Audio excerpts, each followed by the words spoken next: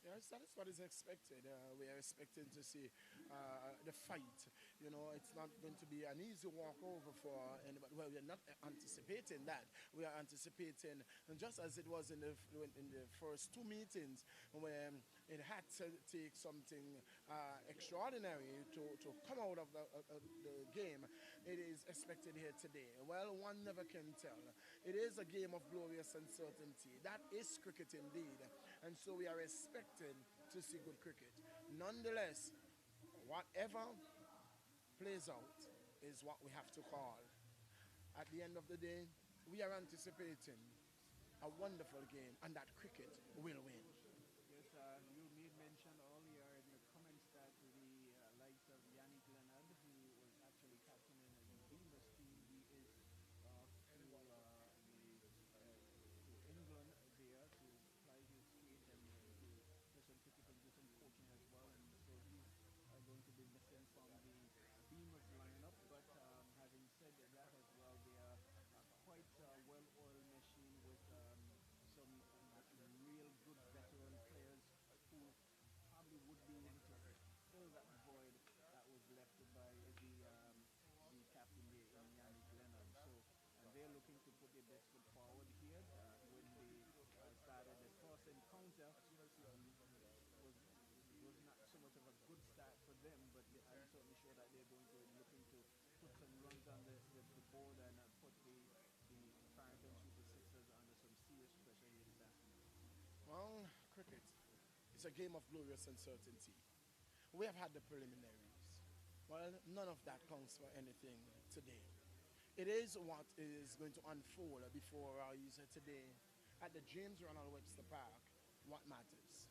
Tony, in the meantime, before we see the teams going onto the field, again, we must say to our brothers and sisters out there in St. Vincent and neighboring islands who are at this moment going through a tumultuous time. Our heartfelt sympathy to you and our prayers are with you indeed. You know, it's never uh, a good time, one should say, when nature uh, acts up. But then, indeed, we know that Jehovah God is still in control.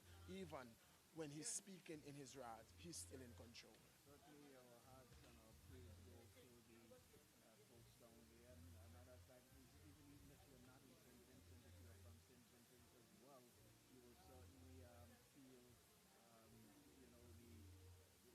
the effects indirectly to what has transpired down there. We know a lot of these islands across the Caribbean Sea volcanic, and at any particular time, the volcanoes can start to act up. We have seen where the little Emerald Isle Muntjac, who was challenged by the volcano for quite some time, having to virtually abandon one side of the island and move to the next. And so we know what the volcanoes can do. But our praise go out to the folks in St. Vincent. I was playing some ball this morning and we saw some pictures from one of the St. Vincent. They were showing the ash and the airport, everything covered as if it's snow. And so, we really want to send our praise and our thoughts with all Vincentians across the Caribbean. Yes, indeed. Tony, I had, as you said, you saw some photos. I had some sent to me this morning from my very yard, and there were sacks of ash that was taken up from even the very porch. And, we still have to give God thanks and praise because for up to this point, we have not heard of any loss of lives, and that is indeed a blessing in so many ways. Certainly, and the umpires are out. The Razor Massive, they are to our right in the huddle, and probably just giving their last words of what the strategy is like, how they're going to approach this game here this afternoon. But we've got some real exciting here for you, and you can be a part of this as well. The Beamers versus the Farrington Super Sixers for winner take all the Triangular Premier League. It's first in the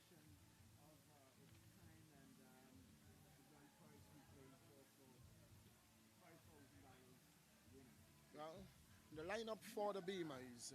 Lindell, which is the captain, Dion Burton, Giovanni Gums, Wazim Mentos, Ashley White, Dylan Skeleki, Shaka Hodge, Rikel Cyril, Ron Rogers, Joseph Gums, Jim Felix, and the manager is Rodney Ray. And for the Super Sixers, the Farrington Super Sixers, we have the manager being Rudolph Proctor, coached by Charlie Hodge. And they play the team that will be representing the Super Sixers today is Dimitri Adams, captain. We have J.Dale Richardson, Yusuf Hodge, Terry Adams, Demetrius Adams, Dion Williams, the wicketkeeper, the Manny Hodge. For the first time he's in the Manny Hodge, we're going to see Damian Hodge is going to be playing today. Raymond Adams, and Masimba Bowen, and Daniel Proctor. That's the 11 for the team for the Super Sixers. So we will run through the teams again for you sometime later in innings. It is going to be Masimba Bowen, who is going to be starting from this commentator's booth end. We saw Masimba Bowen. We have not seen yet seen the Bowens taking his mark. We have not yet seen the openers for the Beamerz. Well, it's kind of a delayed start. It is a hype. It is a kind of a calm before the storm right here. Great anticipation, what we expect. And we are going to be hearing from a number of our commentators today. We have the likes of Ralph Hodge and in with us today, not doing umpire's duty, so he is going to be with us. We have the likes of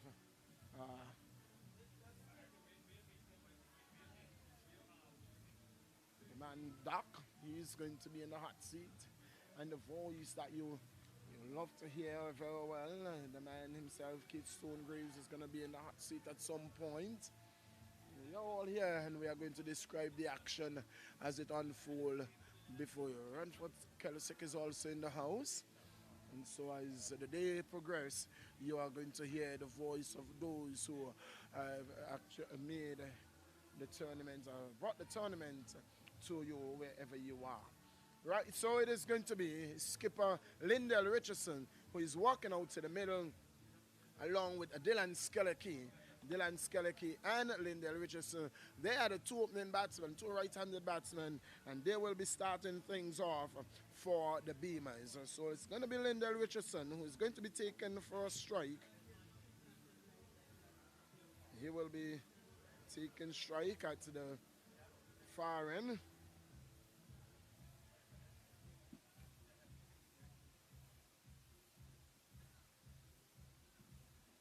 Masimba Bowen. The number 22 on his back. He's just ensuring that his hand is loose. So too Lindell Richardson, an offside field, a packed offside field. There's a man in the slip, and the umpire is making sure that the score is ready. There's a mid-off, extra cover, backward point. A short third man and a slip. On the onside, there's a man on the long on boundary, halfway back on the boundary.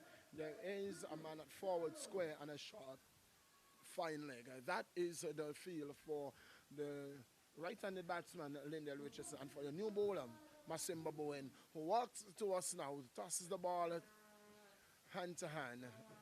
Gets a play from the umpire. He runs away. First ball of this, the final. Runs away to bowl to Lindell Richardson. Bowl to Richardson. Richardson is forward. Circumspectly. Bat and pad together. Loud appeal, but there was bat. There's all in anxiety there. Masimba Bowen. Bang on target. First delivery.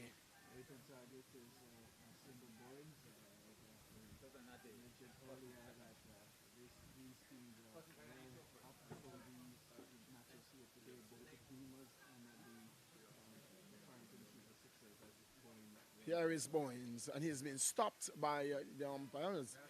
And there is someone that is walking on behind, right under us here, behind the bowler's arm, and they have been asked to move.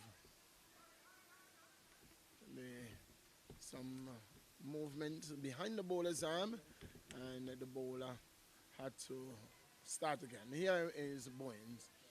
Right arm over the wicket. A bowl to Lyndall Richardson. Second delivery of this, the finals. He is fishing outside the line of the off stump. That's a naughty looking shot there by Lyndall Richardson. Yes, just feeling and fishing for it outside the off stump there from the bowler there in Boyne. Could have easily gotten a nick on that one. Looking to run it past the slip, get it down to a vacant third man region. Well, that was a very naughty looking shot. Here is Boyne's turn. Runs away from us. The bowl to Lyndall Richardson. Bowl to Richardson. Richardson is getting off the edge onto the boundary 4 runs. Well, Terry Adams there was standing like a man not sure what he wanted to do. That's an opportunity. Terry Adams, he's better than that. He is better than that.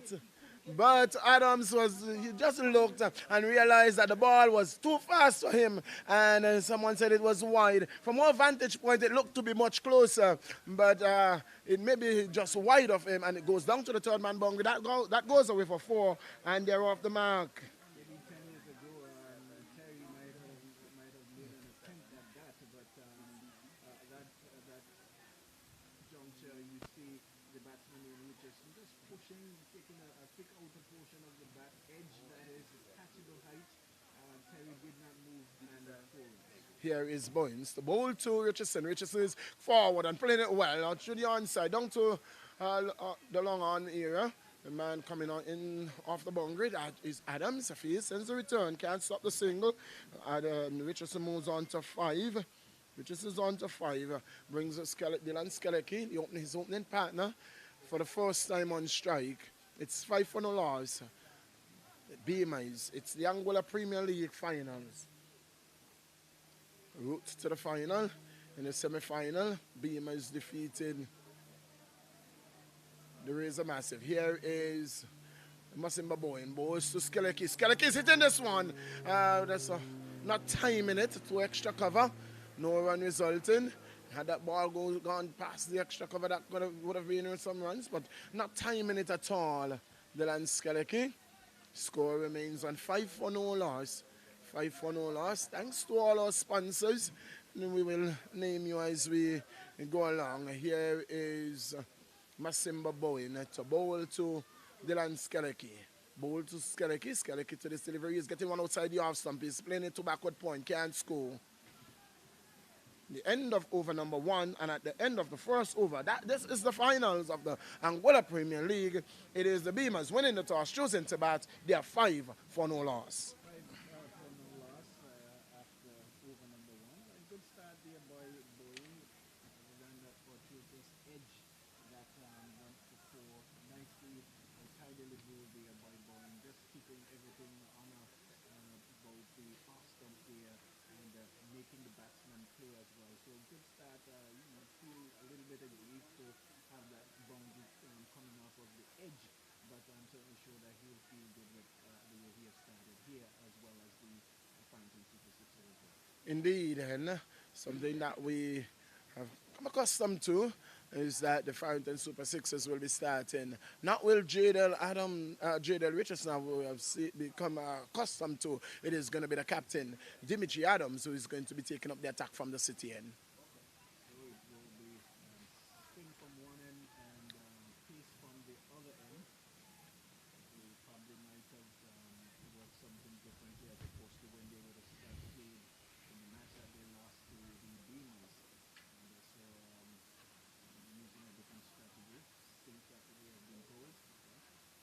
Here is Adams from the city end to bowl to skipper Richardson, who is playing this one down to short third man coming in there. Can't stop the single. Gets off the gets away from the strike. That is Richardson. Total, he moves on to 6, and the total on to 6 for no loss. It brings Dylan Skeleke, who is yet to score on strike. Dylan Skeleke, he's just the 2 deliveries, has not scored. Skeleke looks around the field. See for Skeleke. As we watch Adams bowl to Skeleke. Skeleke is going a big shot over the top 4 runs. A loose delivery was outside the off stump with an offer. With accepted, Dylan Skeleke just carving it over the top of extra cover and one bounce into the fence. It goes away for 4. And Skeleke has been in fine form, opening the batting for the Beamerz. That one just passed up, and it was like meat and drink for him, just continuing where he left off. Here is Adams to Skeleke. Skeleki's punching this one, trying to get 4 more. Lovely shot there by Dylan Skeleke. One was over the top, one was through the field, and both the same result. Dylan Skeleke, man on fire, man on a mission, and this is a good start for the Beamers. Yes, Adams will certainly need to check his line and his length a bit, because Skeleke is right on top of him, hitting 2 glorious balls. Here is Adams again to bowl to Dylan Skeleke. Skeleke is hitting this one down the boundary 4 more. Well. Dylan Skeleke is making the Farrington Super Sixers worry. They're scratching their head very early. But it's only the second over. No need to be fearful. Dylan Skeleke is a man on business. Well, with this kind of showing here from Skeleke, the Farrington Super Sixers bowlers could certainly be in for a long afternoon here, and will probably be given a healthy score here to chase down, as there is some instructions being given there to Adams, is that by his uncle the attack, and so certainly needs to come up chunks with these other deliveries. Well, I'll tell you something after this ball. Here is Adams again to bowl to Dylan Skeleke. Bowl to Skeleke. Skeleke is hitting this one. Down over the top of long off. It's going to go close to the fence. It goes into the fence. That goes away for 4 more. And Dylan Skeleke is in a no-nonsense mood. And this, I think, is poor field setting in the first case. Dylan Skeleke is looking to go over the offside. What he should be looking to, he should pull the man from forward square, push him back in the offside on the boundary, and ask Dylan Skeleke to, if you wanted to hit me across the line, then you can do that. But for the moment, Dylan Skeleke is winning this battle. It is 22. We are in the second over. Dylan Skeleke is on 16, 4 fours. Here is Dimitri Adams to bowl to Dylan Skeleke. This one he is hitting it back down to the bowler. The over coming to an end, and at the end of over number 2, a rallying start there by the Beamers. They are 22 for no loss.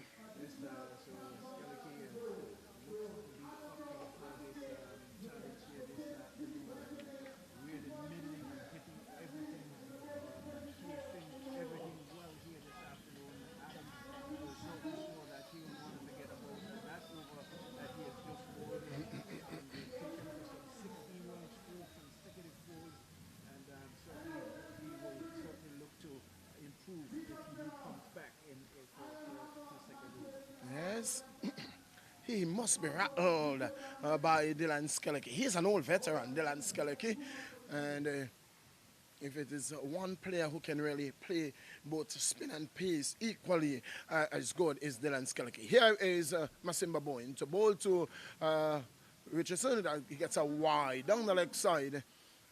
Extras move on by 1.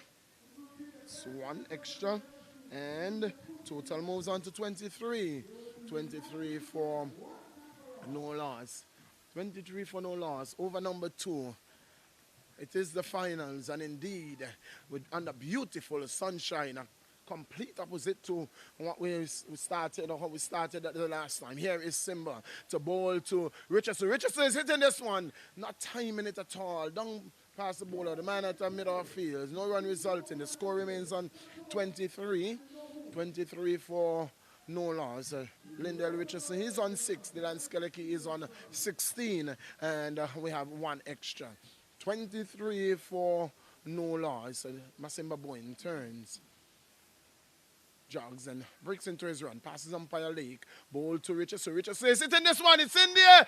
This could be trouble. And the man has misjudged it, and it goes away for 4. He was running in, and the ball was over his head. And luckily for Richardson, unfortunate for the Farrington Super Sixers, they concede another boundary.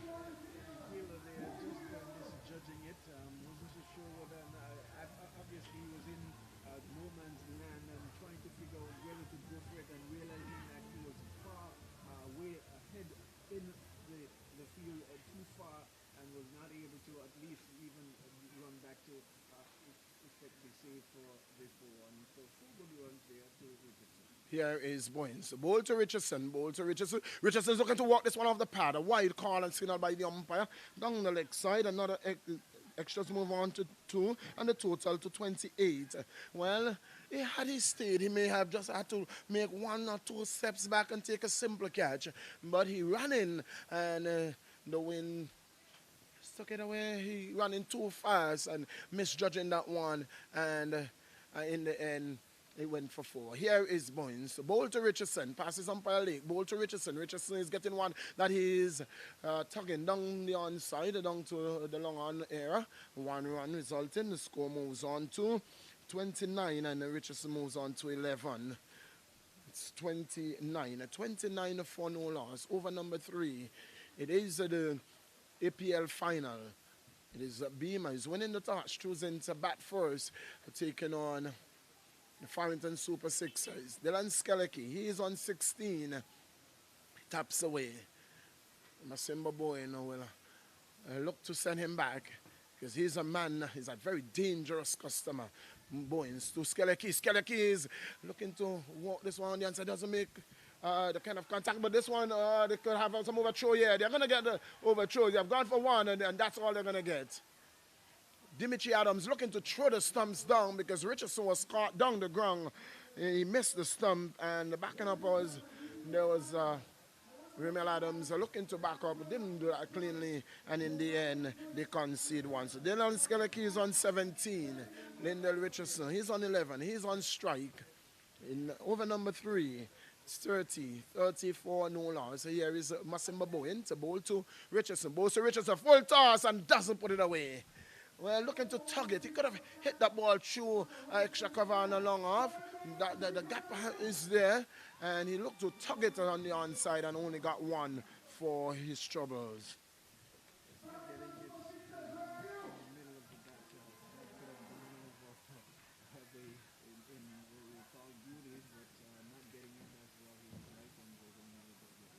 Here is Masimba Bowen to bowl to Skeleke. Bowl to Skeleke. Skeleke is driving straight to extra cover, can't score. End of the over. A very good over by Bowens. Only conceding that boundary, apart from that boundary in which he really should have gotten a wicket. It has been a very good over. Some 9 runs coming off the over. And could have really picked up the wicket and not concede that boundary.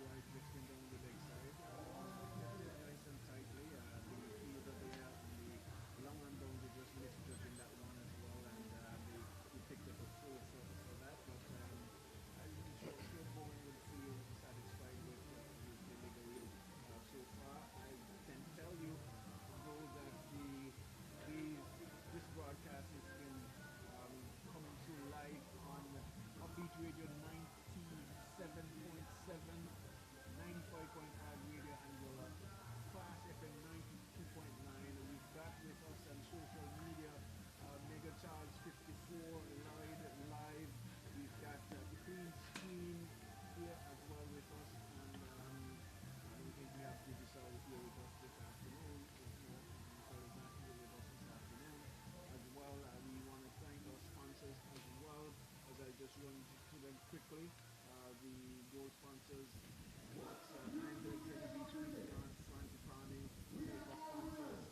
great for this over. And that the feel has been changed, and that's a feel, it's a better feel, and the long off is in place. Here is the ball going straight to the man at long off, and could have easily been 4 runs had he not made that change.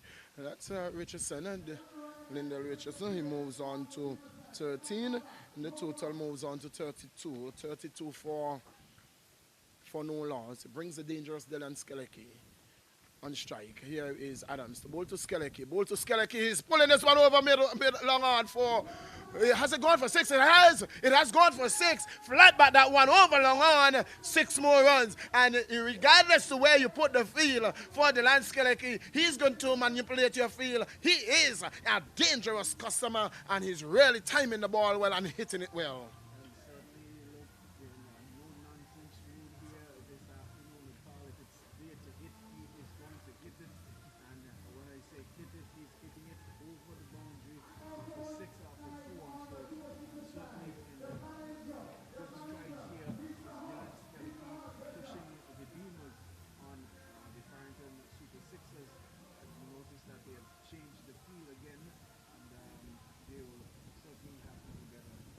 So we are still in the power play. Here comes Richardson to bowl, Adams to bowl to the Skelky outside the off stump wide. A wide delivery, that call by the umpire. It wasn't a wide, but it was a wider delivery than what we have seen so far. And so the Skelky was struggling to reach that one. Here is Adams to bowl to Skelky. Turn this one off the pad. This could be dangerous here. Lindell Richardson was coming looking for a single, and he was sent back there on time. With enough time to get back into his crease, no run result, and the score remains on 38. 38 for no loss. In the course of over number 4, still with 2 overs in the power play. Here is this one, is pulled 4 runs. Dylan Skeleki, through mid-wicket 4 more. What a shot there. Dylan Skeleki, the score moves on to 42. What a rollicking start here by the Beamers. And if Dylan Skeleki remains there until the 10th over, the Super Sixers can be looking for almost 200 runs, Jason.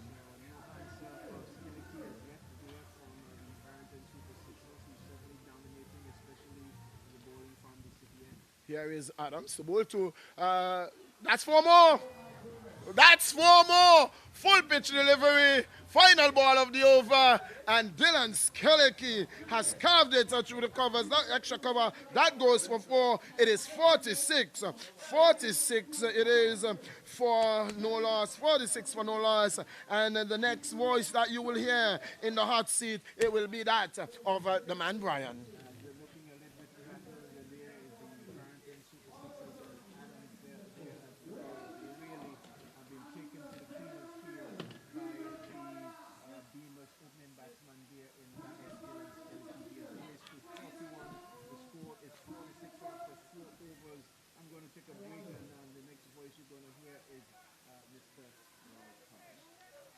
Yes, so 46 after 4 overs. The Beamers are after a flyer here.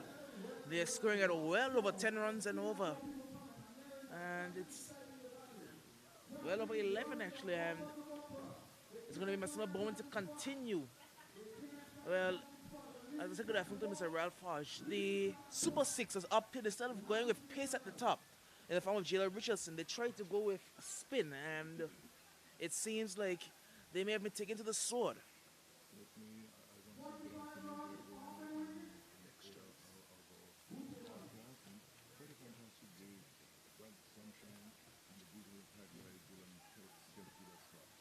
It's Muslim Bowen.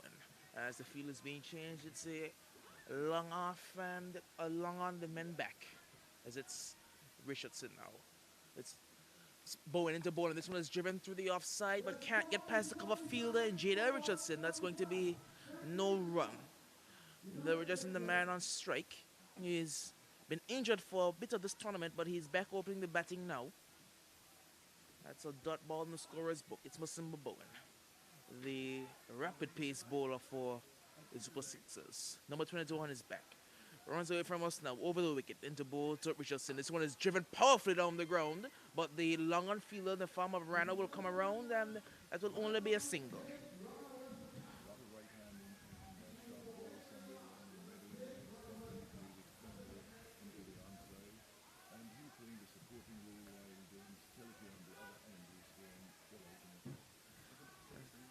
And what's very dangerous is that there's so much batting left. Bowen now into ball to Dylan Skeleki.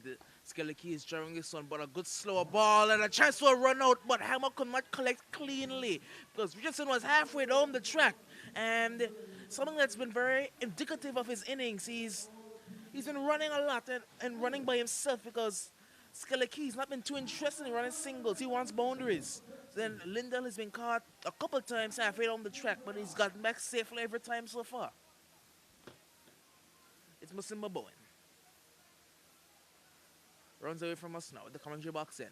Into ball to Dylan Skeleki. Skeleki is looking to drive, and he didn't make such good contact. It was an edge, and it came into the ground before the rabbit Terry Adams there at first slip, and it's going to be another dot ball. So a good start by Musimba Bowen to this over.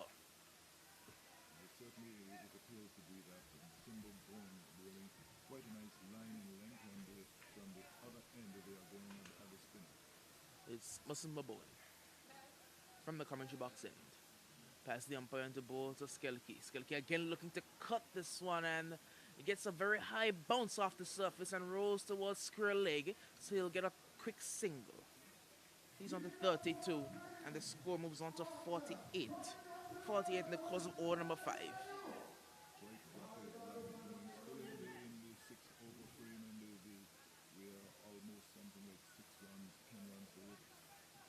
Yes, they are going at above 10 right now. Massimo Bowen runs away from us now.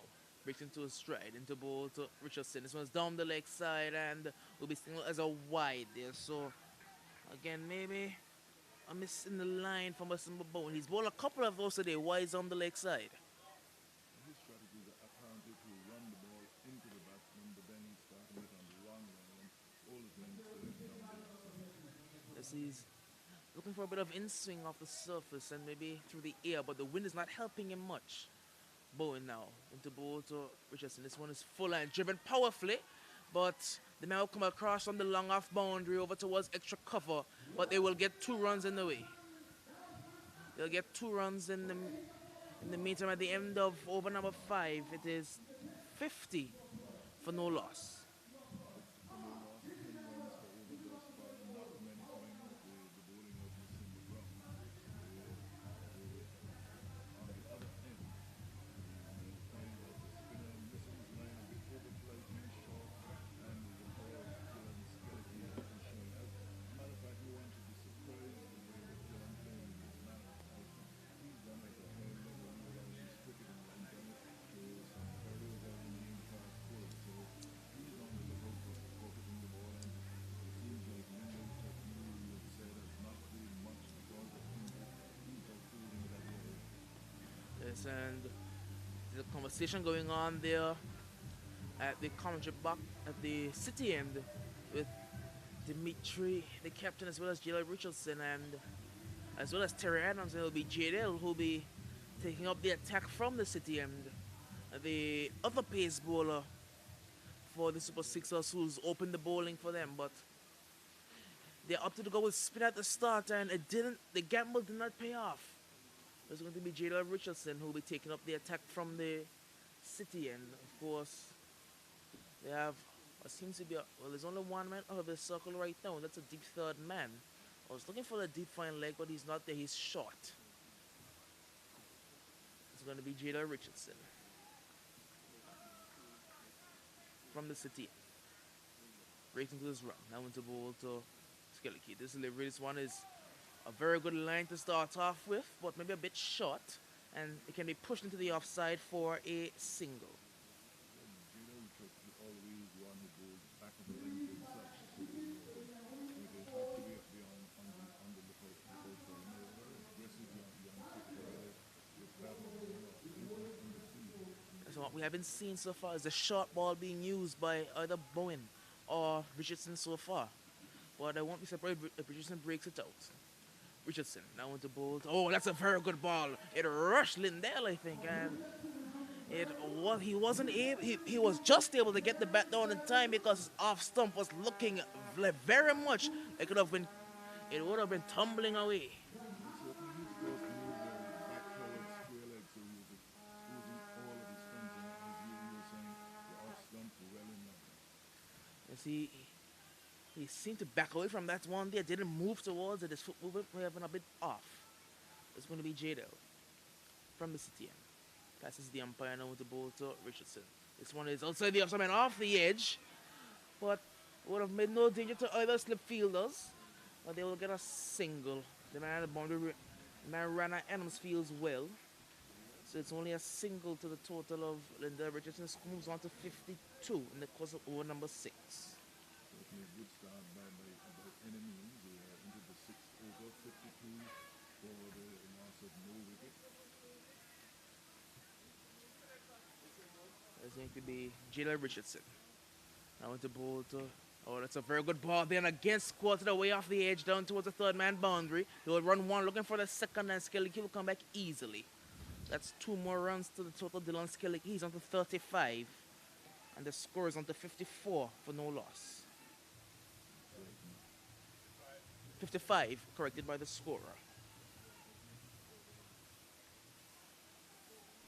Quite a very nice Richardson. The ball, and this one is again. I like the line and length from Jalen Richardson. He's pitched it up just maybe about an inch to 2 inches further, and it's forcing Lindell to, he doesn't know where he wants to be, back or forward. So it's in that awkward region for him. Yes, certainly he's always around the stumps, just back of the length, and the batsman would have to be very watchful. Richardson now, as the umpire now bowls this one, is looking to drive this one away, but he can only chop it into the ground, and we'll get another single. So at the end of over number 6, the Beamerz are 56 for no loss. 56 for no loss in the finals of the APTL. And one would want to set a decent score for the bowlers to bowl at. We know that the seamers, there are some 5, 6 spinners. One short now with Yannick Leonard, who's taking up residence in the United Kingdom. And Yannick, we want to say hello. We know that you're listening, and you guys seem to have started fairly well thus far. Dylan Skellicky's on 36, I believe, and Lyndall Richardson's on 17. So a good start by both openers. And now the third base bowler in this Super Sixers ranks is coming into the attack. It's going to be Daniel Proctor. And he's a very interesting pace bowler because he gets a lot of natural in swing back into the right hander. And with both of these batsmen being right-handers, it'll be interesting to see how Skellicky's natural aggressive nature, whether he tones it back a bit or he tries to go at the swing of Daniel Proctor. 56 for no loss. This is the one who pulled back things a bit for his team in the past, and they were expecting him to do that here again today. Proctor. Now to bowl to Dylan Skellicky. Skellicky. Oh! It's one off the edge, is it? Umpire sends him. Brilliant by Daniel Proctor. He pitched it. There was an off cutter. Got a bit of swing back into Skellicky. Took the outside edge. Good catch by Dion Williams. And Dylan Skellicky has to go. Looking to steer it down towards third man, the ball coming in that bit, not as quick as Simba Boeing, and certainly an easy catch for the keeper. Daniel Proctor, he's been the man to, as you said, he pegs things back for the Super Sixers, and he's done it yet again because Skellicky was going guns blazing, and in the end, it took a very good ball to dismiss him, but he was dismissed. And again, it was that in-swing we were talking about. We spoke about his natural in-swing back to the right-hander, and that in-swing is what caused for it really, like, it choked him for room. He tried to run it down, and it choked him, and it took the outside edge. Certainly playing at the ball, trying to steer too close to the off-stump, and they paid the penalty. But he has done his damage in the early stages, and the Beamerz team now will certainly want to continue. Well, new batsman is that Shaka Hodge? Looks like it. I think it may be Shaka Hodge, new batsman coming at number 3 rather than Dion Burton. So a change being made in the batting lineup. I think maybe they want to continue their fast start. And Shaka Hodge, he's someone who's not afraid to give the ball a very good whack.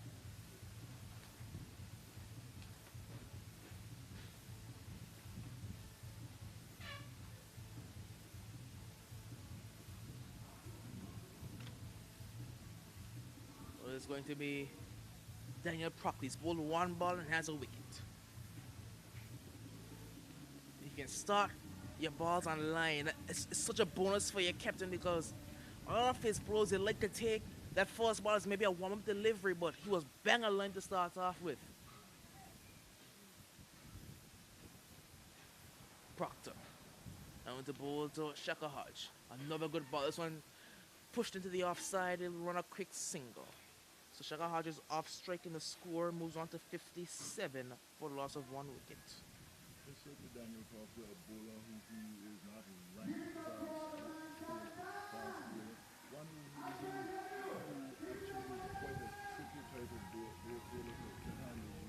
He's just about slow, fast, medium, if you want to say that. He generally tends to get some thick balls in good line, and certainly the batsmen will have to be on their P's and Q's, as we normally say. A player who he reminds me of a lot from Leo Islands is the man Quinton Boatswain. Just his natural in swing. It's Proctor. And driven by Richardson, just a chip down towards long on, and he'll get a single. Richardson quite airy on that occasion, but cleared the fielder at mid-on and very well short of the fielder at the Yeah, so it was more of a chip shot than anything. Just didn't want to keep it down, but didn't hit it with much power in order to allow it to carry. Proctor down the ball to that's Shaka Hodge, and now he gets this one, ran down to third man. They'll get a single. So Hodge has his second, and the score is 59. So the run rate has slowed quite a bit. apart from the brutal hitting of the early stages, the bowling hasn't been that bad. It was keeping a good line, and the batsman now is probably trying to consolidate. It's going to be Proctor. And as you were saying, it wasn't really bad bowling. It was just extremely good batting by Dylan Skeleke. Proctor. Down to bowl to Randy Richardson, and his very defensive shot there. Just getting his back close to his pad and pushing it down the ground for no run. You can hear the Super Sixers there. Their captain, Dimitri Adams, not long on. He's a very vocal figure. Those who have a deep square leg, a long on or long off, a deep cover and a deep third man. They failed. The fielders that are out. Short extra cover, a point, a short front leg, and a mid wicket. The fielders inside the ring. Proctor.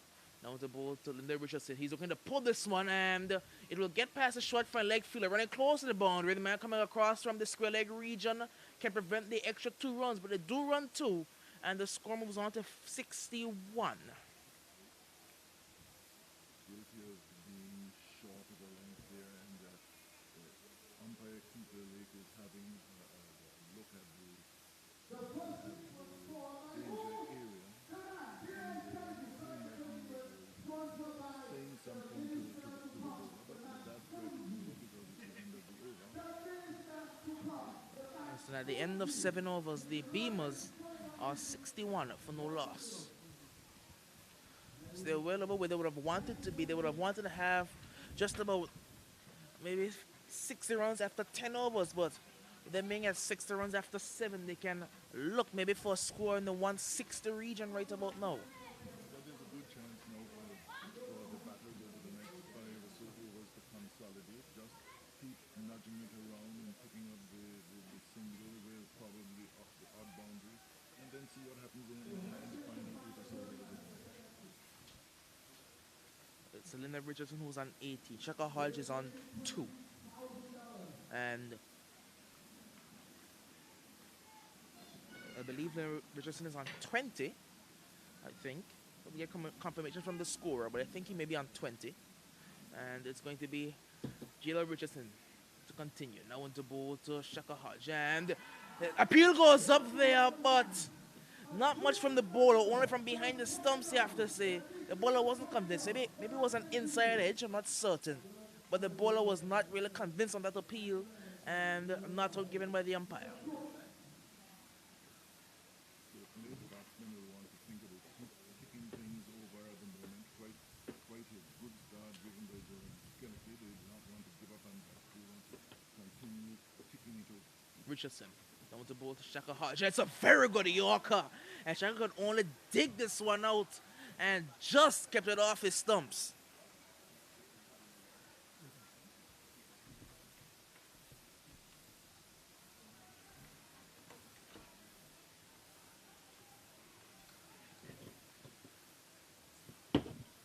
It was a very good ball by Jayla Richardson. Here he is again. And to bowl the Shaka Hodge, and this one off the inside edge will run past the short front leg field, go close to the boundary, but some of the bowling is rather quick, so he'll prevent the 4 runs, but they've run 2. Richardson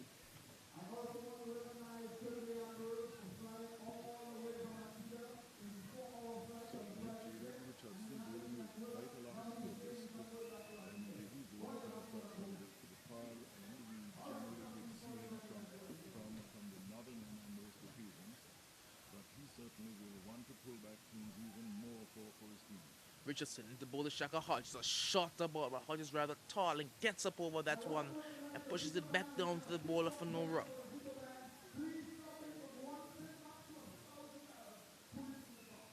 63 for no loss. 63 for no loss. And the Beamers, they've slowly but surely being pulled back by the Super Sixers. Gila Richardson from the city into ball to Shaka Hodge. This delivery, Hodge is looking to drive it down the ground. Will get parachute extra cover and they should pick up a single. A slight misfield, but no harm done. They only get one run. That brings Linda Richardson back onto strike. Despite being crushed a bit by Dylan Skelke, the Super Sixers never seem to have hang their heads up. Richardson into ball to Linda Richardson, and this one off the pad, and they'll scamper through for one. The ball trickles into the leg side onto the square leg region. That's one extra run, and at the end of 8 overs, the Super Sixers have restricted the Beamerz just a bit. They are 64 for no loss, and the next voice you will hear is that of Mr. Keystone Graves. They scored in 65 for the last one wicket in it. We're looking around for our support and improving run for Celtic. Probably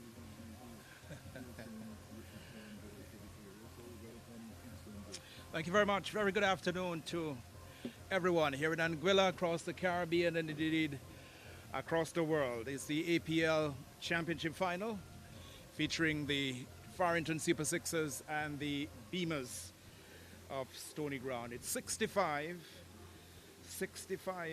for one after some 8 overs. After 8, 65 for one. We are looking at Danny Proctor as he moves away from us. He's up to the wicket now and bows this one to the batsman Richardson, looking to force it through the offside. Comes off the inner portion of the bat and just trickles gently back up along the pitch on the onside. It's a beautiful day for cricket. We have a crowd building up here quite nicely. And I guess as we get more and more into this game, we will have the stand becoming even more populated as we go along. 1 for 65. Beamerz winning the toss and batting, losing Skelke for a well-played 36. Was particularly savage on young Demetrius. Proctor goes in and bows to Richardson, slaps this cross-batted out to long on. He gets himself a single. Richardson goes to 21, and it's now 66 for one in the course of over number 9. Shaka Hodge is 5 not out. He comes into strike. I'll give you the field in just a moment as the sun blazes down here on the James Ronald Webster Park. Ideal conditions for cricket. Danny Proctor, who got the vital scalp of Skelke for 36. He goes in now and bows this one outside the off stump, and Shaka goes back and punches this almost a cotton bowled. Came very low and powerfully back to the bowler. Proctor had to go down some way. He's put on quite a bit of weight. Couldn't get down there in time, but it was powerfully struck. Shaka gets himself another run. Another run goes into the scorebook for the Beamers. They're 67 now for the loss of 1. Danny Proctor continues to bowl quite tidily here for the Sixers. Strongly built, number 17 on the back of his jersey. Third man, point. Extra cover, short backward square. This one is outside the line of the leg stump. Swung down to backward square. This will go all the way into the boundary.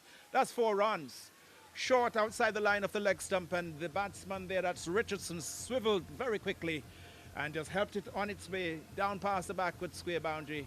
It went into the boundary for 4 more runs. It's 71 for 1, Ralph Hodge. Yes, I think that very well. The ball coming into him, and he just helped it to the left of the fielder out backwards, square leg and short, and into the boundary for 4. He's been in for some time now, so he should be seeing the ball quite well. And we are going to have to find a line in the length that will really continue once he starts to be on the way. 71 for 1. And Lyndon Richardson goes to 25. Shaka has 6. Skelke out for 36.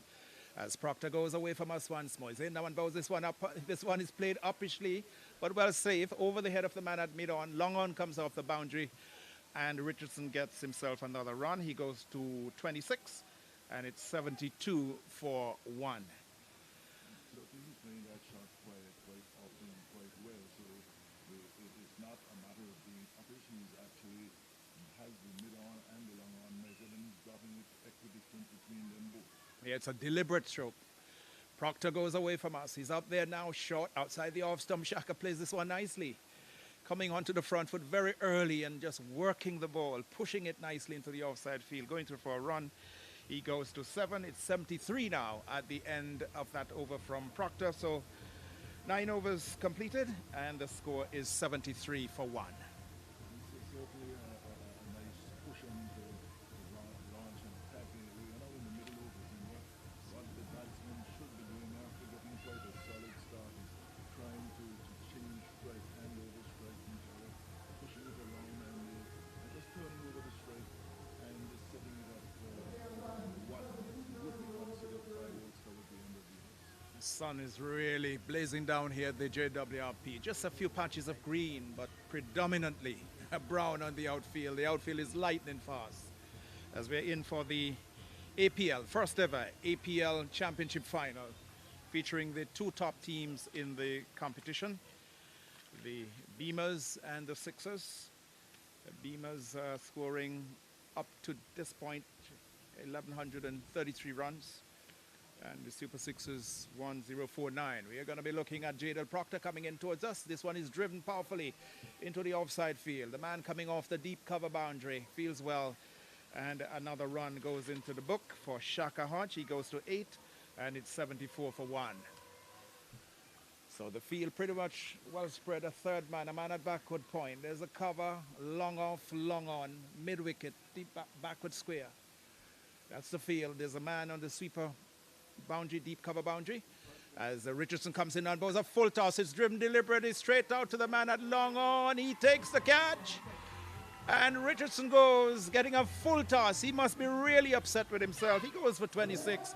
A full toss ball by Jadel Richardson, and he lifted it straight down the throat of the man at long on, who gleefully accepted it. The captain goes for the Beamers. It's 74 for 2 now.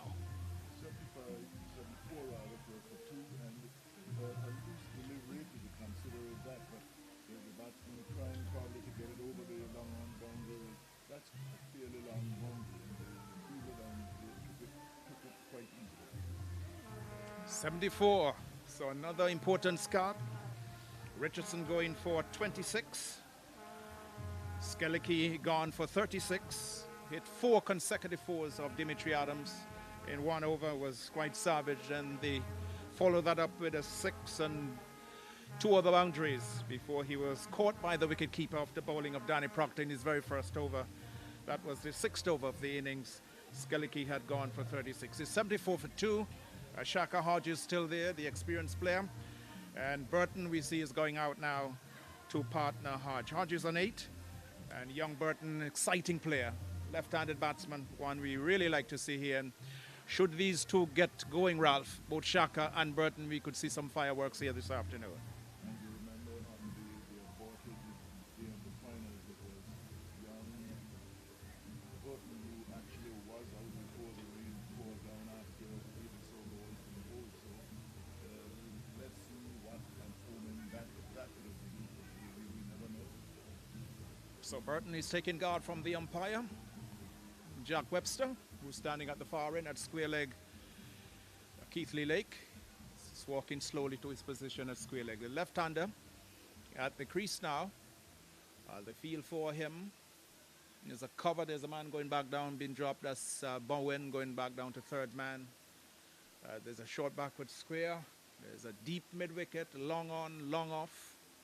There's a man sweeping on the deep cover boundary. As Burton looks around the field. 74 for 2. Beamerz winning the toss and deciding to take first knock here today in this championship final. At stake $5,000 US to the winning team.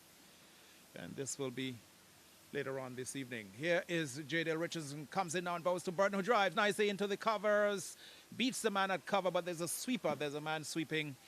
That's Proctor, and Burton is immediately after mark. He is one. It's 75 for 2, and Shaka Hodge, who's on 8, comes back into strike. So a lot will depend on this pair. Very critical pair.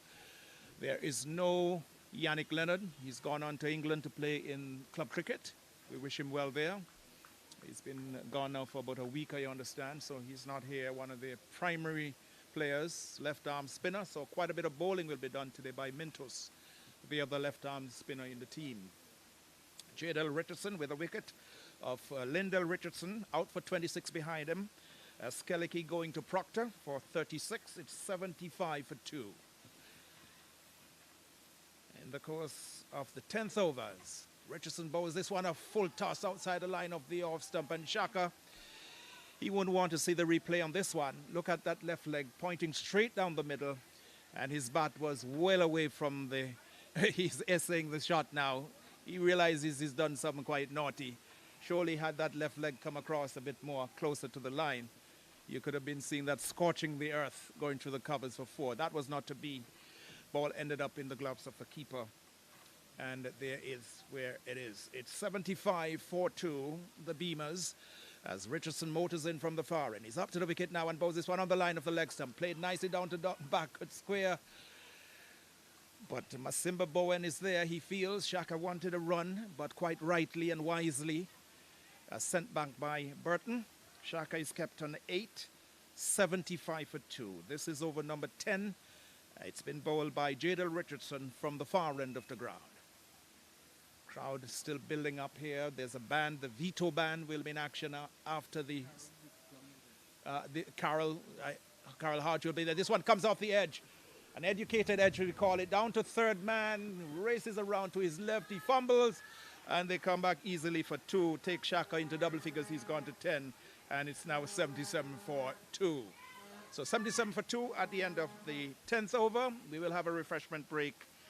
Skellicky out for 36, first to go, caught at the wicket off the bowling of Proctor for 36. And a short time ago, the captain, Lyndall Richardson, caught at long on off the bowling of J.Dale Richardson for 26. Shaka is 10 and Burton is 1. After 10 overs, it's 77 for 2, the Beamerz.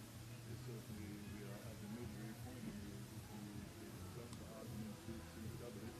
We are looking at 150, only two wickets around. But cricket generally is described as a money person for one ball game. We have to take each ball on its own merit. But not a bad start by the Beamerz. 75 for 2 after 10 overs. And that will mainly from some disruptive hitting by Dylan Skellicky. Dylan Skellicky, who was actually scorching the whole end of the whole part of the ground. The ground now building up quite nicely on the last day when we had to have the final. The crowd was quite difficult early, but today it was the constant build up thing. So we should be looking for quite a fantastic crowd at the end of the day. John Bruno is still going across the rest of our. And today certainly it's going to be good for the field inside to take the ball up wind. Very difficult, but if you can go at the western end of the ground, there should be some help in terms of the ball sailing. At the moment, the Beamerz, they have been somewhat cautious. It has been a bit of mixed aggression. The Super Sixers, certainly I believe they have been looking for more than 2 wickets in this first 10 overs. But that has not been the way. You know, having a water break and certainly keep a good match in the making. Oh, certainly indeed. 77 for 2. You're not missing any cricket. The ground staff just sweeping away a bit of debris that had popped up, no doubt, from the bowlers' footmarks. The umpires, Keith Lee Lake and Jack Webster. Beamerz winning the toss and batting. They're 77 for 2 after 10 overs. At one stage, they were really blasting away. After the first 5 overs, they had gotten to 51, with Skellicky hitting some 4 consecutive boundaries of the bowling of Dimitri as Renford Kelsick is going to take over from Ralph here in the comments chair. So the fielders are still out there getting some refreshment as we have all our friends here, the media corps out in full force today. Radian Gwilla, Class FM, Clean Stream, Lloyd's Live, KCN, and we've got Digicel Play, we've got the YouTube channel, we've got them all here today, all full media. Kelsick, very good afternoon to you. Yes, good afternoon to you, Keith, and good afternoon to all listeners. And we are in for a great match here this afternoon between the Beamerz and the Farrington Sixers. And Keith, I must say that we saw what we call a brutal attack on the bowlers here from Skellicky this afternoon. Oh yeah, he really played well. He was savage. A murderous performance. Young Dimitri Adams will certainly won't want to remember this particular afternoon when he bowled to Dylan Skellicky here at the James Ronald Webster Park. Skellicky was really in top. He's been top form throughout this tournament. He's batted very, very well. Dimitri Adams, by the way, is the leading run scorer in the competition with 335 runs, followed by Jadel Richardson, 316, Dylan Skellicky, 281, so he would have added to that today, gone over 300 runs now in this T20 competition. The leading wicket taker, Yannick Leonard, he's away in England, 14 wickets. Jadel has 10, would be 11 wickets now. Joe Gums, 10 wickets. Delano Mossington, 9 wickets. Jadel also has hit the most sixes. He's got 9. Dylan has 7 sixes now. Dan Proctor has 6. And Ashley White 6. We will continue now. Over number 11 will be bowled by Proctor. So Proctor, this would be his third over. He'll be bowling from the northern end of the ground. He'll be bowling to Burton, who's on 1. Shaka is on 10, 77 for 2 after 10 overs. The Beamerz winning the toss and batting as Proctor goes away from us. He's up now and bowls to Burton. Burton gets one right up to him, comes onto the front foot and just pushes the ball out to a mid-on, wide mid-on. More of a straightish mid-wicket where Terry Adams fields and there is no run. As a third man, a man at point, sweep on the deep cover boundary, long off, mid-off, short backward square, deep mid-wicket. Man out at long on as well. It's Danny Proctor with the wicket of Dylan Skellicky, gone for 36. 77 for 2. This is over number 11 in progress as Proctor goes in and bowls to Burton outside the line of the leg stump. Misses and a wide is signaled by umpire Lake. 78 it is. Extras on by 1. Extras are now 5.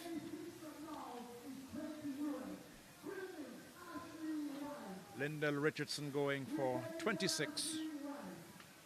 Caught at long on off the bowling of Jadel Richardson. And Skellicky caught at the wicket of the bowling of Proctor. It's Danny Proctor operating from the commentary box then.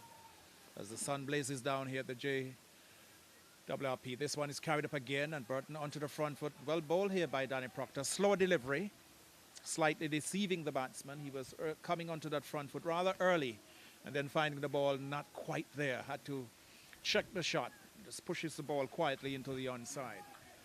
So certainly the fans will be looking for some more fireworks here this afternoon. It's the championship final. Big game between these two top teams, the Beamerz and the Sixers. The fans have come out. Certainly the covered stand on the western side is becoming even more populated. Proctor goes in, bowls this one outside the line of the leg stump again, goes down the onside. No signal coming. Well, let's just wait and see. Yes, it comes now from umpire Lake. One more to the extras. Extras 6. It's 79 now for 2, the Beamerz. Outside the line of the leg stump, smartly taken behind by the keeper, skipping across nicely to his right. Danny Proctor operating from the commentary box then in brilliant sunshine. Very warm afternoon. There's a gentle breeze coming out from the southeast as Burton settles into his stance. He's 10 to Shaka, his partner, the non-striker. As Proctor goes in, bowls a full toss. And it's swung, but swung straight to the man at that wide mid-on, more of a straightish mid-wicket in Terry Adams. He feels well, and there is no run.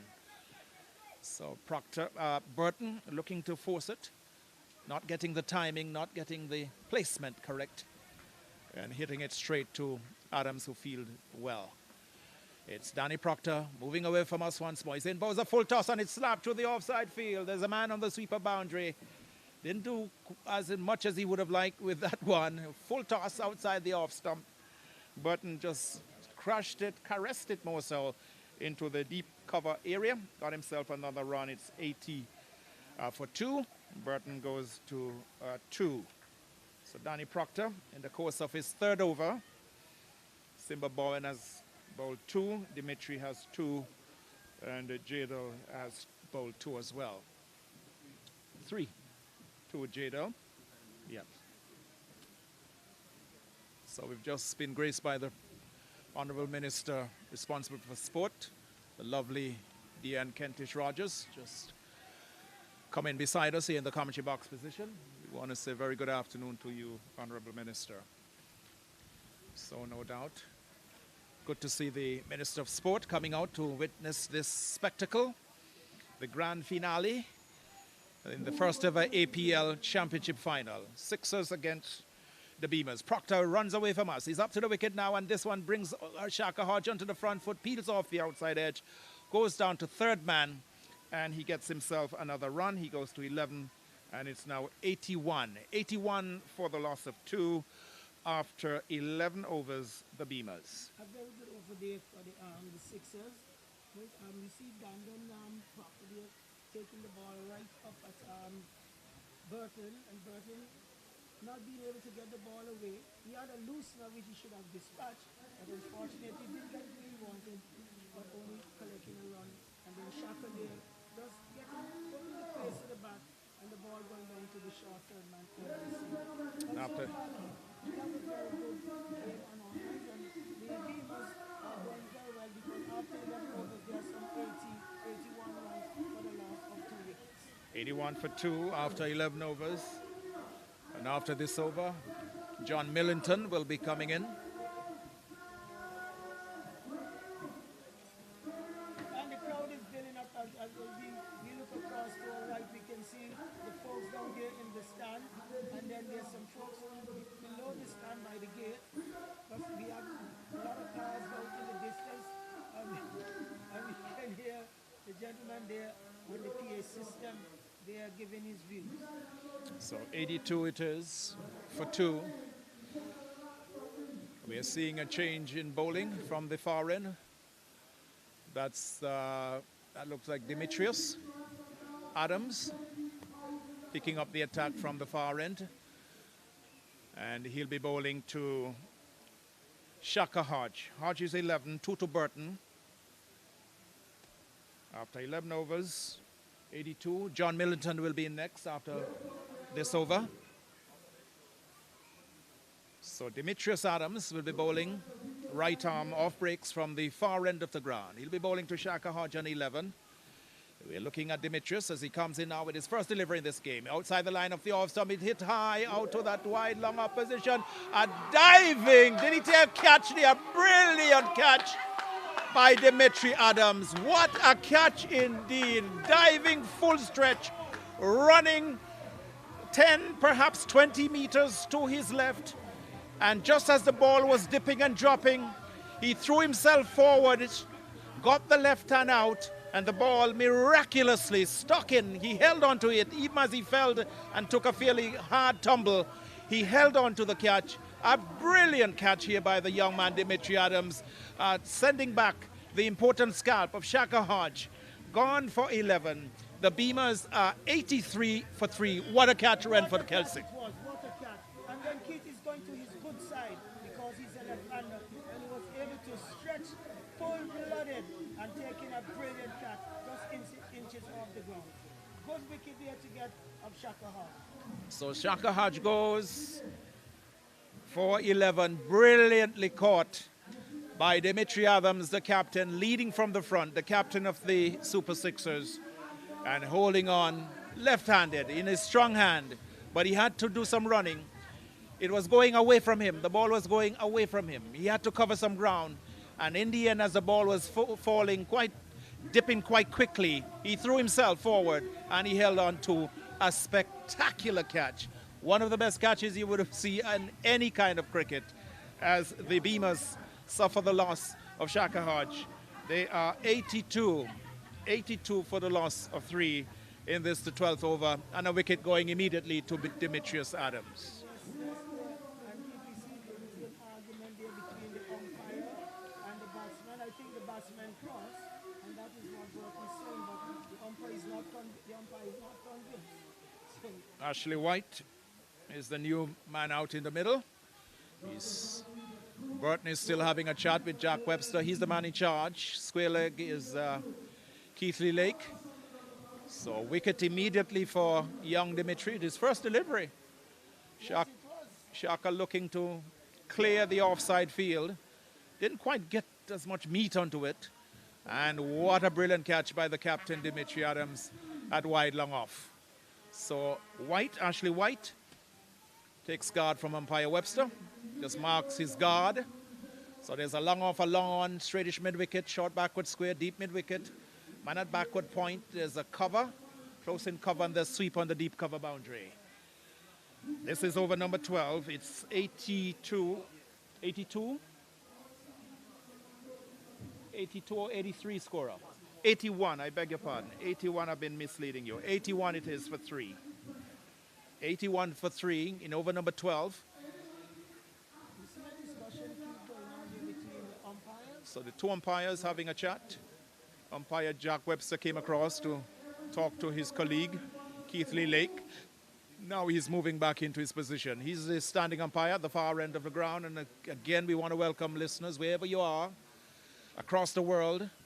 Here in Anguilla, we're certainly encouraging all Anguillans to come out, the place to be. We've got music. The Vito Band will be in action at the end of the game after the presentation. Here is Demetrius Adams as he comes in from the far and bows to Ashley White, who goes back and misses this one. Loud appeal by the keeper. Mentos? Wasim Mentos is the batsman. I thought it was Ashley White. They look so much alike. So Wasim Mentos, the left arm spinner. John Middleton will take over from me at the end of this one. It's 81 for the loss of 3 as Demetrius comes in and bows this one to Mentos, who drives through the offside field. This could go close to the boundary. There's a long chase for the man from backward point. He misses the race. He misses it completely. He loses the battle. The ball goes across the line. 4 runs to Mentos. Gets him off the mark. 85. The score is now for the loss of 3. A very good shot there from Mendes. As we saw the man from backward point giving chase, but the ball was well timed and beat him into the boundary for a glorious goal. So Mentos has been around, has played quite a bit of cricket in Nevis at youth level and perhaps even for the national. So he's no... This one, he goes for an almighty whack outside the line of the leg stump. Misses it completely. Nicely taken behind by the keeper. So Mentos is looking to push things on here. He'd be well advised to be careful here. Still some overs left. This is over number 12 as he comes in, Demetrius, on the line of the leg stump, nudges into the onside and calls him through quickly. Burton does for another run. It's 86 now. 86 for 3. Mentos goes on to 5. That was a cheeky single there. They called quickly. They hesitated, but eventually getting that one safely. So 86 it is. 86 for 3. John Middleton will be in next to keep your company, Renford, for a while. Dimitri Adams with the wicket of Shaka, brilliantly caught at long off by his brother Dimitri. 86 for 3. In over number 12, the Beamers winning the toss and batting here today. Demetrius bowling right arm over the wicket. He comes in now and bows the left-handed. Burton goes back and pushes that to the offside field. That's a lovely shot, well timed, equidistantly placed between the man at long off and the sweeper. Well played there. He just went back and just caressed it. No real power, just absolute timing And a race across the track. 4 more runs. The score's gone into the 90s. It's 90 for 3 at the end of 12 overs. Further comments from Renford Kelsick, and then it will be John Millington. A very good shot here from Burton, just getting back and timing that one superbly. As Keith mentioned, equidistant between the sweeper and the man at into the boundary for 4. But going still here, John, with Millington with the Beamerz, 90 and 8. Now going into over number 30. Yes, so very good going there. They have been pegged back somewhat when you will consider that they had some 56 from the first 6. Just looking to consolidate in these middle overs. But Kelsick, what a catch. What a catch that was. We saw a magnificent catch there yesterday from Rogers, but that catch today from Dimitri Adams was absolutely spectacular. Yes, because, and as I said, it was going to his left, and that's his good side, and he was able to show himself forward, full-blooded, and holding on to that catch. Very good catch indeed. Well, he will regain some confidence from that catch. He was really taken to the cleaners by Dylan Skelly earlier in his 2-over spell. He went around the ground. Dylan Skelly really took hold of him, and it was like a father and son. Well, he's going to be coming back. From this to the commentator's booth end. Right arm over the wicket. He's going to be bowling to Mentos. Here goes Adams to bowl to Mentos. Mentos is forward and pushes it through the offside. He will get one. And Terry Adams moves to his left, can't stop the single. Mentos moves to 5, and the total on to 91 brings Deon Burton, who is on 5. Scorer Deon Burton. Deon Burton is on 6. So Deon Burton is on 6. Mentos, he is on 5.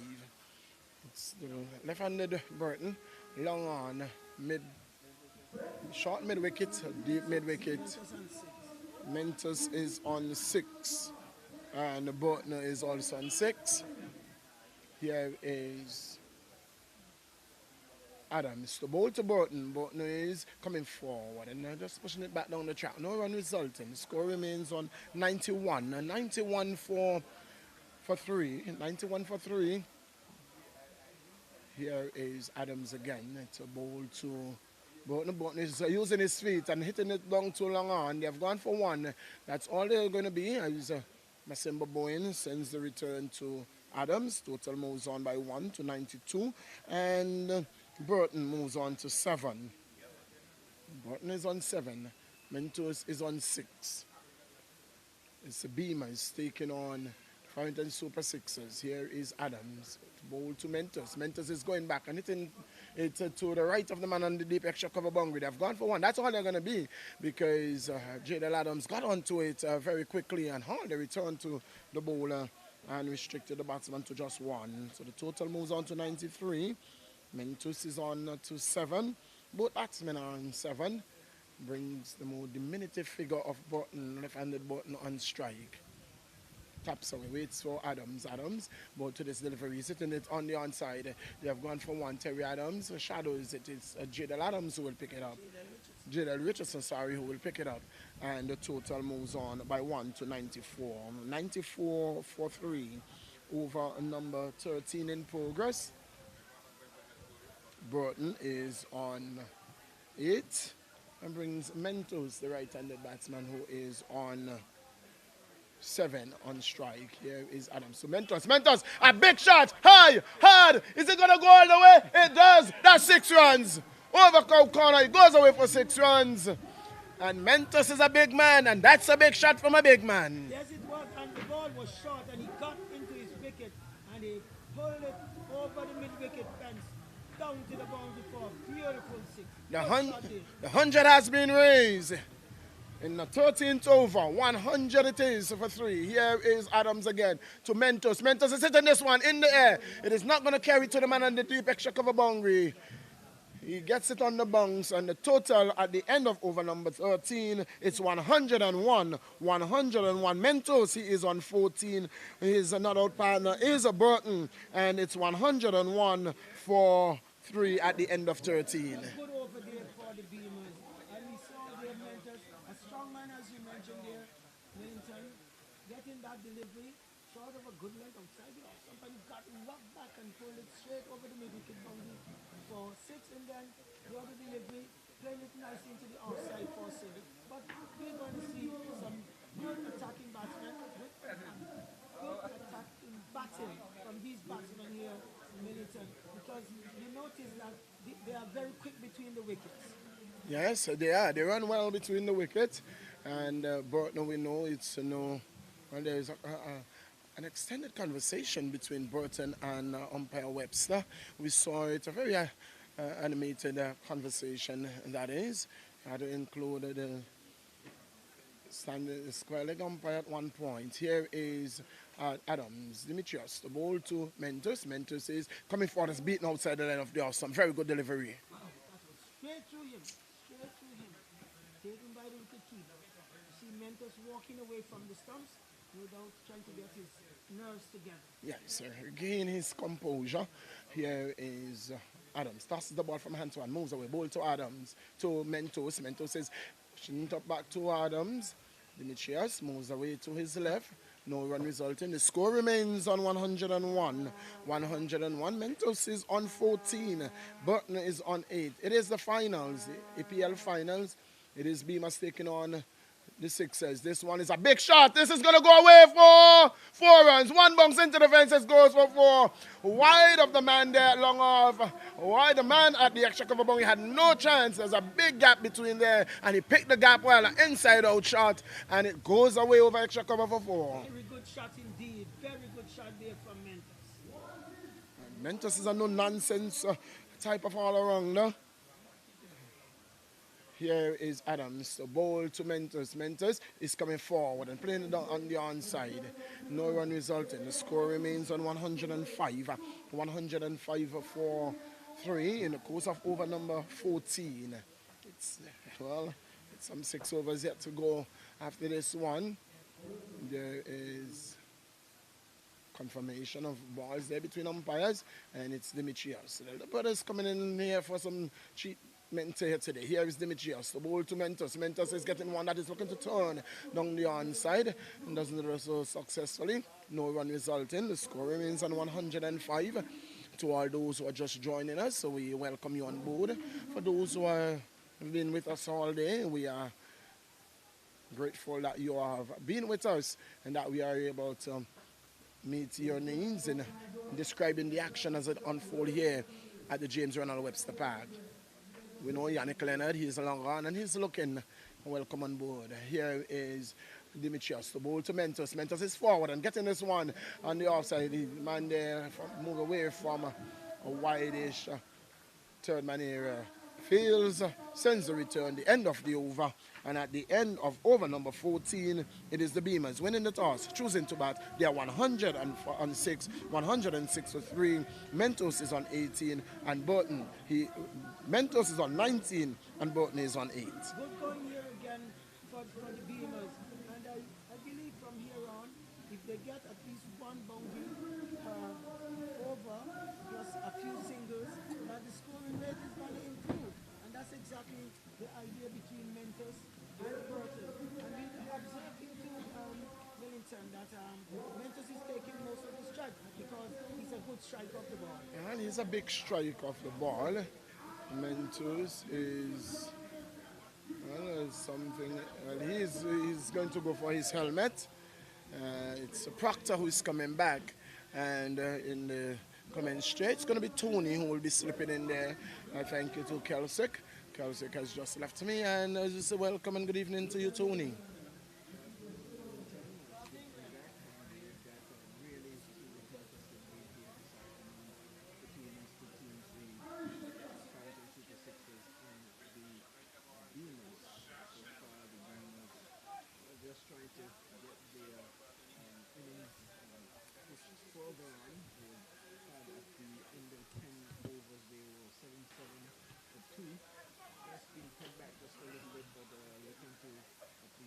Sean here to a maximum score, let's say over 160 here, that will give him a good chance to win this match. That's going to be real competitive. Well, it runs on the board, it runs on the board, and the pressure of a final is, we all know what it brings. It's going to be Daniel Proctor. It's going to be taking over from Dimitri Adams at this commentator's booth 10. Right arm over the wicket. He's going to be bowling to Mentos. Mentos has lost the covering of his helmet, and he's going to be taking strike. Takes his guard now from umpire Keatley Lake. Here is Proctor to bowl to Mentos. Mentos is getting a full toss. His ball! Slow ball! Deceived by the slow ball. Off stump, knocked back. And Proctor brought back for just that. And he goes. Proctor, slow ball. It looked like it was a full toss. And like Dwayne Bravo, it just drops out of the air. And that's exactly what happened there. Mentos losing his off bail. And Mentos goes. Still looking back, gently walking off the field. He cannot believe that he was fooled from that delivery. He's still taking his time, looking back as if to say what just went wrong there. And what I've noticed with Proctor Billington is that he can be very deceptive as a bowler.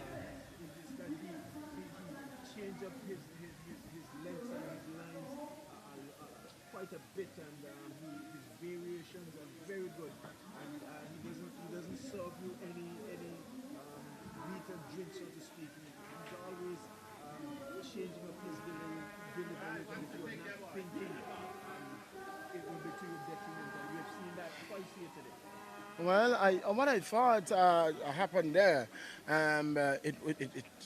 it is going to be interesting to see how many feelers were out of the circle. It would be interesting to see how many feelers were out of the circle.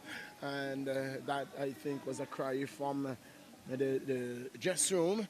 Nonetheless, Mentos goes bowled by Daniel Proctor. Daniel Proctor, the man there.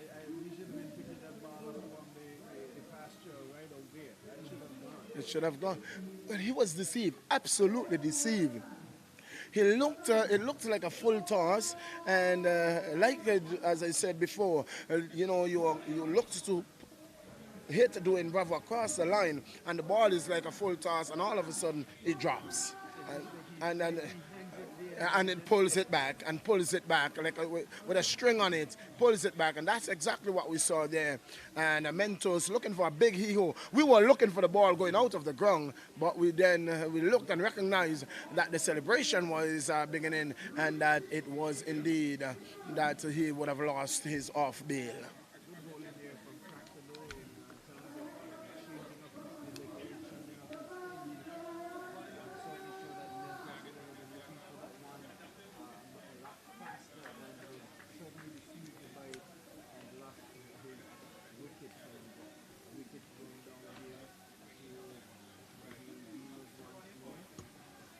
Wow. 106 for 4. At a very critical time, and losing a wicket at a very critical point. And the new batsman is another hard-hitting batsman, that is Ashley White.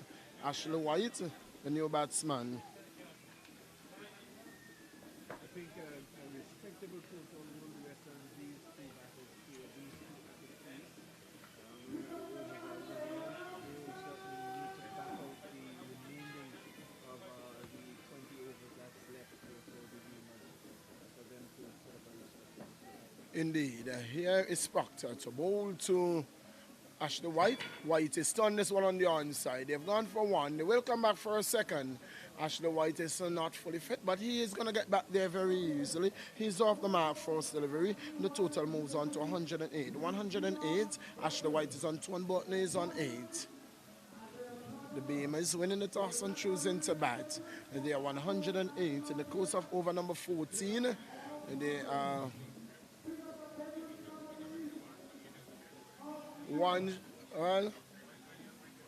Is that a warning, an official warning? Yes, it is an official warning. That is that the first or the second official warning? We saw he got a warning before, so I think that is the first. He warned the bowler, but he spoke to the bowler earlier, and that is an official warning. The next one he would be off, and he won't want to concede any penalty runs, and he won't want to be off the bowling. Here is Proctor to bowl to White. Bowls to White. White is hitting it past the bowler. Down too long off. They get one. They're looking for a second. They're not going to get it. Masimba bowling is too fast. And the total moves on by 1 to 109. And 109 it is. Dean Burton, the left-handed batsman, who is on 8 on to strike. Ashley White is on 3. It's 109 for 4 in the course of over number 14.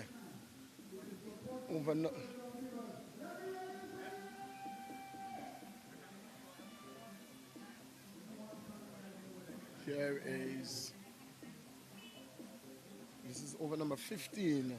Over number 15, my apologies. It's going to be Proctor to bowl to Burton. Bowl to Burton. Burton is getting one outside the line of the off stump. Can't score. Wide call by the umpire. A wide ball called by the umpire. Extras move on by 1. And the total moves on to 110. 110.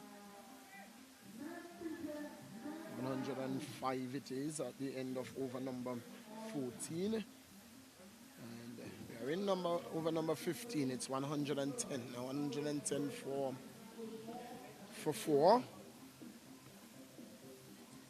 The Beamerz well have to put their heads down. Looked about 20. Here is Proctor to bowl to Burton. Burton a full toss. This could be called a no ball. That has been called a wide, but rightfully should be called a no ball. That could not be a wide. That has to be called a no ball. It's above the waist. It is above the waist, so it must be a no ball. It must be a no ball. It cannot be a wide. It cannot be a wide. It must be a no ball. He takes it back now. It cannot be a wide. It must be called a no ball. And there's going to be a free hit. So 2 runs added. 1 to Burton. He's on 9. Total moves on to 112. And it's going to be a free hit. So it's a free hit to when it's a full pitch ball above the waist. It cannot be a wide. It must be a no ball. So it's going to be Proctor to bowl to Ashley White. It's a free hit. Bowl to White. White is hitting it to White long on. They have gone for 1. Dimitri Adams is too fast for them to even contemplate the second run. They're going to get it.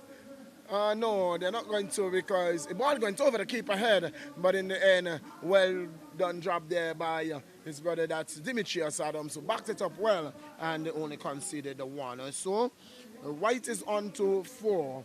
White is on 4, and the total to 113. 113 in the course of over number 15. And White is saying that ball should have been gone over the road. Here is one that Burton is driving down too long off. They're going for 1. That's all they're going to be. Total moves on by 1 to 114. Dean Burton, he's on to 10. He's on to 10, coming to the close of over number 15. Beamerz winning the toss, choosing to bat. They lost Dylan Skeleke for 36.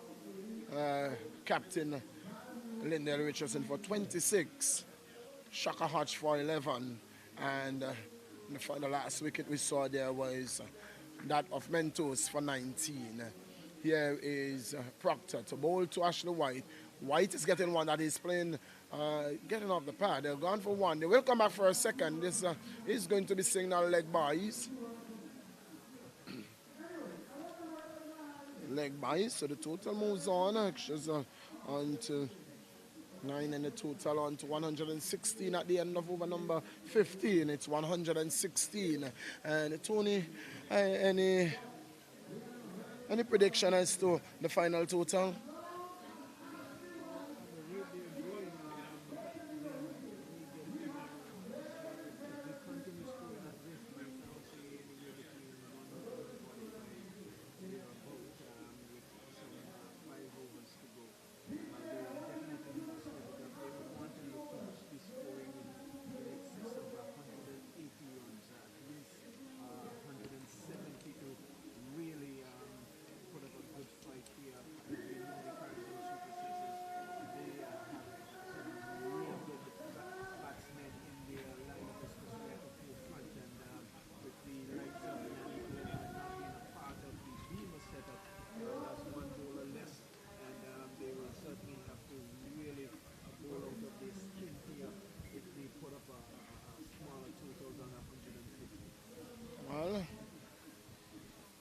finals within itself adds some pressure, and the total on the board adds another one, adds under pressure. So it is going to be Demetrius Adams from the city end to continue.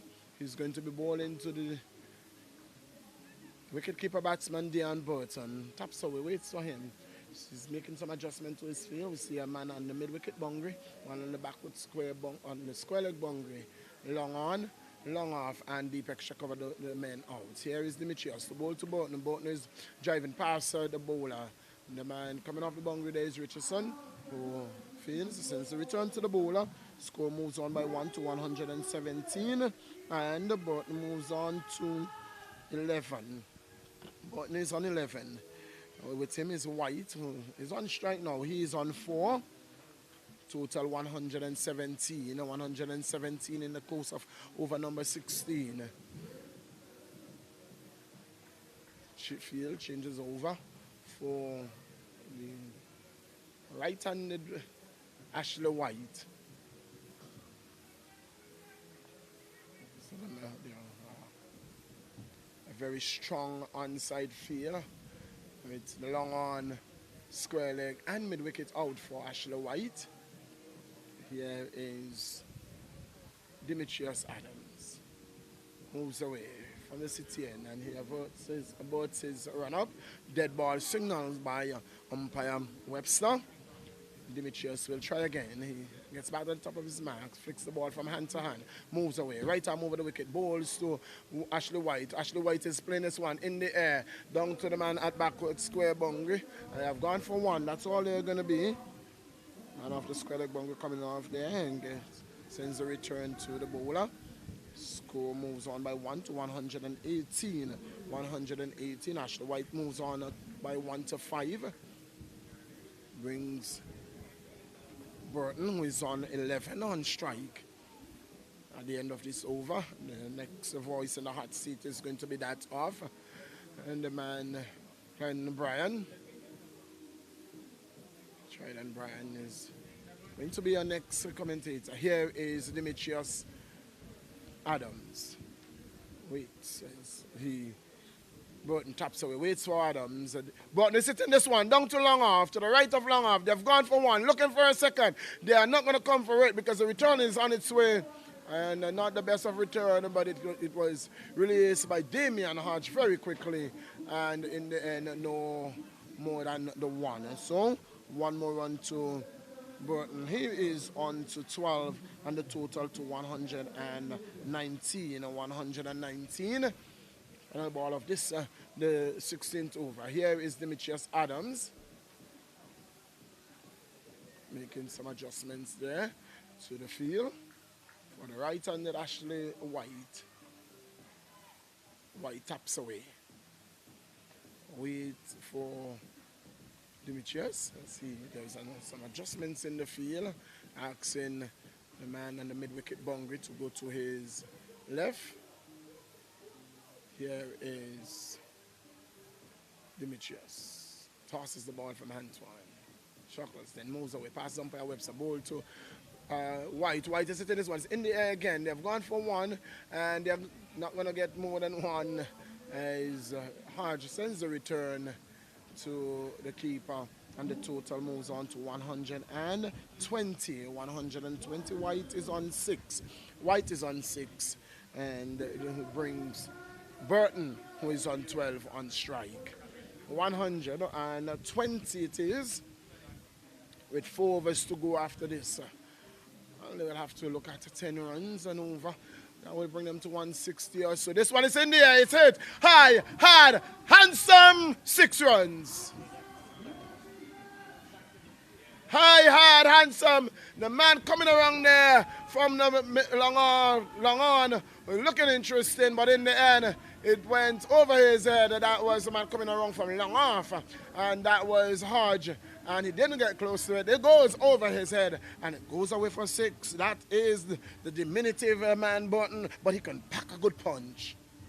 Yes, beautiful play there by Burton, and certainly he will definitely step it up just a while ago before that shot for 6.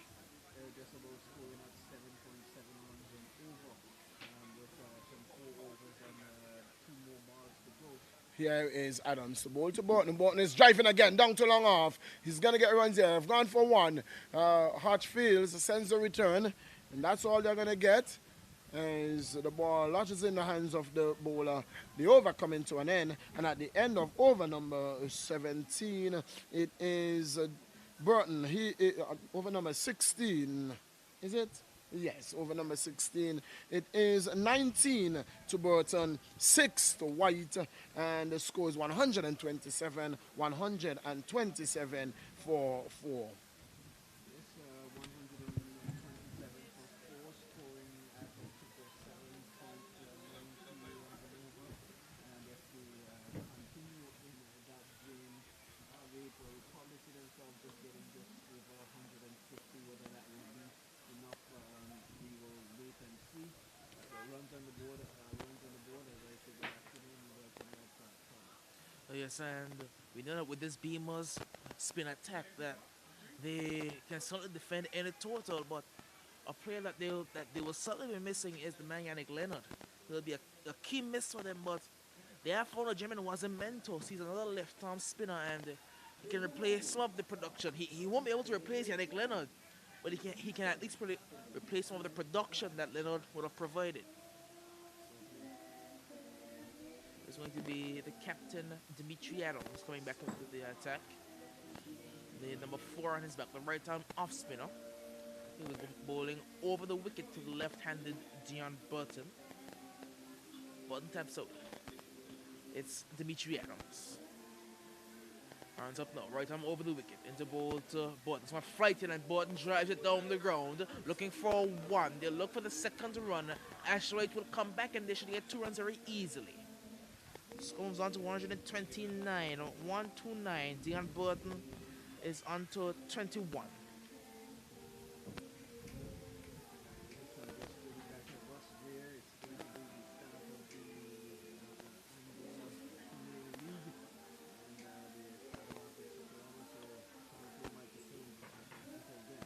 It's Adams into ball to Burton. Burton drives down towards long off.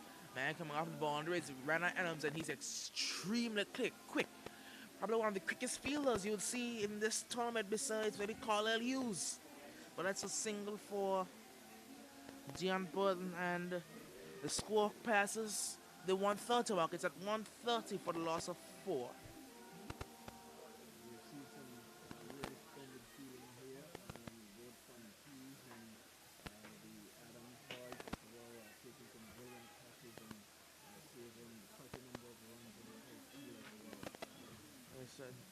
You see them changes he made in the field. There's square, deep mid wicket, a long on, a long off, a super on the offside. The 5 men out for Ashley White. It's Adams. Right arm over the wicket, into ball to Ashley White. And White is beaten us on the off stump, goes up for a stopping a shout, and Dion Williams is furious.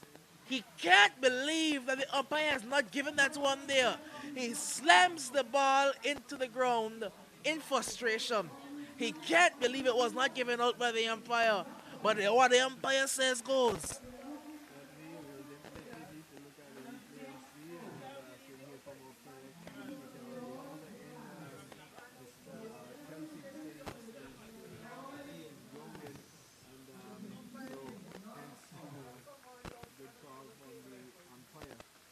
It's Adams. Again into ball to Ashley White, and again White is beaten all lengths outside the off stump. He's showing it to him and taking it away just at the last moment. Adams, very similar to his uncle Terry Adams, the way his off spin he flights it, he shows it to the batsman and takes it away at the last moment. Adams again, the ball to White. It's a White connects, but there's a man coming off the boundary. He won't get there. Off the long off boundary was Simba Bowen, and Ashley White gets a single. 131, 131 for 4. Score is looking good for the Beamers. They can certainly pass that 150, 160 mark. Adams into ball to Dion Burton. Burton tries on the ground, and a difficult chance. And you may say that was put down because he got his hands there, but it was struck so ferociously by Dion Burton. It would have been a difficult chance to hold on to. He took a blinder earlier, but just couldn't hold on to that one. Just couldn't hold on to that one because that one was struck back powerfully and got his hands up, but not in the position that he would have liked and was not able to effect that. Had he done that, that would have been another spectacular fight to and we've seen now over to go to the show that they're looking to push on to get over that 150 mark and try to defend the runs that they've put on the board here this afternoon. But so far it's a good, keenly contested match. Both teams are not giving anything away at all. Both with the batsman and the crease and the players in the field now really trying to keep it as close as possible that they can have something respectable to chase. Now, would you say that Adams' catch was the best catch of the tournament? Would you go so far as to call it that? Because we did see Linville took a blinder, Ashan took a blinder. So there's been some very good catches throughout the tournament.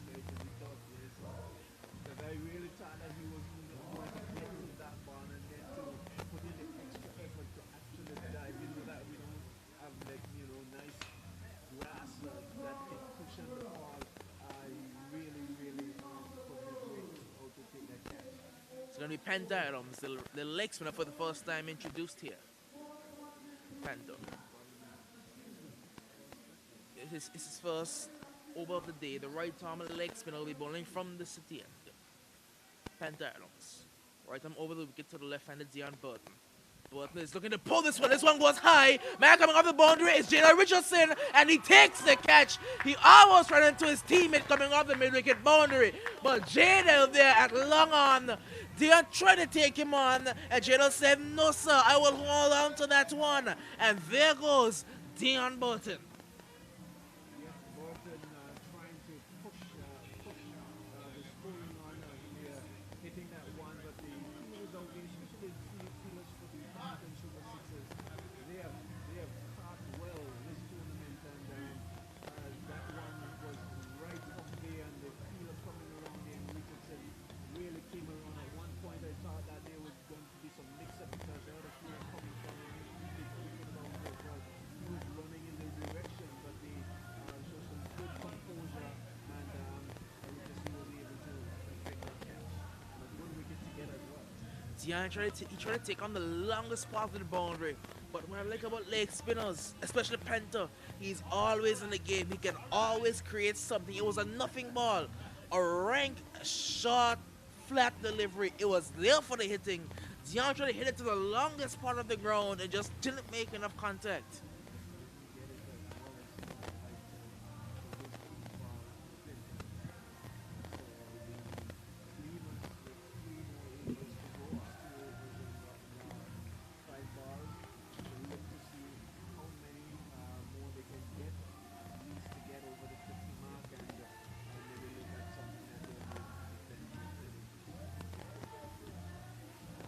Well, it's going to be Ashley White on strike. Let's show the new batsman is.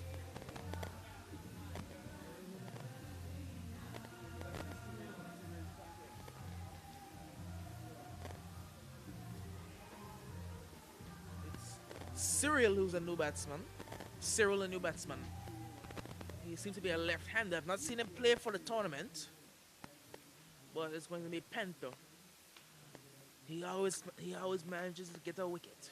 Panther bowling his right arm leg spin.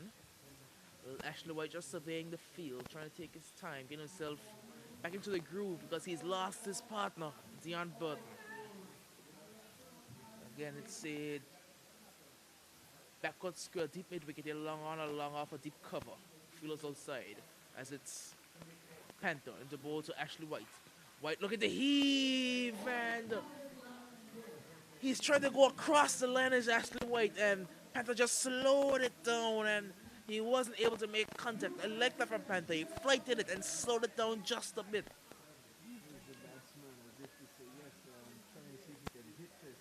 It's Panther. I want to bowl to Ashley White. This one down the leg side. Trying to go for the quicker ball. Again, very classic leg spinner. A slower ball outside the off, something a faster one at the stumps, and it's going to going to be called as signaled a wide. Panther Adams. Now to bowl to Ashley White. White looking to pull this one there. There's a man on the short mid wicket boundary. The short mid wicket on the edge of the circle and takes a very good catch. And it was a poor shot, if I say, from Ashley White. He should have done a lot better with it because it was short again. Another shot one from Adams, from Panther Adams, and he gets another wicket. A good catch there at the mid-wicket region there, but I believe that was Proctor. But a poor dismissal, a soft dismissal for Ashley White. A very poor dismissal there in the end. Trying to use that one over the out front and not getting the connection right, and it was practically again just taking some pieces back and keeping that one going across the back. It was able to hold on to that ball, and you can see here the Beamerz find themselves further pinned back, while the Farrington Super Sixers what will say proper hooping here, having taken two wonderful catches to the extended flow of runs that the Beamerz are trying to get, and looking at the veteran in Jogums now. These two will certainly need to battle the remaining opportunities. Cyril looks a very powerful cricketer, but I've never seen him play, so I don't know if he packs some power, but he looks like he does. But we know what Joe Gums can do. We know what Baba can do. I like to call him the wily old veteran because he's been around for so long and he just knows the game of cricket.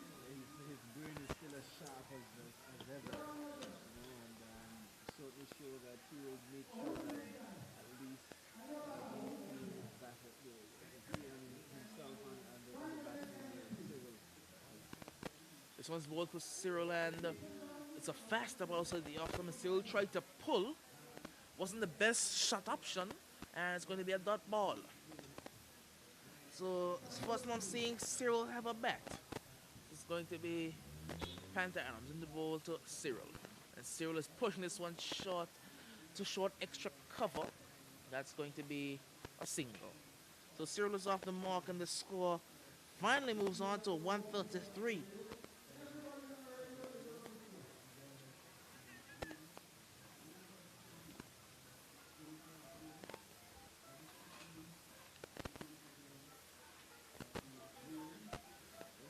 Six wickets back.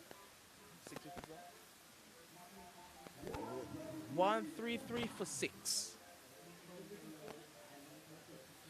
Adams in the ball to Joe Gums and beating him, and all ends up outside the off side, the end of the over. A brilliant over from Panther Adams. The Beamerz only scored 1 and lost 2 wickets. 133 for 6.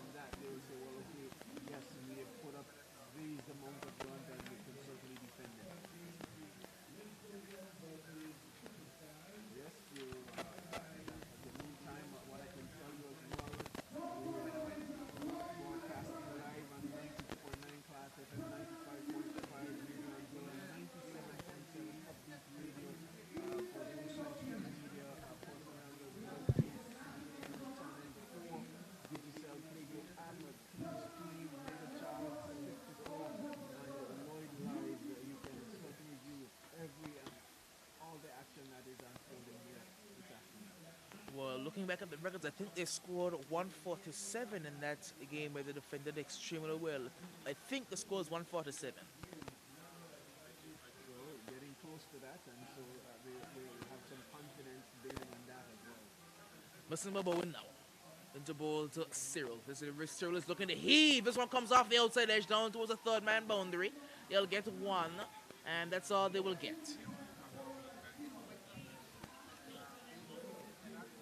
Looking to slash that one away over the offside, but not making good contact there with Cyril.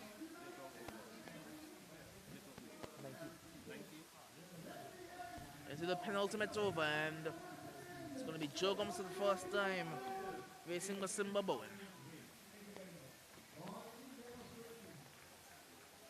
Masimba Bowen from the commentary box end.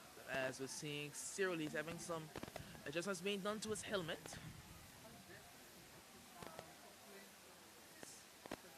Will be Masimba Bowen. Number 22 on his back.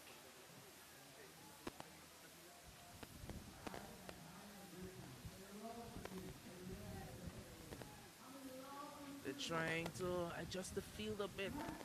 And looks like it's going to be the finally coming into the circle.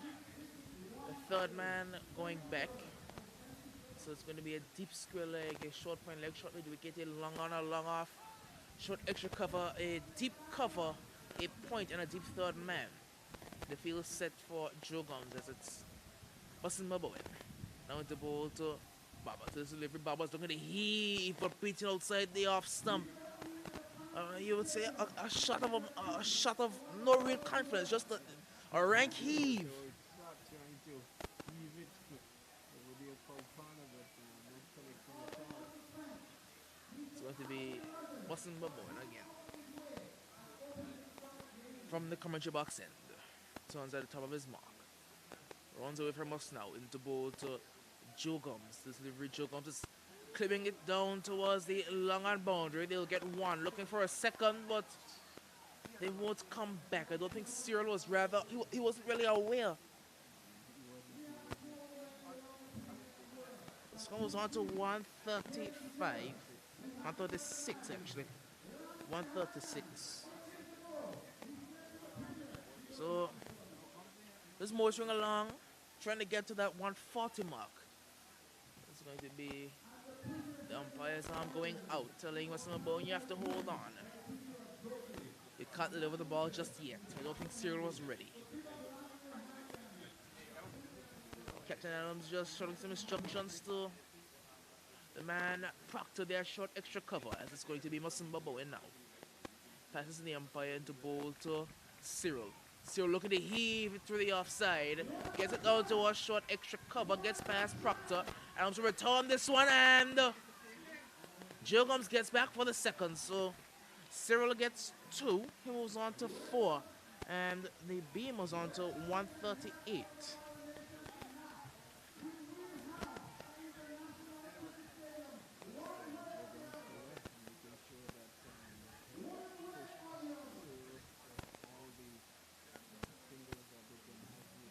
It's Bowen. Down the ball to Cyril. It's a slow ball. Cyril is going to just pushing it into the offside, and they will get a save.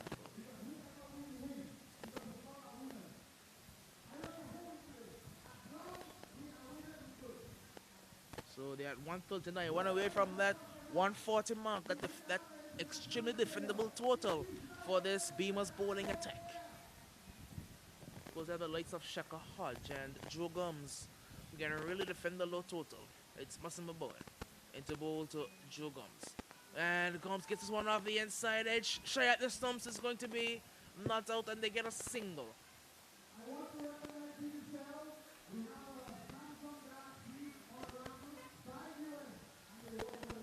like to see if he did connect with one of those shots, how far that ball will travel. He's certainly putting in some effort in order to get the connection, but so far has been quite unsuccessful in doing so.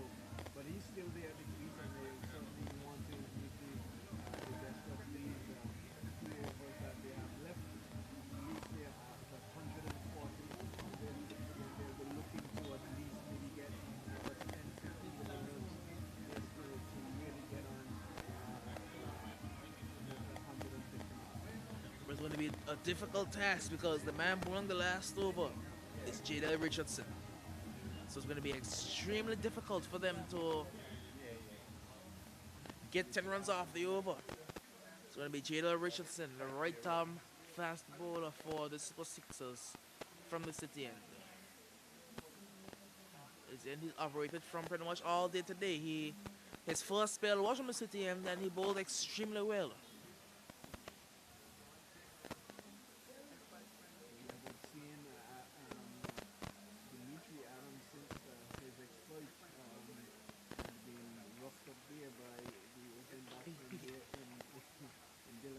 He came off a 1 over from this end. He bowled one more.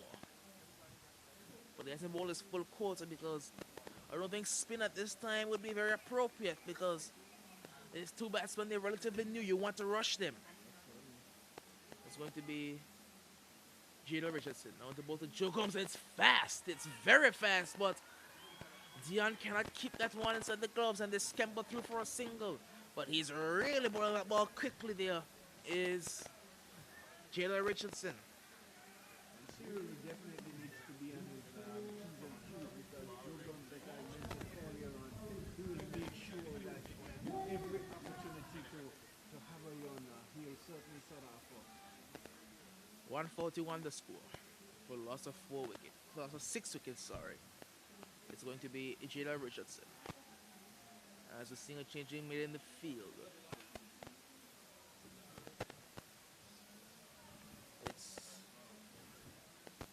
Man going across from the leg side to the offside for Cyril. Jadal Richardson. Into bowl to Cyril and Cyril can only dig it out and a bit of a miscommunication. But it results in no run in the end. Yeah, they didn't overcommit. Both batsmen were able to at least return to their respective pieces.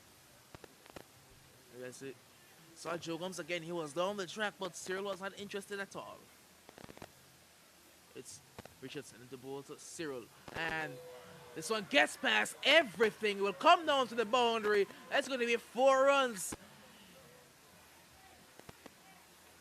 Did that connect with the inside edge? I think 4 runs was signaled. I didn't see the buy. I didn't see the buy sign, so it's 4 runs to Cyril. 145. That ball raced away off the inside edge. Dion couldn't stop it, and no one else could.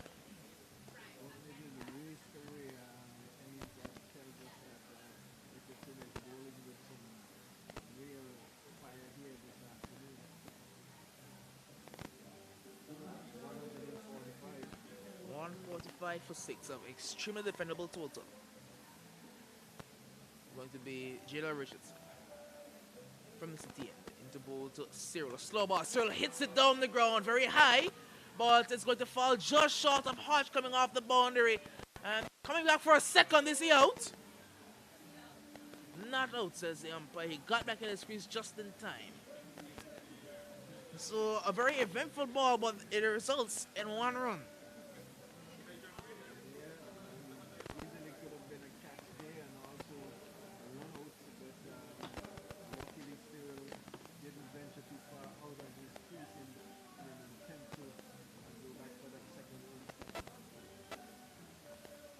To be Jadal Richardson.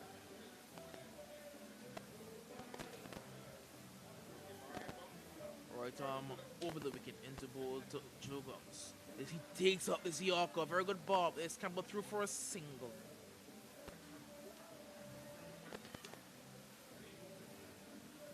So getting pretty close to the end of the over and the end of this first innings. It's going to be Jadal Richardson. He's bowled a very good over so far. It's gone for 7, but it's in 7 unfortunate runs. Richardson into bowl to Cyril. Cyril's bowled. You said that he had to watch his off stump. Jadal Richardson, he was fast. He was on target. You miss, I hit.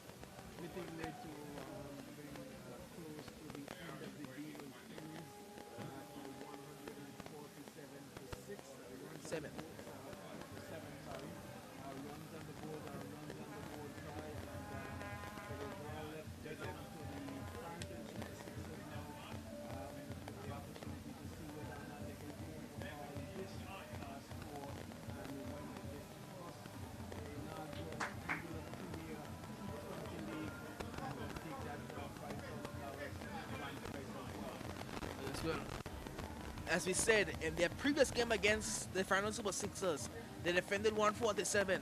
Well, they've scored 147, and that will be very interesting to see if they can pull off a similar feat.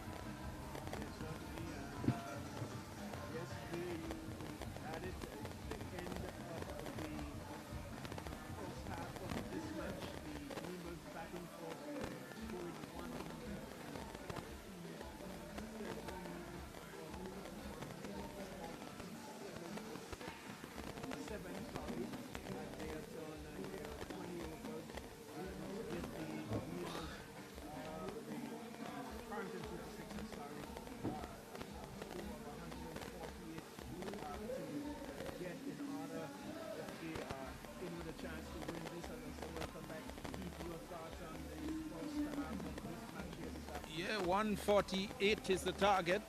It will need some getting, but with the sort of batting that the Farrington has, they should be in with a good chance. But cricket is cricket. It's played in the middle. A couple of early wickets could change the whole pitch of this game. One really thought the Beamerz would have scored a few more runs. They lost wickets at very crucial time. They had Skellicky, who was on fire when they lost him for 36. Burton was also beginning to look good.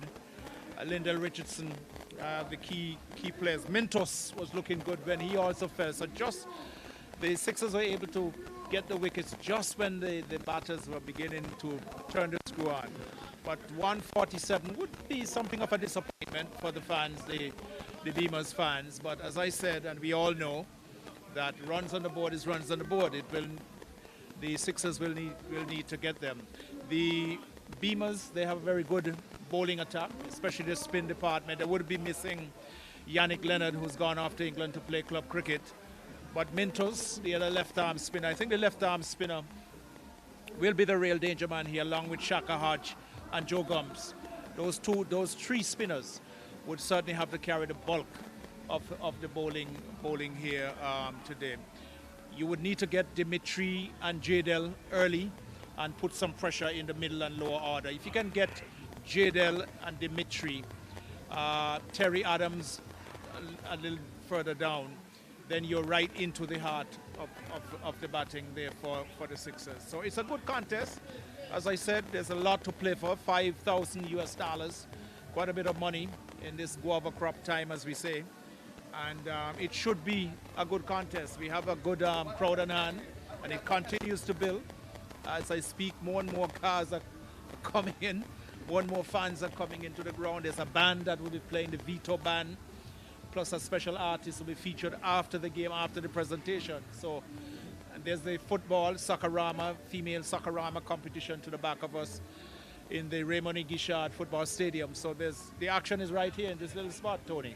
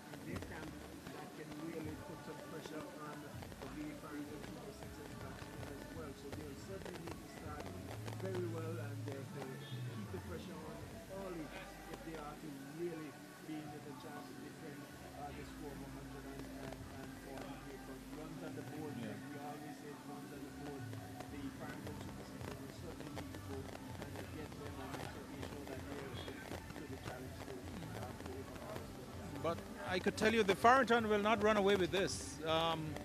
The Beamerz are going to apply quite a bit of pressure. Joe Gums, Shaka, and Mintos, as I said, will apply. And Dylan Skellicky, they will be applying a lot of pressure. At one time, we know the Beamerz had a 6-prong spin attack, and they have done exceptionally well. The Beamerz, the only team to beat the Farrington Super Sixers in the competition, and it was the spin. We saw it. It was the spinners who did did the work for them in that game. So it's going to be a tight contest. 148, we were looking at maybe 160 odd, maybe even 170, 175. After 51 runs were scored after first 5 overs, we really thought, you know, we would have seen a lot more runs coming from the Beamerz. That was not to be. Full credit though to the Sixers. I thought they pulled it back well. Daniel Proctor, he bowled pretty well. We saw a wonderful catch taken by Dimitri Adams off his brother's bowling, Dimitrios, out at long off. That was just a brilliant catch to dismiss Shaka Hodge, running some distance to his left, going to his strong hand, he's left-handed, and really just plucking the ball out inches from the ground. Actually tumbling over and still being able to maintain that control and held on to it. The pitch, what can we say? As per usual, solid, placid, good batting pitch.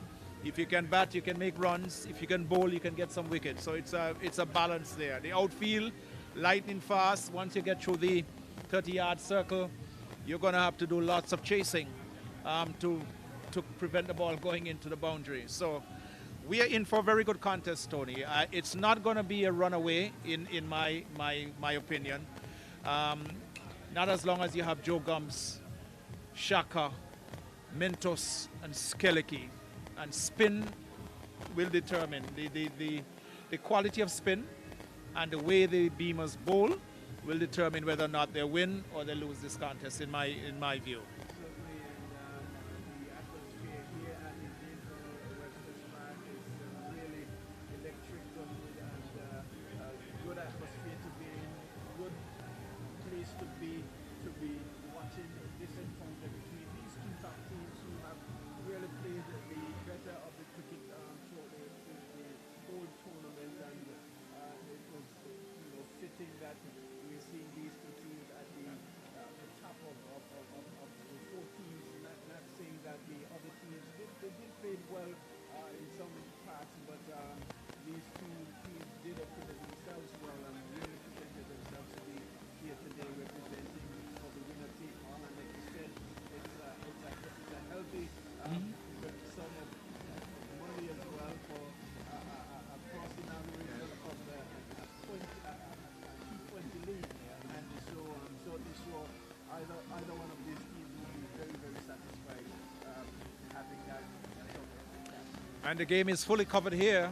The media is out in full force. Radio Anguilla 95.5 FM, Class FM 92.9, Lloyd's Live, Clean Stream, Digicel Play app, that's here as well. YouTube channel is here with us. KCN TV here with us as well. So it's a full media core out here today. Upbeat Radio is also with us. Great. So we have 3 radio stations taking the feed. And I can see the Beamerz there. Some of their players are going out near the middle of the square. I think they're ready. They're psyching up themselves. They have a plan. I'm speaking to some of them earlier before the game. They said definitely we'll be playing to a definite plan. We know exactly what we can expect from the Farrington batters. We know their strengths. We know their weaknesses, and we are out to exploit them. On the other hand, speaking to some of the Sixers, they're saying, look, we're just going out and play cricket. We're going to be positive, and we're just going to play as best we can and win the championship. They're very confident that they can win this championship. So it's going to be a good contest. The crowd certainly has built up, Tony. I can't see much space as we look towards what we call the city end, in the area behind the black scoreboard on the far side of the ground.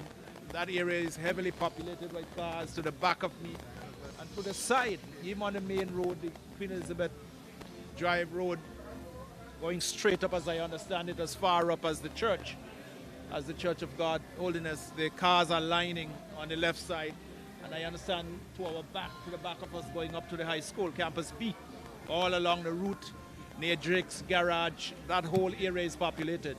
Even up in, I've seen looking up towards the high school, in a little parking area there, just on the outside under the tamarind tree. The cars heavily populated in that area as well. So it's it's a spectacle here, and this is what we expected. We've been promoting this all throughout the week. This is the big one at stake, as we've been telling you. US $5,000 going to the winning team. The runner-up will get 3,000 US, and I think the third place team will get 1,000 US dollars. So there's a lot at stake. Yesterday it was a winner playoff. The fourth place team would have gotten like $300. Yeah. And the third place team 800. So they decided whether or not to pull all the resources, they winner take all. And it was a good match yesterday as well. The Razor Massive again coming out as victors, and like I said, both teams really played well. And when we look back at this tournament, we can say that it was, really something that was really worthwhile for this time. At least maybe to jumpstart and to kickstart cricket again, because we have not seen cricket be played here on this park for quite some time with this excitement. Yes, Tony, it's going to be a great finale. I think we're in for some great cricket. The fight will be on. I could tell you that. It's the Beamers will not go down without a fight. They're going to go all out. The Super Sixers, they will be going. They will be going. They will be looking for a good start from Dimitri, with Jadel coming in at the top there as well. They'll want to get off to a flyer. But they're not going to just get away with it. I think, as I said, the spin from Beamers will determine the outcome of this game here this afternoon. I see the Beamers, the fielders are near the square, just an area next to the square, and they're warming up. You could see they're really into the game. They're not even in their dressing area. They're out in the field, and they want to get on. They want to get the action underway. You could see they're really psyching up themselves, getting the mental toughness going, and getting themselves loosened. So as soon as the play restarts, they're into it.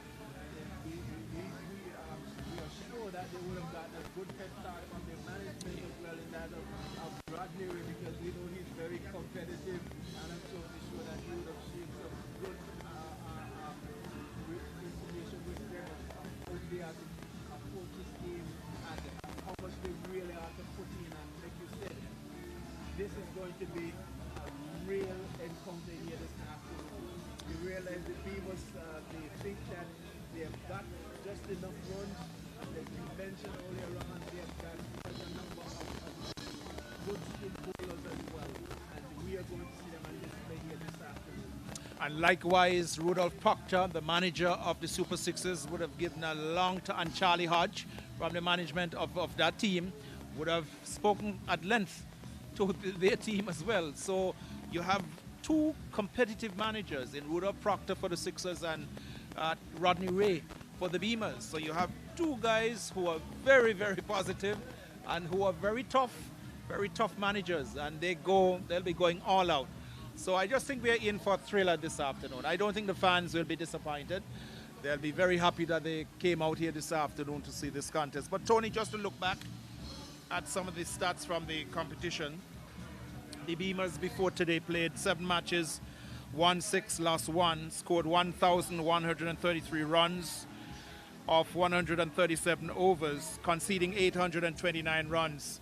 And they bowled 137 overs, the over rate of 8.27 and a net run rate of 2.27. The Super Sixers played 7 matches, won 6, lost 1, scored 1,049 runs, faced 133 overs, runs conceded 879 before today, overs bowled 137, over rate 7.8, net run rate 1.47. The Pointers played 8 matches, won 2, lost 6, scored 925 runs, overs faced 145.2, runs conceded 993, overs bowled 157, over rate of 6.37, and a net run rate of 0.05. And Razor Massive, who finished 3rd in the competition, played 8 matches, won 1 game, lost 7, scored 967 runs, faced 155 overs, conceded 1,042 runs, bowled 152 overs, over rate of 6.23, and a net run rate of negative 0.62. In terms of the leading run scorers, Dimitri Adams, before today's match, scoring 333 runs from 7 innings, highest score of 88 for an average of 55.83. Jadal Richardson, 6 innings, 2 not outs, highest score of 83, 316 runs for an average of 79. Dylan Skellicke before today, 7 innings, 3 not outs, highest score of 72, 281 runs for an average of 70.25. In terms of the wickets, the leading wicket taker in the competition with 14 wickets, he's not here today. He's gone off to England to play club cricket. Yannick Leonard, the left-arm spinner for the Beamers, with 14 wickets. Dylan Skellicke with 6 wickets. Jadal Richardson with 10 wickets. Joe Gums, 10 wickets. Dylan Skellicke, 9 wickets. And Raymel with 8 wickets. The most sixes in the tournament, Jadal has 9. Dylan 6. Danny Proctor 6. Ashley White 6. The fastest 50 in the competition scored by Dylan Skellicke of just 25 balls, with Ashan Hodge getting the second fastest 50, 29 balls, and Jadal the third fastest at 31 balls. So those are just some of the highlights from the competition. All in all, it's been a great one. In terms of the wicket keepers, the Beamers keeper, that would be Burton, had 4 stumpings and 2 catches. The keeper for the Sixers, 2 stumpings and 4 catches before today. For the Pointers keeper had 2 stumpings and 1 catch. And for Razor Massive, the keeper there had 3 catches. Those were the performances of the dismissals for the wicket keeper. So there we are. We are just about getting ready, Tony, to see the resumption. Still some music blaring away to our right. Of course, after the presentation this evening, we'll be having the Vito Band featuring one of the leading artists from Anguilla. He'll be out here performing. And so there's lots of action. So you don't need to leave the park. Even after the match is over and the presentation has been concluded, you can stay around, as we'll be having a live band. Vito Band will be performing here to crown off and cap off what has been a great tournament, starting on the 6th of February and ending today, April the 11th. And all of this was made possible by our sponsors, our board sponsors, Complex Seven Beach Resort, Eatonard, Quantifarm Hotel, our silver sponsor, Navico, our bronze sponsor, D3 Enterprises, Lake World, Content Charter, National Caribbean, National Commercial Bank of Angola, Carita Wall, Gambling Home, our sponsors, Angola Aid Services, Angola Community Action Network, Economic Best Buy Supermarket, Chemical Distributors, Keisha West McCarthy, Heavenly Real Estate, English Grove Restaurant, Radio Angola 95.5, Class FM 92.9, Digital, King Ocean Shopping, Conrad Rogers, Post Decoration, Jamaica, Content Charter, Angola Electronics, and Angola Printers as well. Without you, we would not be able to put out this sponsor for this time, and so we want to thank you for your sponsorship and we look forward to sharing more with you. So, we was talking about Beamerz that they are actually taking the field now, and yes, the Beamerz, they are taking the field. It's about getting ready to start, as I say. Good afternoon and welcome, Kai. Welcome back to the microphone. Yes, good afternoon, Tony. And I was down inside the pavilions with some of the fans, some of the players, and the general air around the stadium is that this is going to be a very tight game. It's going to be extremely tight because we know the firepower Super Sixers have, but we also know the restrictive nature of the Beamerz bowling. So it's going to be an extremely tightly contested second innings. know that there's a new introduction to this Super Sixers side. That's the man Damian Hodge. He is a young opening batsman. Don't know if he'll open today, but he's a young opening batsman. He's very powerful, and he likes to get the ball off the middle of the bat early. And he's a boundary hitting kind of player, and the way he goes may provide the key contest as to how this game is going to go. Just looking at the umpires in the middle, waiting on the two openers to come out for the Super Sixers, and I don't know if you will be so brave, good afternoon, Mr. Ralph Hodge, but do you want to call a winner?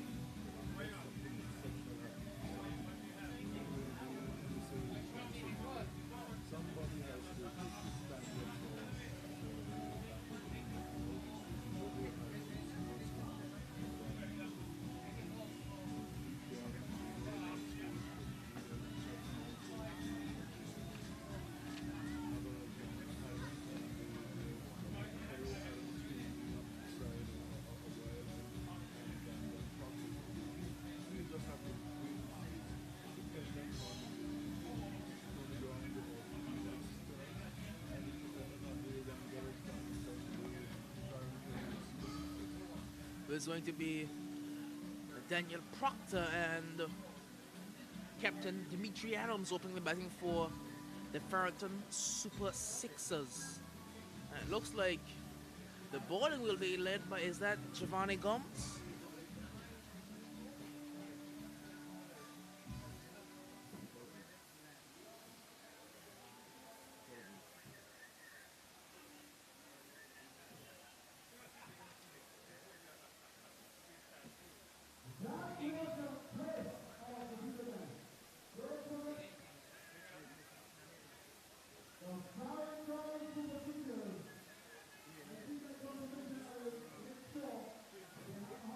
It looks like it's going to be Giovanni Gomes who is going to be opening the bowling here. Of course, with the likes of Mitchell Morton out of the side, as well as Tyson. He's going to be one of, if not the only pace bowler who bowls today, because we know that Ashley White, he's carrying an injury, so he may or may not bowl. So their pace attack will lean heavily on that guy there, Giovanni Gomes. His field is going to have an extremely heavy offside field.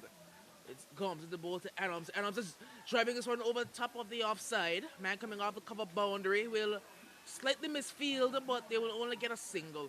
Very good return comes in off the rope. So the first ball and they're off the mark. Adams is on one. The score is on one. Adams is very early looking to use his feet. And I think there where the Super Sixers missed the trick in their bowling effort is that they did not use a sweeper, and they allowed the opening batsman to get away straight away. Well, there's only... Yes, there's another man there looking for him, but he's on the long on boundary. So a long on and a deep third man are the two fielders deep for Daniel Proctor facing his first delivery. It's going to be Gomes. Now with the ball to Proctor. Proctor's heaving over the offside. That's going to be 4 runs. Slice over cover point. A beautiful shot. Absolutely classical, and 4 runs for Daniel Proctor.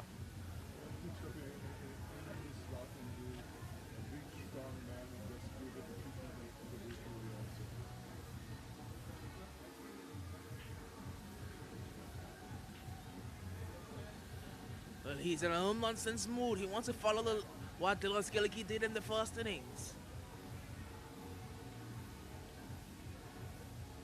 It's going to be Gomes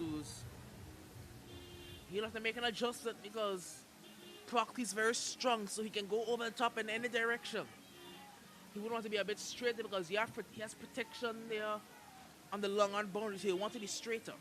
Gomes. The ball to Proctor. This one is pulled, but well fielded there at short mid wicket. I think that's a man Chapo down there, short mid wicket, and it was a very powerful shot there because it was short and he tried to pull it, but maybe he was a bit too far behind it, maybe a bit late on it, and he only pulled it forward of square. It's going to be Gums again as Burton's coming up to the stumps now. Gums, Giovanni Gums in the ball to Proctor, and Appeal goes up there. I think it came off the pad, and it was a very good ball there. Surprisingly, it didn't get a wicket because that ball looked for all money, like it was taking out that off stump. It's going to be Gums into ball to Proctor, and flicked away with reckless abandon all the way for 4 runs. One bounce into the seats there on the western side. An absolutely glorious shot by Daniel Proctor. And the crowd went wild.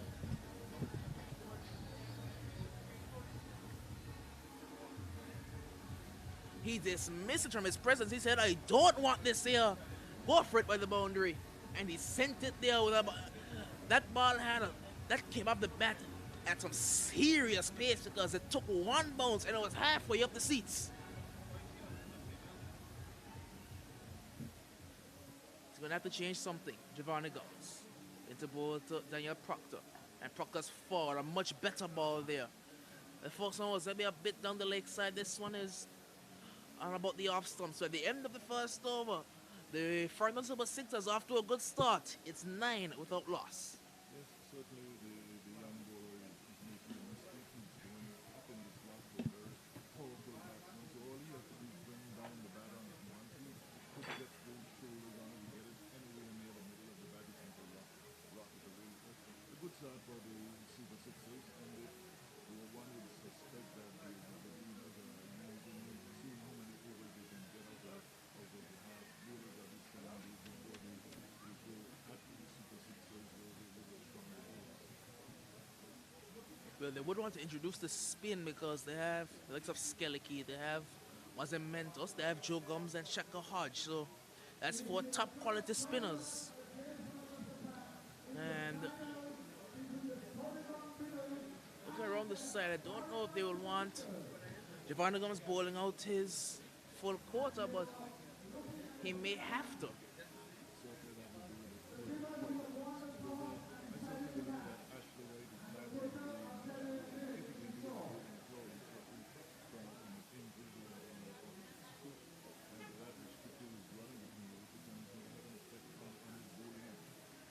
It's going to be a spinner.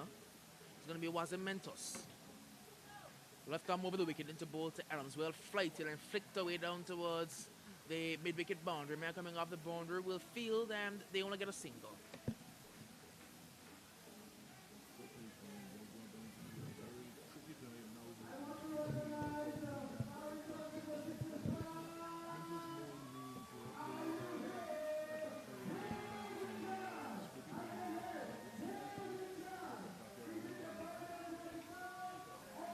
This is going to be the interesting battle. The left-arm spinner to the powerful Daniel Proctor. And we know that most right-arm power hitters have trouble against balls that spin away from them.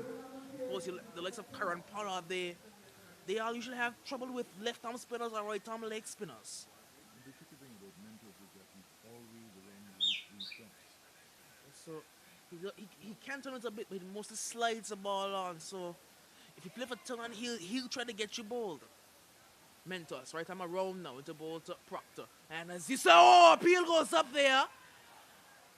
An extremely loud appeal, but the umpire wanted no part of it. As you said, he is bang on around those stumps, and he got him wrapped on the pads. And I don't know what the umpire saw, but it looked for all more like it was out. Mentos, the Proctor, and this time Proctor can just push it down towards the long arm boundary for no run. From my vantage point, it looked out, but I can't see the umpire's point of view, so I'm not certain. Well, it was certainly the umpire in the best position to judge, but when Mentos was appealing, the umpire was nowhere around the stumps. He was way into the offside. I do not know whether the people Dimitri Adams back on strike with the score on 11. Only 2 of the over so far. It wasn't Mentos. Left arm over the wicket and Dimitri steps away. Something that he's done throughout this tournament. He's not afraid to step away from the crease if he's not comfortable. So Wazim will have to retake his run. Wazim Mentos. Now with the ball to Dimitri Adams. One flighted and driven down the ground, but is a mid off in place, so he won't get a run.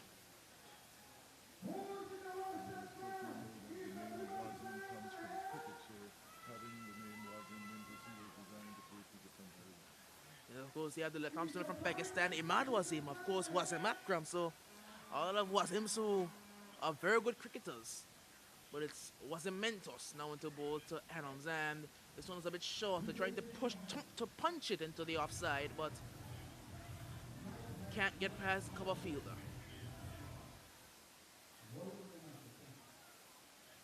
It's going to be Wazim Mentos. Left arm over the wicket from the city end. Into ball to Dimitri Adams.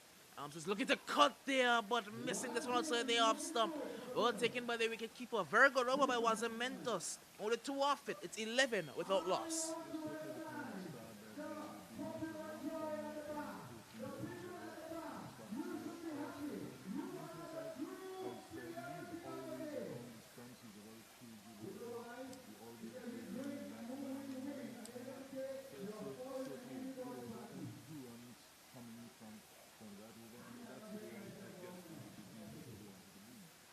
Well, it's going to be Dylan Skelly who's taking up the attack from the commentary box in.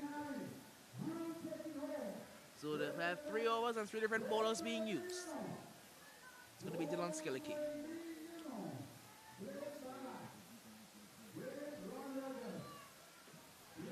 The right arm off spinner.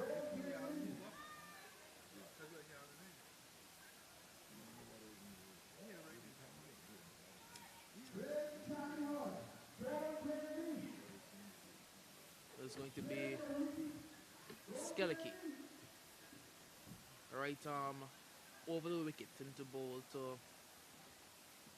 Proctor. This is where Proctor is looking to heave, but gets it straight down the ground, and that's a powerful stroke by Daniel Proctor. No one can get there because mid-off is in the circle, and that's 4 runs.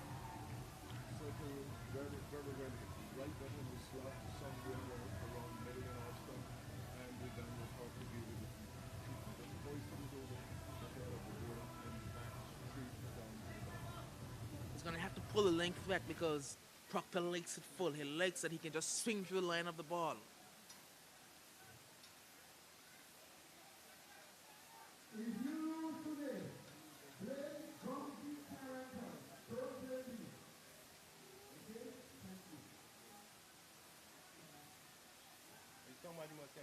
I think there's someone there around the side screen.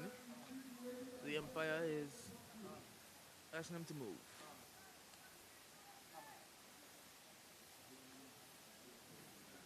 Skillicky now into ball to Proctor, and that one's almost a Yorker there. Just dug out by Proctor, squats away down to point. That's going to be no run.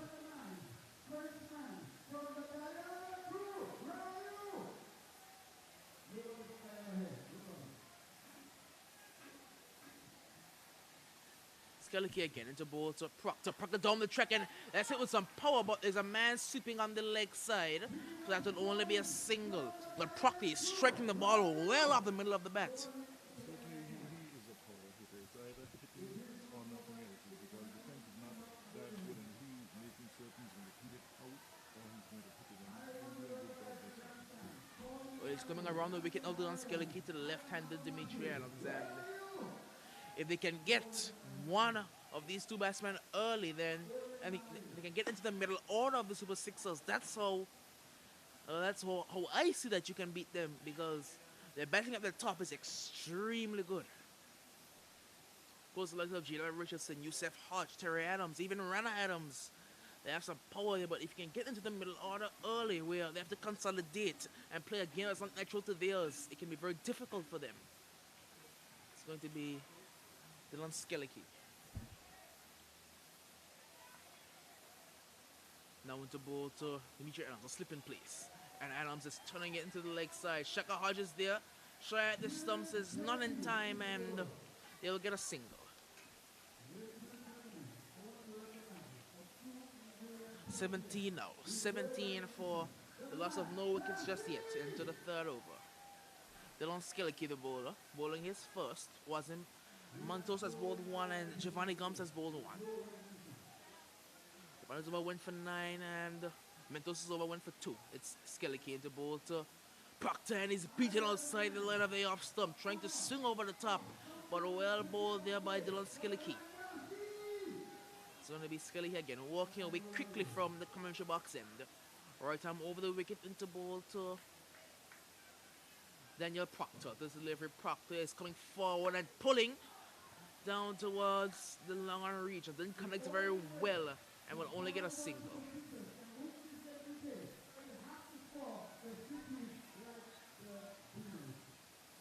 Somewhat of a looseness from Skillicky at the start. His couple of short pitch balls, winding well up to the batting line, and just quite quickly because he realized that he cannot push anything in the zone with Daniel Proctor.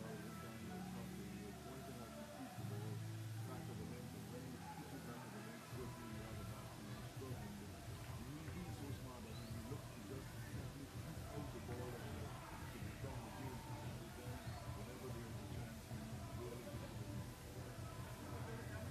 it. 18 without loss after 3, so they're going at about 6 and over.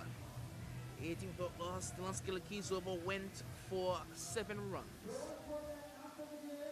Going to be Wasim Mentos to continue.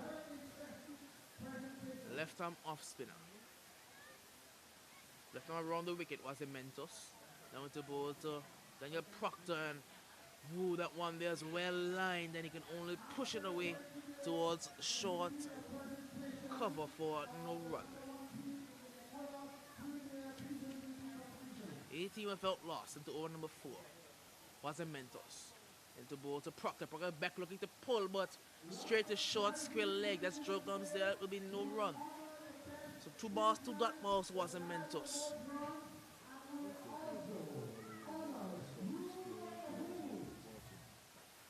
Yes, and it's going to be a conversation between Adams and Proctor. Because you know what, Proctor get frustrated because when Proctor gets frustrated, he tends to play across the line to try and muscle the ball away, and that's when he's usually dismissed. Mentos again into bowl to Proctor. And wrapped him on the pads. Appeal goes up and not out again, says the umpire. But he's really causing some problems as wasn't Mentos. He's attacking the stumps and he's wrapping the man Daniel Proctor on the pads. Mentos again. Into bowl to Proctor. Proctor slugging away. This one goes high. All the way for 6. A huge shot by Daniel Proctor. A typical Daniel Proctor shot. Just a slug sweep and all the way to the boundary for 6 runs. Certainly quite a good hit. I'm not going to go on the fence when I'm not get it right. I'm going to have a slug and certainly a long way the ball up to him and he just had a big strike. 6 additional. I think the ball may be stuck in the tree. Or is it over the fence? I'm not certain. The ball went a long way.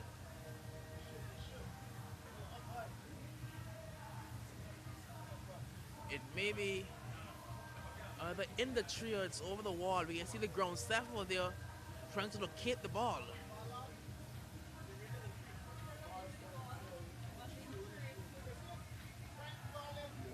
Obviously, there are all the gesticulations here. It's a foul that the ball is somewhere up in the commentary. They can see it, but the question is to get it back.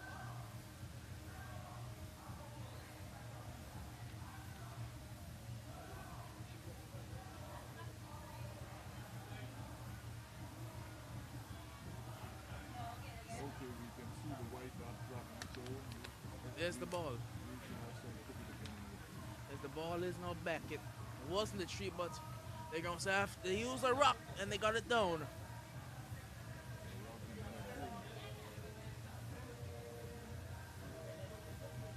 As it's going to be Wasem Mentos. He's going to have to recover from that one there because it was a brutal shot by Daniel Proctor.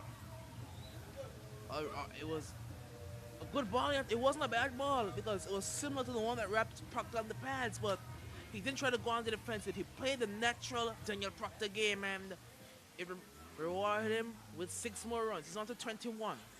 The score is on 24 now. So it wasn't Mentos. After off spin, the umpire gets back into position. Mentos now, as cricket is finally going to resume. And now the umpire is calling over his square leg umpire. So I don't know what the delay may be, but they're going to have a conversation. And if you can hear behind us, the female Sakarama has begun, and it's the start of the Angola Football Female League season.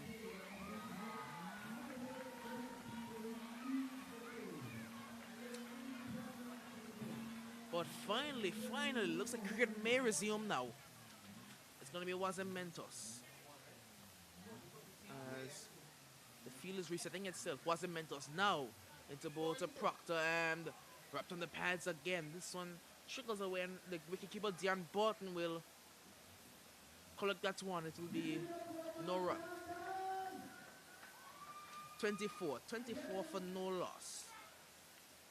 Wasem Mentos, the board operating from this city end. He's gone for 6 runs so far. 8 runs, sorry. It's Mentos into ball. Proctor, and appeal goes up this time, and again shot for a run out opportunity, but not out. The umpires are not on the side of the Beamerz so far. They're not getting any calls, but the umpire has the point of view that we don't. But the 3 extremely close LBW shouts.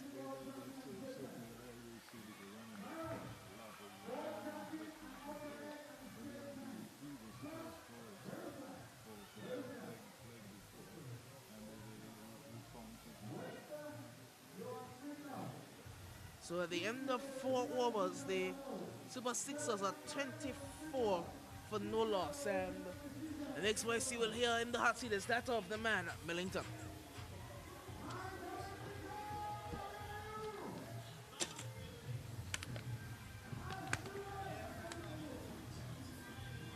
Good evening to you, Alf. It's a good start so far by the Farrington Super Sixers in search of 148 for victory. And they are 24 for no loss, representing some 6 runs and over thus far.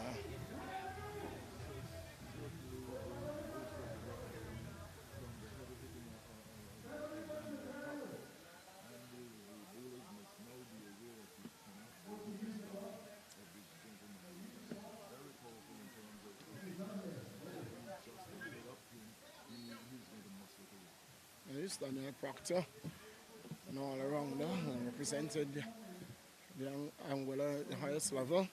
It's going to be Dylan Skellecki, who is going to continue from the commentator's booth end. Right arm around the wicket to bowl to Dimitri Adams. Bowl to Adams. Adams is looking to hit this one to the offside. The ball peels off the outside edge, and it's going to run down to the vacant third man boundary for 4, and the score moves on by 4 to 28.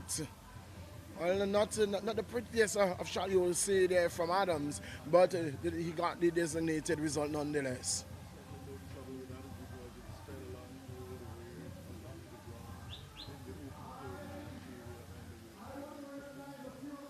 It's 28. Adams moves on by 4. He's on 7.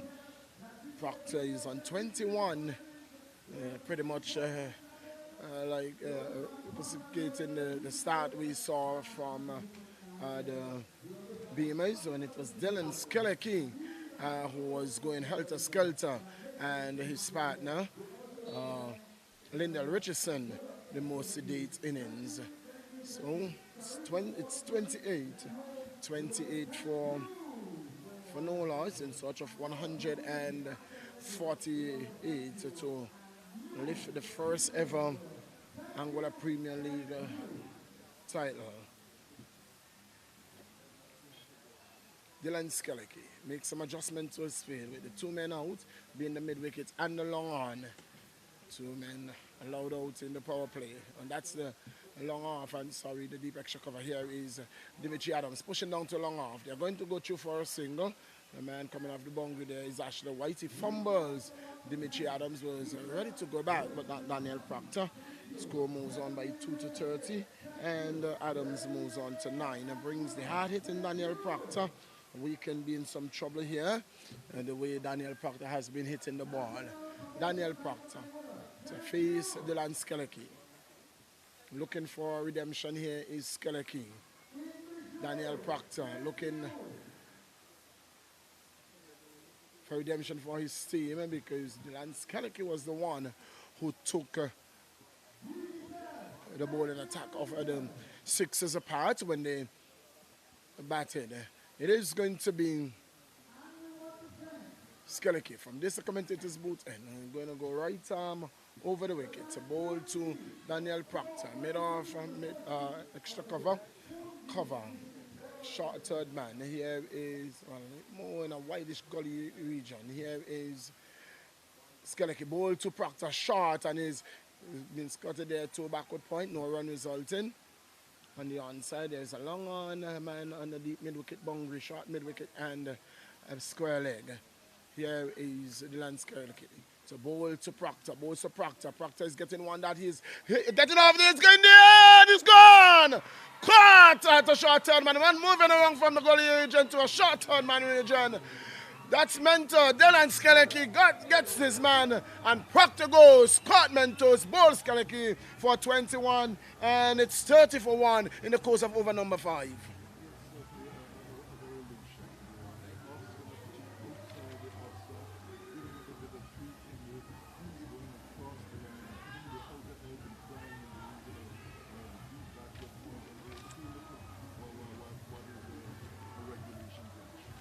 Yes, very much so.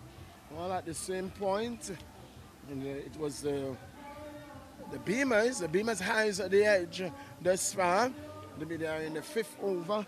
And at the end of over number 4, Haji, when Beamerz batted, they were 46.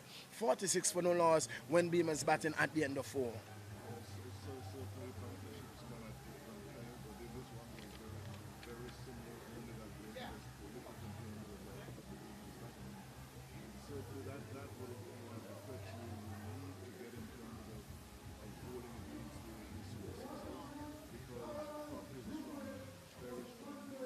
Yes, when he hits the ball, it stays hit. So Proctor goes. The score on 30. Proctor goes for 21, caught by Mentors of the bowling of Dylan Skeleke. So it's 34-1. Brings the hard-hitting Jadel, the informed batsman, Jadel Richardson, on strike. He faces Skeleke, who pushes up the offside, straight back up the wicket, just on the offside, and Skeleke knocks it down. No run resulting. Score remains on 30, 34-1. Over number 5. Here is Skeleke. Tosses the ball from hand to hand, moves away. Passes umpire late. Ball to Richardson. Richardson is looking to pull this one. Well, the ball coming off on the edge and bouncing away there on the onside. No run resulting. A very good over there from Dylan Skeleke coming to an end. And at the end of over number 5, it is the Super Sixers in search of 148 for victory. They are 30 for 1. Certainly, I thought it was over for the Beamerz, and Proctor is down unfortunately in his role. Actually, was pushing him along and lost his wicket, and now he's replaced by J.L. Richardson. Batsman not known for playing straight. The batsman scores anywhere between 90 to 95% of the runs on the onside, and certainly he will be very wary about that. He will be saying, look, I have to stay around, I have to play as straight as possible, my side needs me, and I guess that will be the attitude. Well, it will definitely have to be. It's going to be Mentos. The farm over the wicket. A ball to Adams. Adams is coming forward and working it on the onside. A sharp single. Very quick one to Ron Rogers. The man in attendance there. Can't stop the single. Adams is on to 10. And the total to 31. 31 it is. Bring Jadel Richardson, who is yet to score. He has just faced the one delivery. It is the finals of the Angola Premier League. And indeed, Anglec being a gold sponsor, platinum sponsor, so to speak, ensuring that this tournament is indeed a success. We'll bring you first of all sponsors as we go along. Here is Mentors to bowl to Jadel Richardson. He's going to change his line of attack and he's going to come left arm around the wicket to the right-handed batsman. Jadel Richardson taps away, waits for Mentos. Mentos bowl to Richardson. Richardson hitting this one through mid-wicket. This is going to go close to the fence. And in fact, Joe Gums could give up the chase now because that's gone away for 4 through mid-wicket. And that goes away for 4.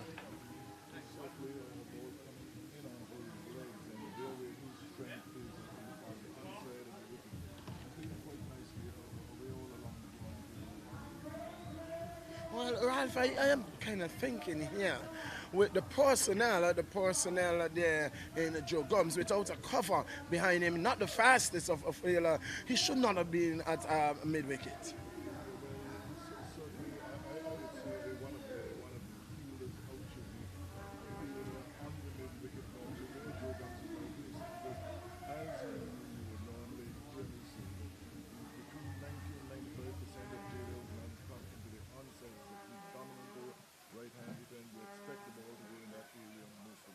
Indeed, it's going to be Mentos again to bowl to Jadel Richardson.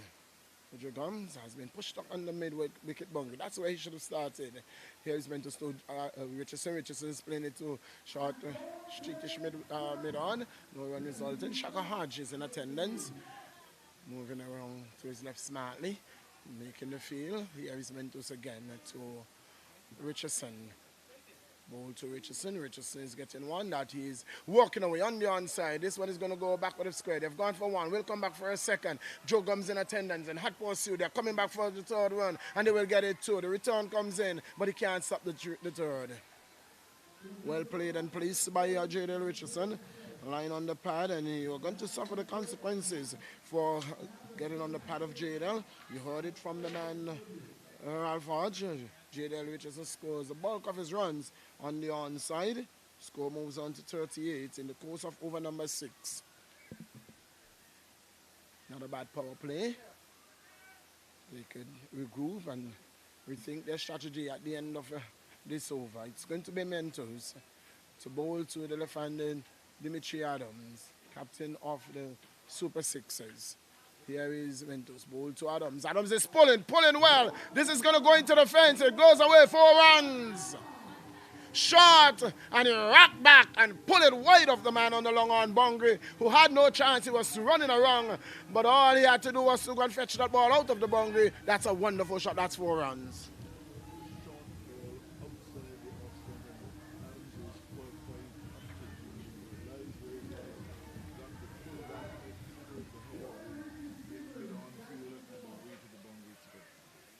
It's Mentos again. He's going to try again to bowl to Adams. Adams is pulling back, rocking back, and he's gone, dropped!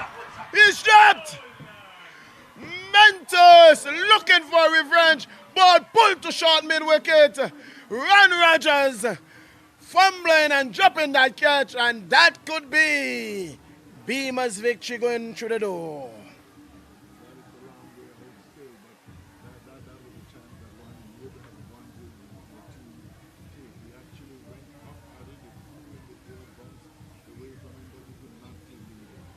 At the end of the power play, what should have been a second wicket for the Beamerz, they will have to try again. Over number 6 coming to an end. And at the end of 6, it is 42 for 1. Could have easily been 42 for 2. The drop catches, you lose the match. With a new batsman coming to the crease. The pressure on, and the signal coming there, and power play number 2.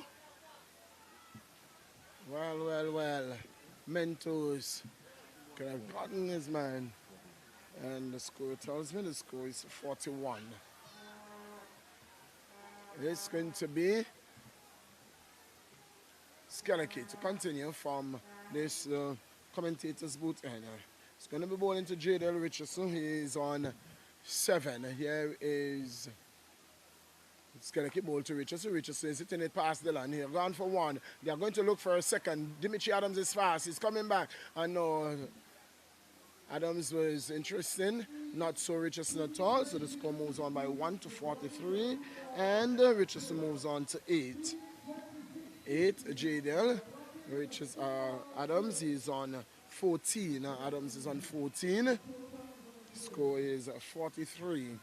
43 for 1. The course of over number 7 in search of 148 for victory. In this, the Angola Premier League T20 finals. Here is Skeleke to bowl to Dimitri. Dimitri is pushing it up the track on the offside. No run resulting. Score remains on 43. Here is Skeleke to bowl to Adams. Adams is looking to turn this one on the onside, getting an outside edge, and that was not a good looking stroke there, tall by Dimitri Adams.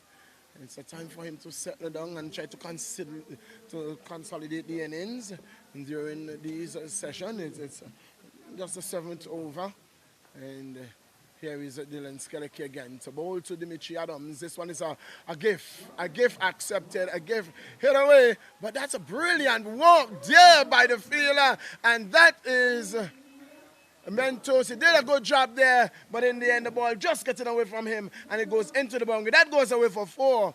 That goes away for 4, and the brilliant effort there. That's the type of effort you want to see in the field.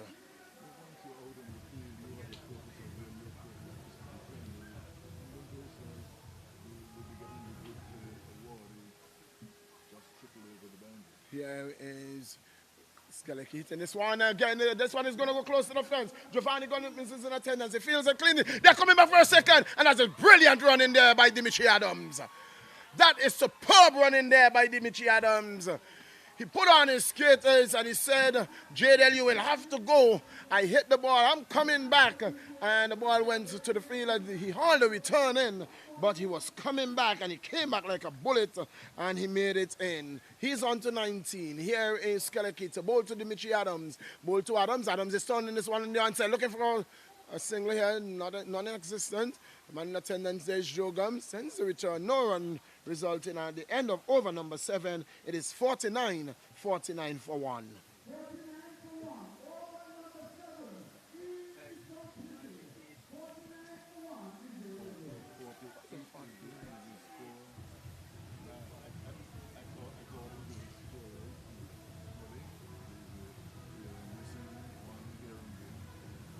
Get 43 and 4. It's not 47 and 2, not 49.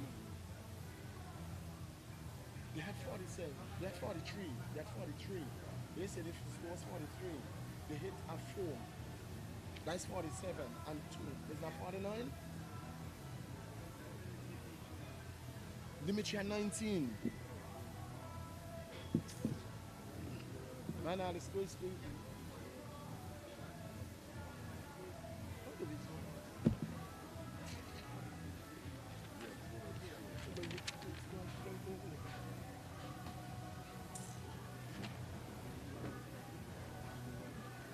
It is. They don't have no extras. 19, 48.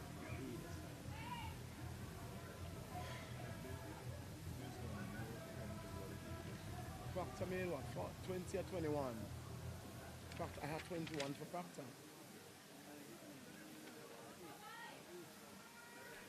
So the total is on it's 48 corrected by the scorer. It's 48. Here is Mentos. The ball to J.Del Richardson. J.Del Richardson working this one off the pad. They have gone for 1, and they are going to come back for a second. They're going to get it 2 because they're going to come back for 3. This is running close to the fence, and it's not going to go into the fence, but they're going to come back for 4. 4 well run runs. So, they didn't get the boundary, but running 4 runs. Total moves on to 52. Total moves on to 52. And J.Dale Richardson moves on to 12. J.Dale Richardson is on 12. Dimitri Adams is on 19. Daniel Proctor, the man gone. He was caught mentors of the bowling of Dylan Skeleke for 21. 52. Here is Mentos, the ball to Richardson. Richardson's driving back to Mentos. On the ground, doesn't feel cleanly. And ball was showing not too far from him. The man coming around from short mid-on. That's Captain Richardson. Cleans it up. Here is Mentos again to bowl to Richardson. Richardson is getting one outside the line of the off. His shoulder's arm, allowing the ball to go to the wicket behind it to the wicket keeper who takes it cleanly. No run resulting. The score remains on 52. 52 for 1. Here is Cementos. The ball to J.Dale Richardson. Richardson's driving well. Down too long on. They've gone for 1. The man fumbles and they're going to come back for 2 on this occasion. Adams said, no, I'm not coming back. Total moves on by 1 to 53. Richardson is on 13. And Adams comes into strike. He's on 19 in search of 148. 148 for victory. We are in over number 8. They are 53. 53 for 1. Dimitri Adams, who has had a life there, been put down by in the previous over there. Here is Mentos to Adams, looking for his wicket again. This one is, he was looking to sweep. This one looking to go through the onside. Doesn't make contact. The ball is taken by the keeper. Score remains on 53. 53. At the end of this over, number 8, is going to be the voice of Kate Stonegraves in the hot seat. Here is Mentos again. In over number 8, so ball to Dimitri Adams. Ball to Adams. Adams is driving in the air, and by the wide of the man at the short mid-off. They come in for a second, no. Dimitri Adams has been sent back there by Richardson. The return comes in, and the over coming to an end. And at the end of over number 8, it is a 54. 54 for 1. Richardson, he is on 13. Adams is on 20. And at the end of over number 8, the next voice you will hear is that of the man himself. We are going to have a double change. It's going to be Kelsey, who's going to be going into comments, and the man Kid Stonegrave will do the ball by ball. Certainly, 8 of the people that's gone, the Farrington Super Sixers, they are keeping up the pressure on the Beamerz, but nonetheless, tell you more about what is taking place in the coming seat is Renford Press. And as Renford prepares to come in. Is it Renford or Tony? I think it's Tony. Tony's coming in, Tony Fleming. It's 54 for 1. The Sixers target is 148. As Skeleke goes in now and bowls to Dimitri. Comes forward, nudges it into the onside. Out to short mid-wicket, he gets his 21st run. 55 it is now. 55 for the loss of 1. The wicket of Danny Proctor. Caught Mentos of the bowling of Skeleke. And the score was 30 for 1. Then over number 9 being bowled from the commentary box, and it's Dylan Skeleke in bright sunshine. Very good crowd here in hand. This one is short. J.Dale Richardson goes back, gets it out into the mid-wicket area. It's fumbled by Chapeau, who dropped Dimitri. Very bad miss on his part. So J.Dale goes to 14, and it's 56 now, 56 for 1 in over number 9 of 20. Again, the target is 148. Dimitri Adams on 21, J.Dale Richardson on 14. Skeleke is the bowler. As he goes in right arm, round the wicket, and here is young Adams coming onto the front foot, plays the ball out to long off. Another easy single. He goes to 22, and it's 57 now. So easy picking. The Super 6 batsmen, Richardson and Adams, looking quite comfortable at the crease. Just picking off the 1s and 2s and keeping the scoreboard ticking. Skeleke goes in and bows to Richardson, who turns this one nicely down to the man on the deep square leg boundary for another run. He's 15th. 50. 58 it is. 58 for 1. Adams, left-handed batsman. He's on 21. The captain comes back into strike. Here is Dylan Skellicky, right arm over the wicket, goes in both. So Adams goes back and hits this one back over the square on the offside. There's a long run for the man from deep point boundary. He won't get to it. He'll only get there to fetch it. He goes across the line, and 4 good-looking runs to Dimitri Adams. Takes him to 25, and the score to 63 now for 1. Short outside the off stump, and Adams went back and just glided through the offside field, backward of square. And he just raced away over this very dry and parched turf into the deep boundary for 4. So 63 it is for 1.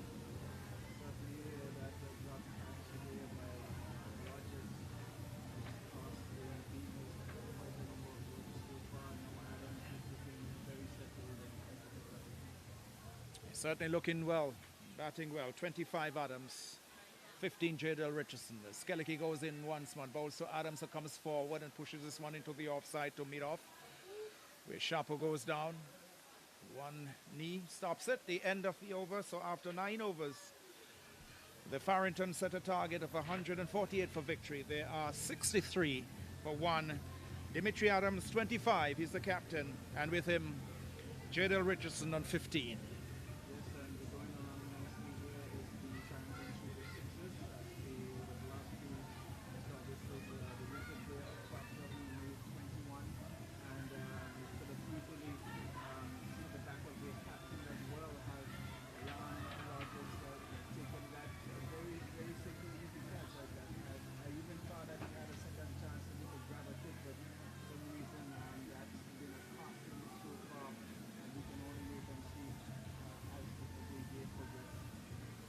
This partnership beginning to get a little worrying here for the Beamerz.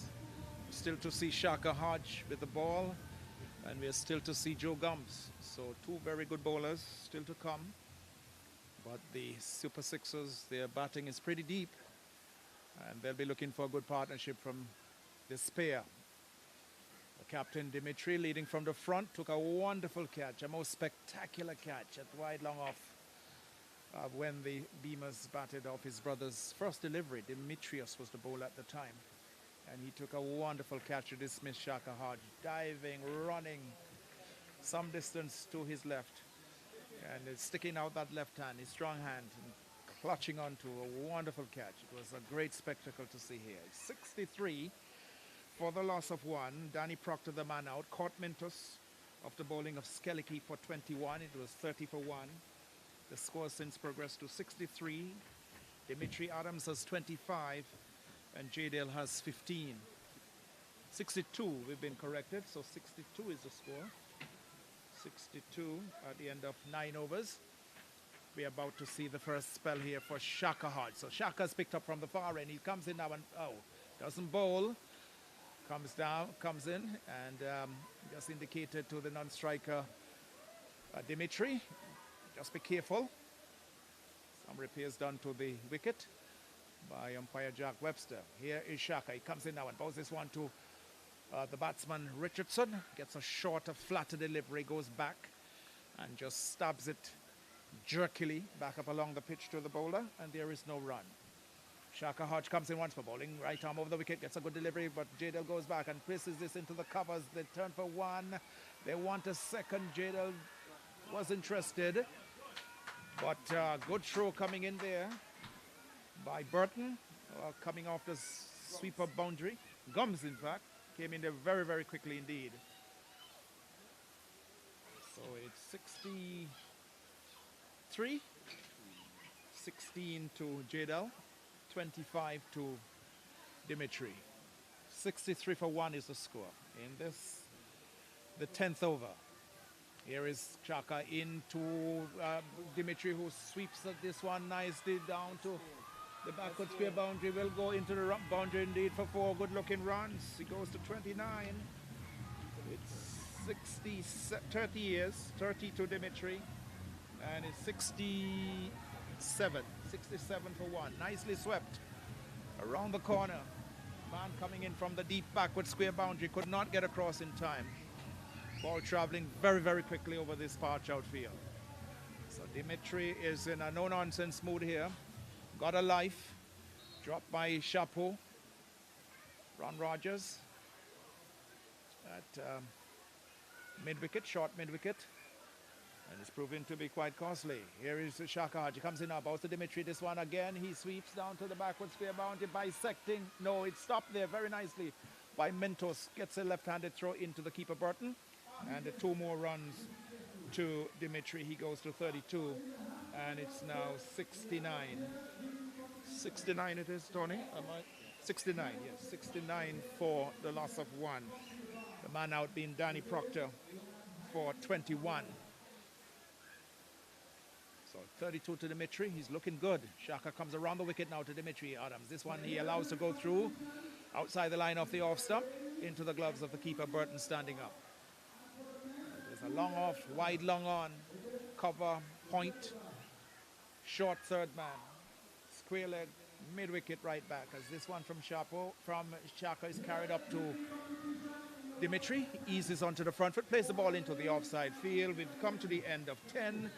After 10 overs, the Super Sixers are 69 for 1.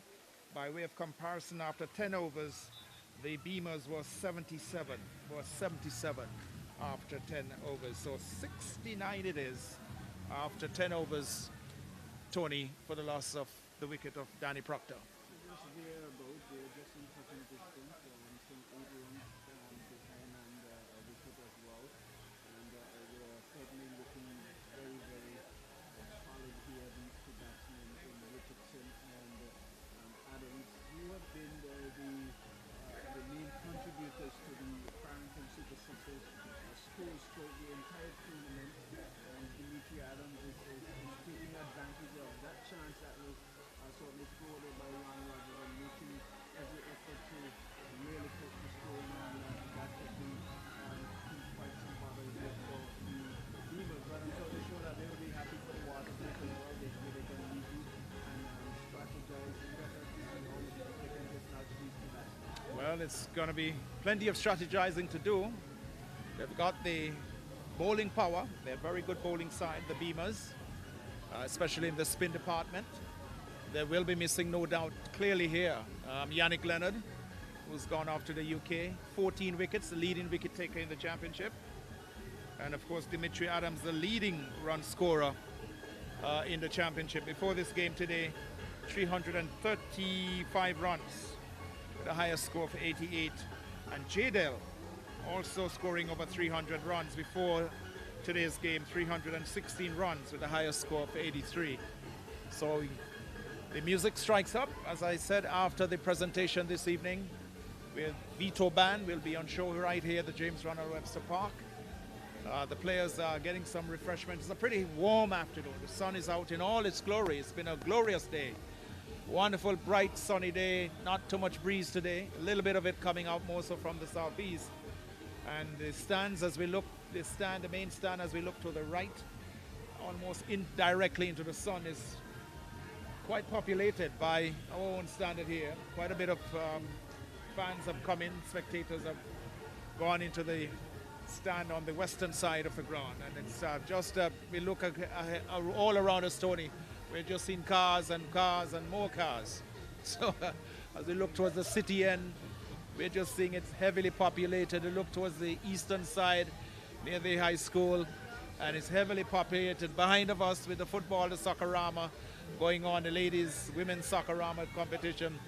That too is also populated. Along the main road, the Queen Elizabeth Drive, it's also populated. So it's a very, very large crowd here at the James Ronald Webster Park to witness the first ever APL Championship final. Again at stake, the winning team this afternoon will go away with $5,000 US. The runner-up, $3,000 US, and some $1,000 US going to the third place team, which has already been decided. That will be going to the Razor Massive of Island Harbour. Well, it's good to see the crowd in, and like you said, this is the finals, and so over the previous matches, while we would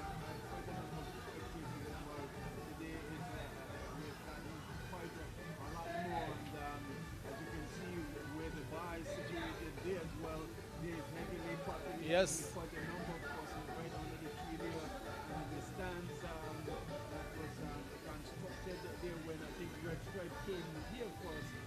It's good to see quite a number of folks there sitting and enjoying the game as well. Yes, quite a number of spectators have come in since the start of play. We started just about 1:42 this afternoon. Normally we'd start at 1:30, but we had the presentation of the two teams. The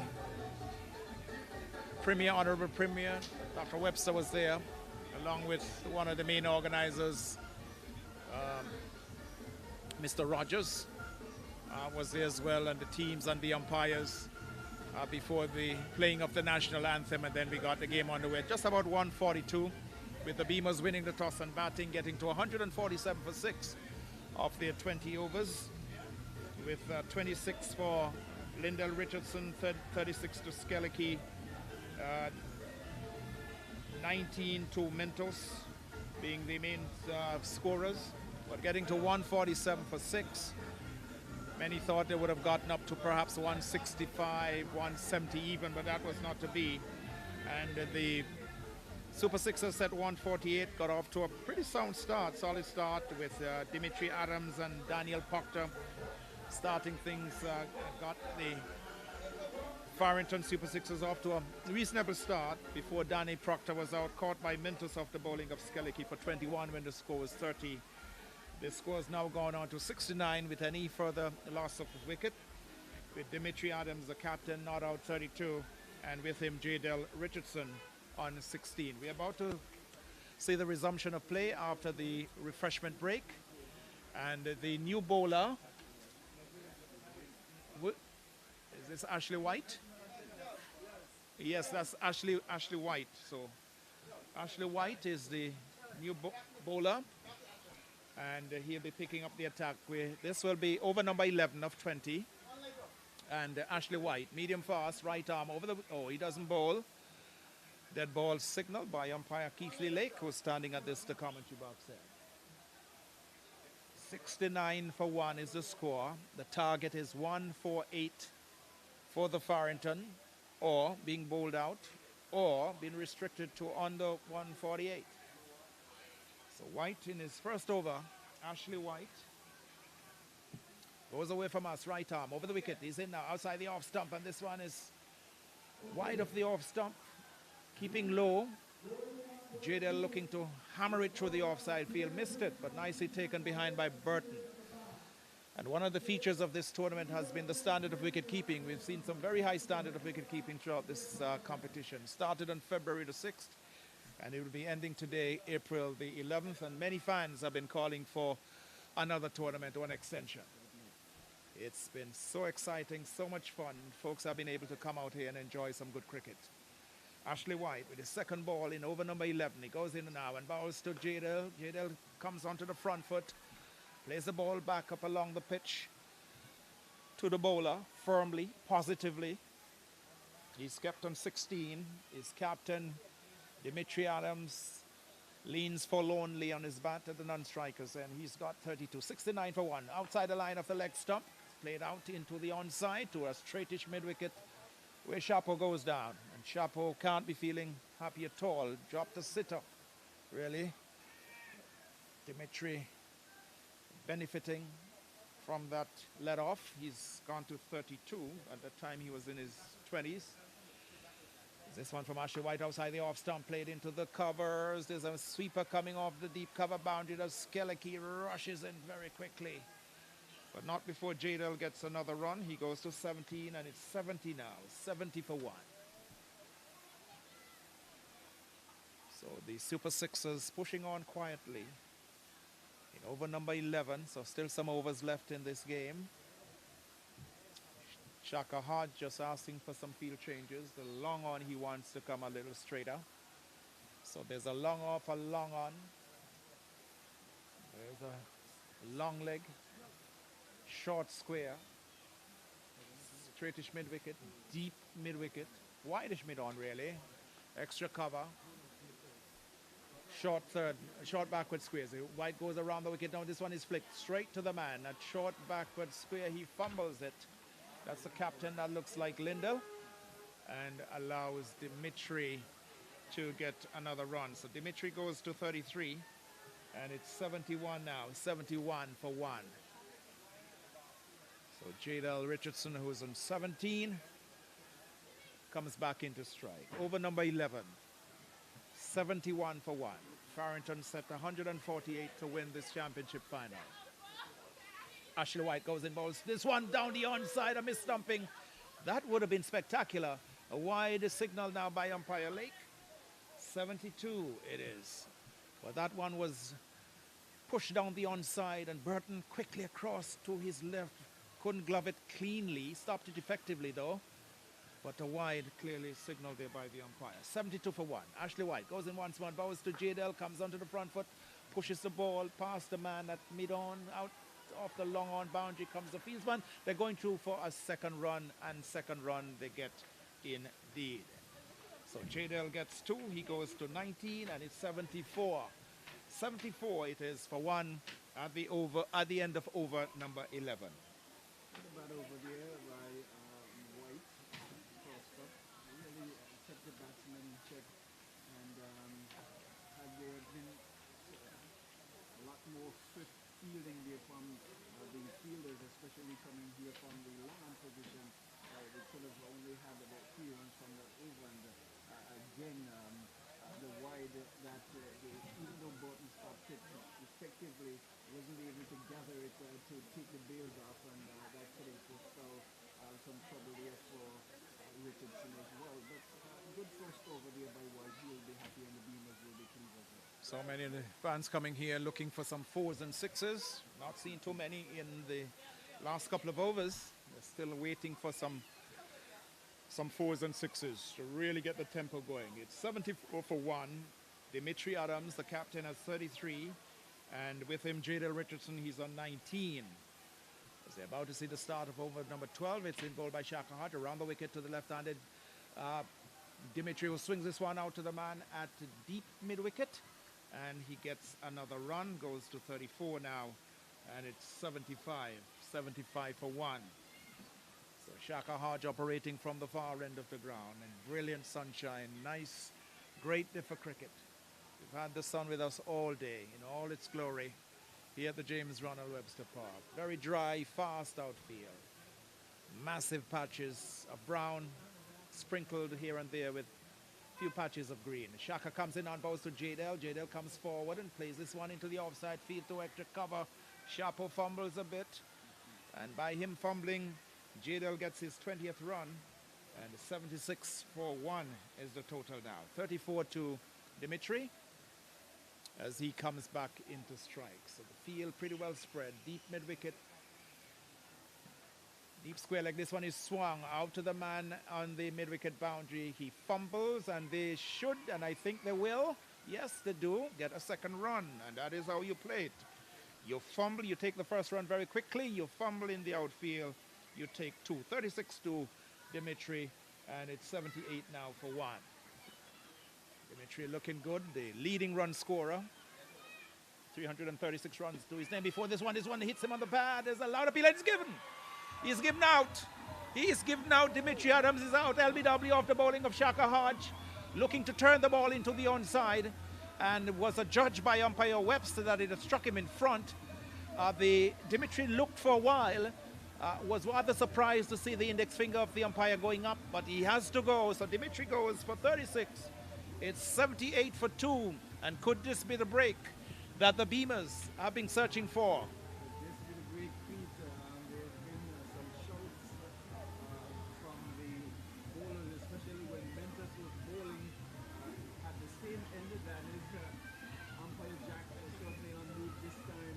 He thought it differently, while Adams looked a little bit dejected walking back. He thought that the ball did not do enough, but the umpire seen differently, and he has to be carried back to the pavilion. But so far, 78 for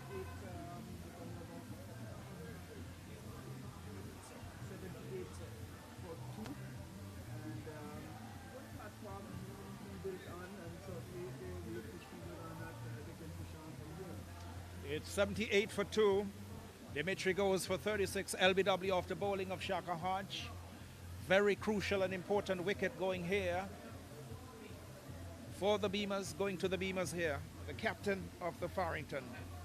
And at the end of this over, Kai Bryan will be coming into my seat to join Tony Fleming as the football continues to the back of us, the women's soccerama.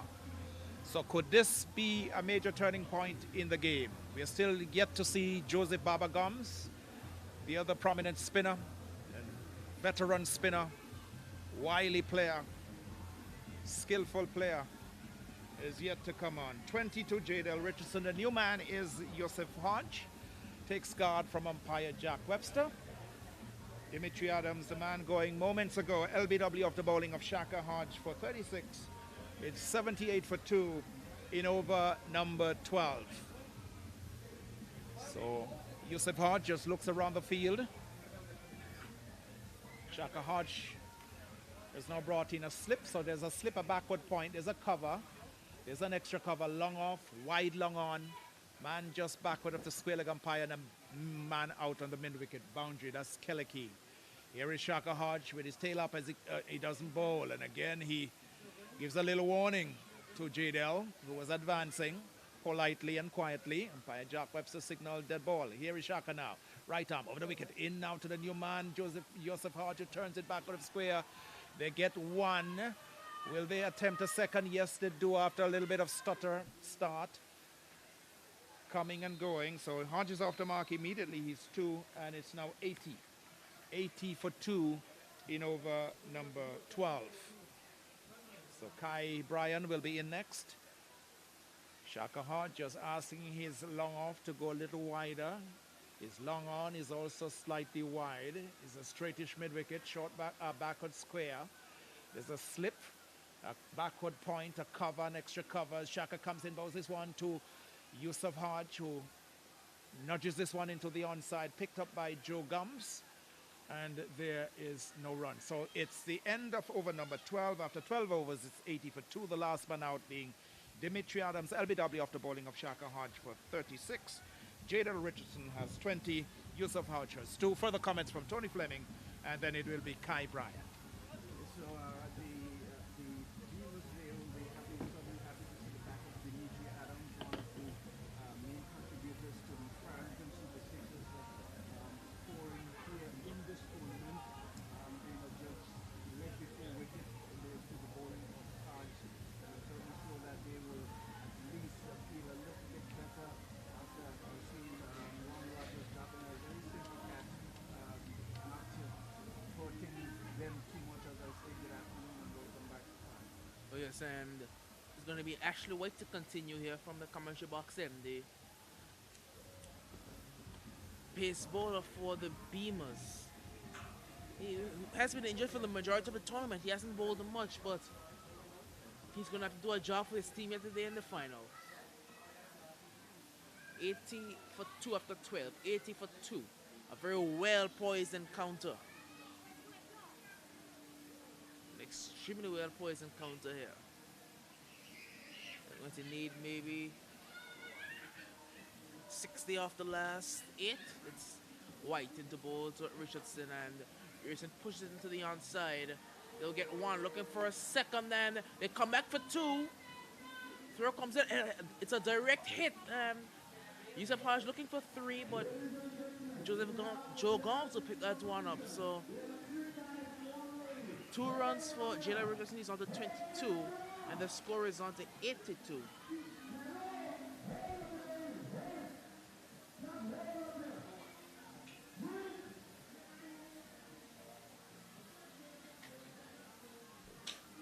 You're seeing the bales being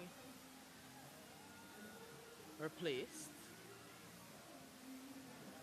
You see a very large crowd has built up, especially on the western side, around the tent area, all the way through to the determined trail. Actually, White is in again. A flick down towards the back of square. There's nobody down there, but the man from mid-wicket will come across, and his chase is fruitless because that only 4 runs.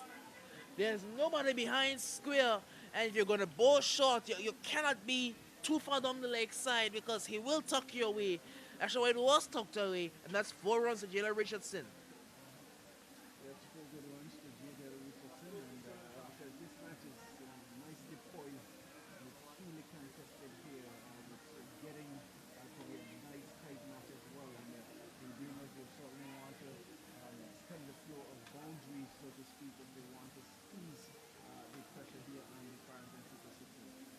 going to be Ashley White.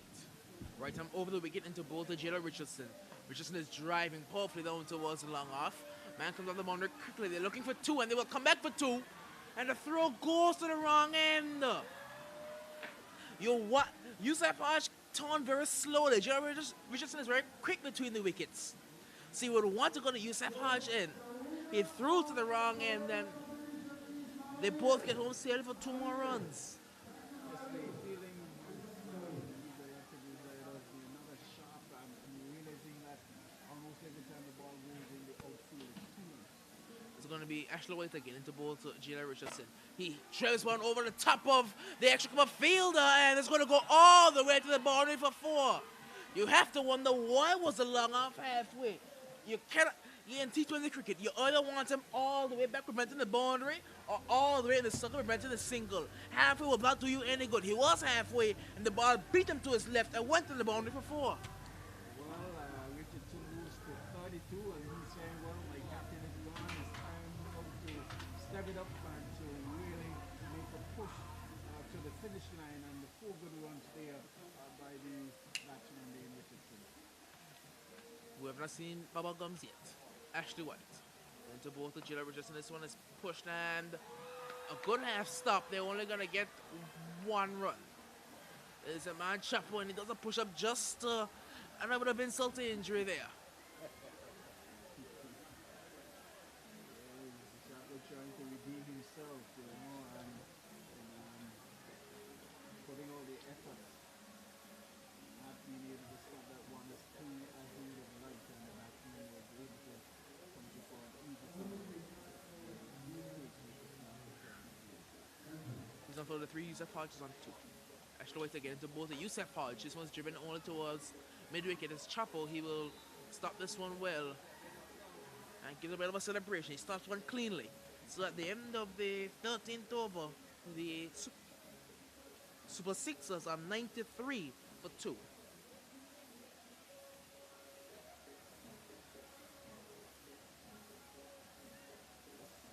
And going nicely, the Farrington Super Sixers, the Beamerz certainly will definitely need to see if they can really start to tighten these screws. What I noticed as well is that the batsmen here at the wicket, they favor the faster bowling at the crease at the moment, and I would probably like to see the likes of Jogums maybe coming from one end, knowing that they are without the services of Yannick Leonard, and Memphis has bowled his quota of overs already. I think Teleki as well, so might be in some trouble trying to get that few overs.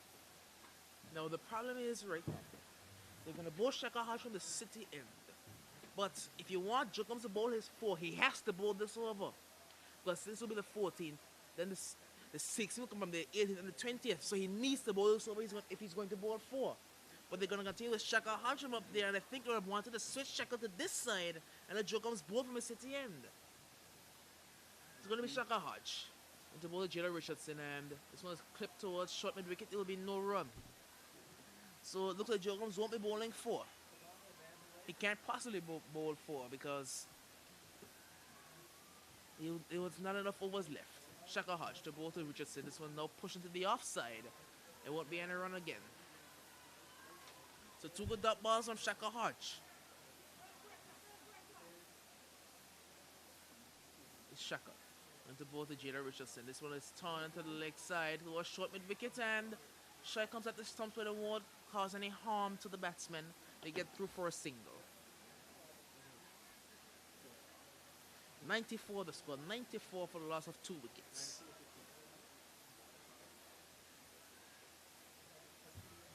Richardson is on 34. Yusuf Hodge is on 2. Shaka Hodge to both to Yusuf, and Yusuf is pushing into the offside. Very good touch there. And just a kick by Chapo. He is a really comedic character. Just kicks it back to the wicketkeeper. And they're going to get a single. Really smiling. It's Shaka Hodge again. Right arm over the wicket into bowl, and Again, he does it.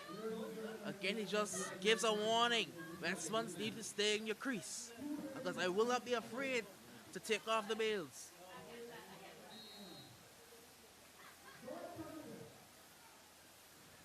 It's going to be Shaka Hodge. Now with the ball to Jada Richardson. This one is driven up and over, extra cover. A beautiful shot by JL. All the way to the boundary for 4 runs. Elegance. Absolutely elegant by Jada Richardson. Up and over, extra cover. And that's 4 more runs. But this rate at which Jadel is playing here, I don't know whether or not we'll get to the 20 overs. He's really hands-on here today with 38 and playing a nicely driven shot there over cover for 4. Not a man needs only to fetch from the boundary.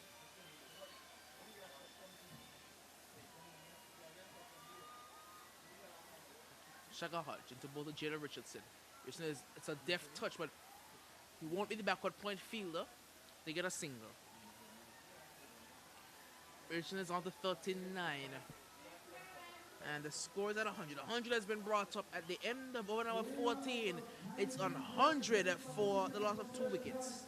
100 for the last 2 wickets, and with some 6 more overs to go. 100 to 2.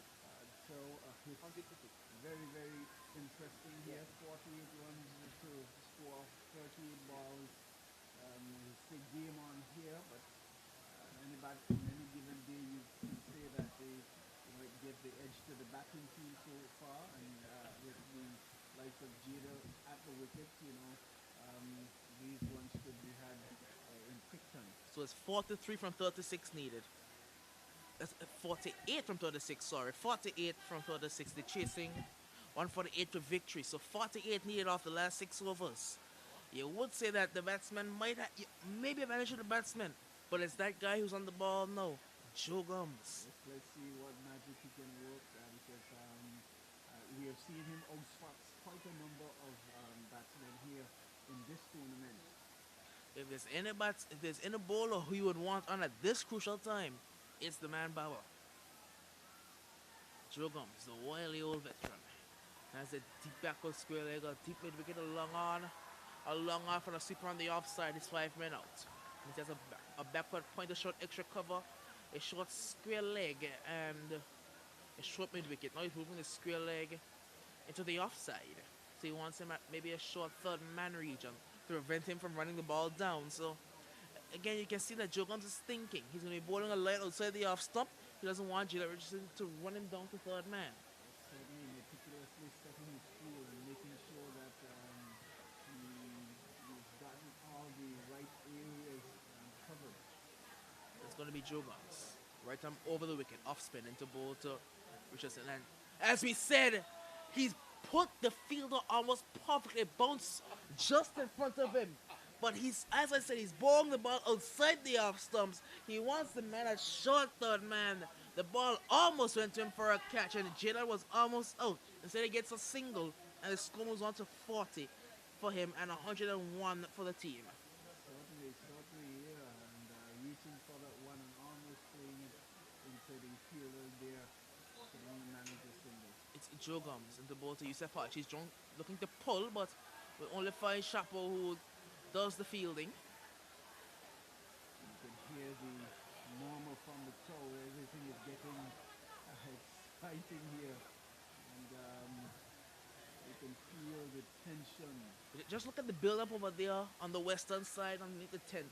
You can see people from the wall all the way down to the edge of the boundary line, all lined up, and just in a congregation down there. A very large congregation has built up around the tent down there. Of course, almost the entire western stand is full as well. Yes, and good to see the support that's been given to these matches. It's Baba Gums into bowl to Yusuf Hodge, and that's very risky from Yusuf, just walking away there. I don't think he was. I don't know if he was ready for it, but it's going to be a dot ball. What if that had hit the wicket?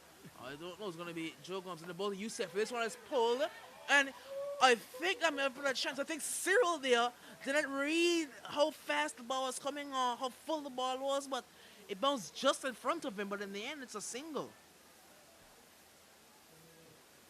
It wasn't too far away, and he could have taken 2 steps forward and taken the catch. Certainly, almost as if he was worried that he would drop it, and so he just let to feel it on the bounce. Joe comes again. This time to both to Jalen Richardson. And driven down, won't get past Shaka Hodge. It's going to be no run. Good over from Baba so far. Only 2 runs from it thus far. It's Joe Gums. Alright, arm over the wicket. Now to bowl to Jada Richardson. This one's also the awesome. Jada's looking to cut. There's a man coming up the super boundary. He'll pick this one up, but they should get 2 runs. And they will do so. So 2 more runs to Jada Richardson. He's on to 42. And the Super Sixers are on to 104 at the end of the 15th over. What I can say though is that the Farrington Super Sixers, they've been running very well between the wickets, making sure that every opportunity to turn 1 into 2 being had, and that is a clear picture of what they've been displaying here this afternoon. Well, it's going to be Shaka to bowl. I think it's 3rd over. This is probably his 4th over. So he's going to be bowling his 4th. So that means Ashley White will probably be the other person who will be bowling. So Ashley White has bowled 2. So it's going to be Baba who will bowl 3 from this end most likely. And probably Ashley White from the city end will bowl the... Yes, it's going to be Ashley White actually. So Shaka Hodge will not bowl. He's going to hold off on that final over. It's going to be Ashley White taking up the attack from the city end. So you can just see the technical battle going on. They don't know, well, they do know that they want to save Shaka Hodge's last over. They also have 3 in the tank from Baba. He won't get the ball all 3, but they have the option of him bowling 3 overs.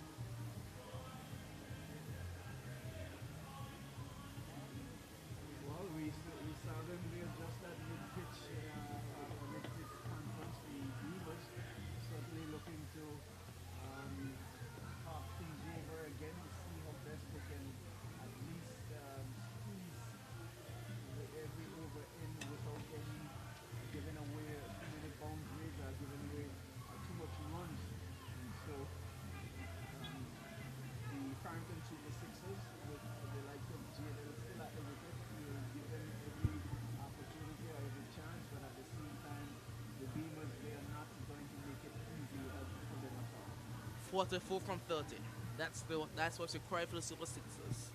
And they 44 runs from the last 5 overs. It's actually going to be Shaka Hodge, it looks like. So they've made a change again, so it won't be Ashley White. I think they're going to bowl out Shaka and save Ashley White for the death. It'll probably be him and Baba bowling out the last 4 overs. Shaka Hodge. Going to bowl to, you said this one driven down the ground and just gets past Shaka, so they will get 1 run.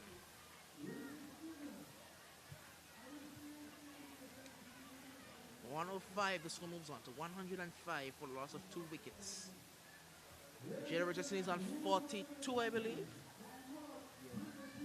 And Yusuf Hodge is on 5. That's Shaka again. This one's hit over the mid-wicket region. Man coming across will do the fielding, but he doesn't take the catch. He instead asks for the ball to bounce instead, and he does the fielding, so they only get a single.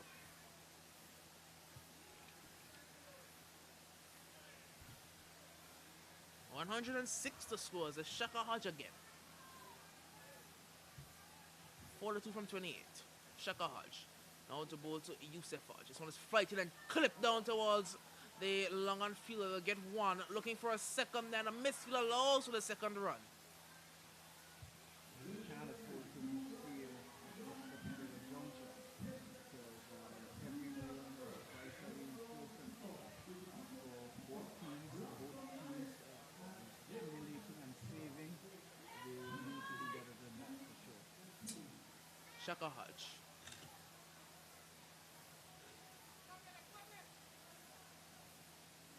Taking his time now. And we'll run up past the umpire right over the wicket into Bolte Youssef. This one is top edge, straight up, keep on going. Joe Gomes going, no one will get there.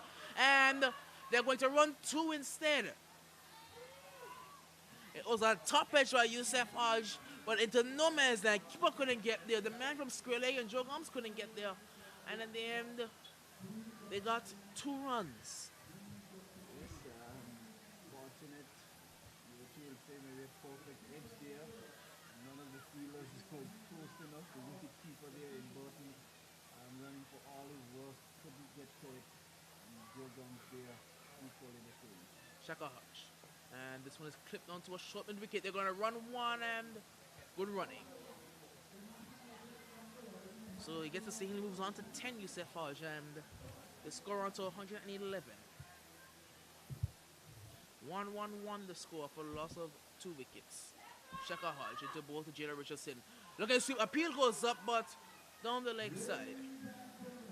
So at the end of over number 16, the Beamerz are 111 for 2, and to take you home for the final 4 overs of this Angola Premier League, it will be the man Millington.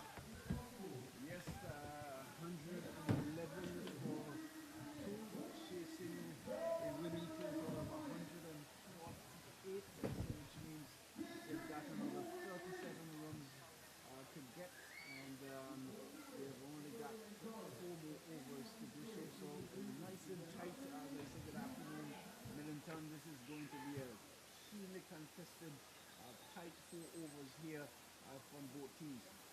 Good evening, Tony, and what a way to bring the curtains down on the 2021 Angola first ever Premier League T20 tournament. It's going to be Baba who's going to continue with 24 balls to bowl, 37 runs to get. That's a lot of balls. You can get 100 runs from that 24 balls. It is going to be Joe Gomes. 24 balls, 37 runs. That is the equation. That is a straightforward, simple equation. But will Joe Gomes make it as easy? It is going to be Joe Gomes. Right arm over the wicket. A bowl to Youssef Hodge. Bowls to Hodge. Hodge is coming across and hitting it in the air. It is coming down to long on. Somebody's getting it. He's not going to get it. It's Ashley White. They have gone for 1. We'll come back for a second. The ball just dropping outside of the 30-yard circle. And they come back for 2. So the total moves on to 113. 113. And Youssef Hodge, he moves on to 12. Here is Gomes. He averts his run, and he will walk back to the top of his mark. 113. 113 for... Yes, but Ashley White is hurt. He's not... and that is a big hee-ho. That's a swipe across. Agricultural looking shot there by Youssef Hodge. That's a nothing shot there. And could have easily lost his off peg. Was it to be? It was outside the line of the off stump. Here is Joe Gomes. The bowl to Hodge. Bowls to Hodge. Hodge is looking to this one. A stumping opportunity. Allowed appeal. And not out, says the umpire. And... well... Butterfields, he has his man. The skipper, Lyndall Richardson, thinks so as well. He said the foot was in the air and not out, says the umpire. So we have to go back to our replays, Millington. But good work there from Burton. It was quickly taken, the bills was quickly ripped off. Not out, says umpire Webster. It's 113. For 2. Here is Gomes. The ball to Hodge. Hodge is getting this one. It's in the air. He's going to be caught at backward point. Lyndall takes the catch. Hodge goes.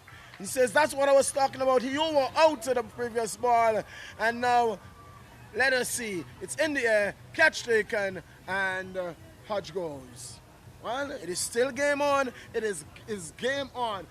Match wide open. And that is... an awful way to go. We're looking for just a bit of more than a ball, and that's not a good looking shot there at all by Hodge. What was smart too is that Jadel, the informed batsman at the moment at the crease, realized that he would have been out, decided to cross as well so that he can take the remainder of the overs as well. So I thought that was good thinking on the part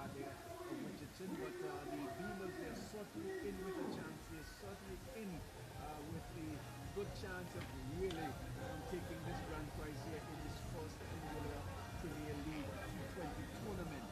They have done very well in defending this 147 that they would have scored so far. Like you mentioned, I think when I was speaking to Dark, he did say that when they would have won the previous match, it was around the same score that they defended, and so we see this here today again. Well, Tony, 10 runs short. The Beamerz, they are 10 runs short from what would have won them. What would have won them the title? They are 10 runs short. Terry Adams, the new batsman, walked to the crease. He is at the non-strikers end. It is going to be J.Dale Richardson who is going to take up. Going to take the strike from the man Joe Gums. It is 113 for Millington, the weight strategizing is still going on out there between the captain and Joe Gums, the wild bet there who have really come good here for the Beamerz as well. This match is heading down to the opening encounter between these two teams as well. And it was Terry Adams who was at the crease at the latter stages, and he has joined Richardson now. Let's see what will unfold. Well, I was just going to draw your attention to that. It was J.Dale Richardson, Terry Adams that was on at the crease at when the first game, when the curtains came down in the first game. This is Joe Gums. Right arm over the wicket. Bowl to J.Dale Richardson. And this is 17th over. Here is Joe Gums. Bowl to Richardson. Is pulling well. That's gone out of here. It is gone out of here. It is gone out of here. And it ran out very, very quickly for real estate. And it's gone out of here. That's a lovely shot over cow corner for 6. What a shot there by J.Dale Richardson. What a way, he's on 49. He's on 49. Like I said earlier, he recognized that Hodge was going to be out hard, and the other batsmen would have just stayed at the other end, but he decided, well, let's make sure that we cross so that I can have this strike, and it was all she wrote with that ball there after the wicket. It is 119. Here is Joe Gums to bowl to J.Dale Richardson getting a wide delivery. Gonna be signal wide. Total moves on to 120. 120 it is for 3. 120 for 3. J.Dale Richardson is on 49. Here is Joe Gums to bowl to J.Dale Richardson. The man of the finals, J.Dale Richardson. He gets 50. The ball going down to forward of square. That's his 50. That's his 50. J.Dale Richardson bringing up a well-played half-century in this, the finals. The over coming to an end. It's 121. 121 for 3. J.Dale Richardson is on an even 50. He's 50 not out. With him is Terry Adams yet to face. And it is the Super Sixers in search of 148 for victory. They are 121, a mere 27 runs. 27 runs to take this one from 18 balls. 18 balls, you can put it however you would like. The batting team in that of the Farrington Super Sixers, they need to score 27 more runs if they are to take the whole trophy and the prize, the money that is coming with it as well. The batsman named J.Dale Richardson picking up from where he would have left off, scoring 50 runs in this innings, and really trying to see his team to the end of the finish line where he has got within Terry Adams as well, and very smartly there, knowing that he's the informed batsman and that Adams will take some time to at least get his eyes and his timing together, really taking control of the strike here. And is that White coming from the CTN? Yes, it's going to be White who's going to be picking up the attack after taking over from Shaka Hodge from the CTN to bowl to J.Dale Richardson. 27 from 18. Here is Richardson hitting this one, and that's a good bit of feeling there by Ashley. It was struck fiercely by Jadel Richardson, and White getting his hand out, and his hand is on the like buckets. He got it down, and was able to score Jadel Richardson. Here is Richardson, taps away at the crease, waits for White. White passes umpire Webster, ball to Jadel. Jadel is hitting this one down to long on. They're going to get runs here. They've gone for one. That's all they're going to get as the return comes in. Jadel Richardson is on to 51. He's on the 51, Jadel Richardson. Terry Adams yet to score. Score moves on to 122.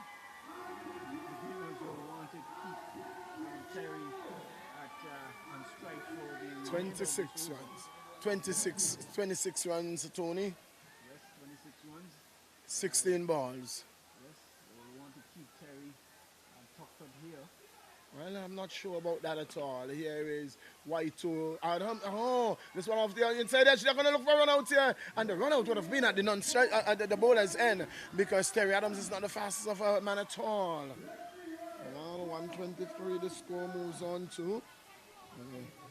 Each batsman starts at 1 and at 0 when you start batting, and Terry Adams can hit the ball, but he had on that occasion getting this ball off the inside edge. Here is White to bowl to Richardson. Richardson is struck on the pad. They're going to for a single. They're going to get it easily. That's leg by. Yes, a signal now by umpire Webster. Total moves on to 124. 23 runs. 24 runs. 24 runs, 15 balls. 24 runs, 15 balls. Is a fat lady in the park, Tony? You saw the fat lady for the day? Well, here is White, a ball to Terry Adams. He's hitting this one fiercely down to long on.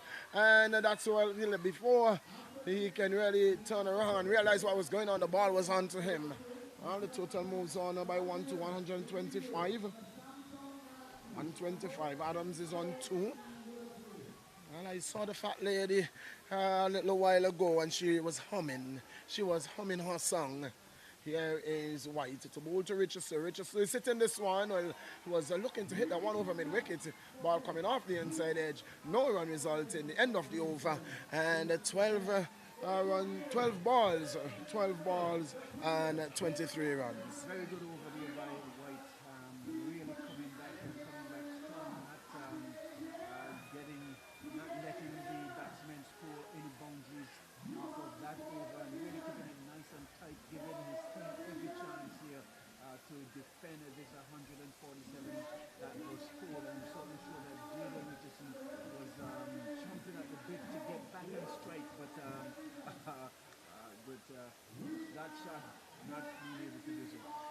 Scorer, before we get all excited, please confirm with us that they need 23 from 12.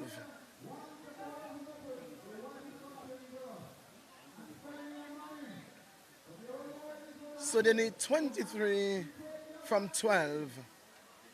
Yes, 23 from 12 says the scorer, and it is a tantamount. I'm hearing the fat lady. She's humming, Tony. Aren't you hearing her? She's humming her song.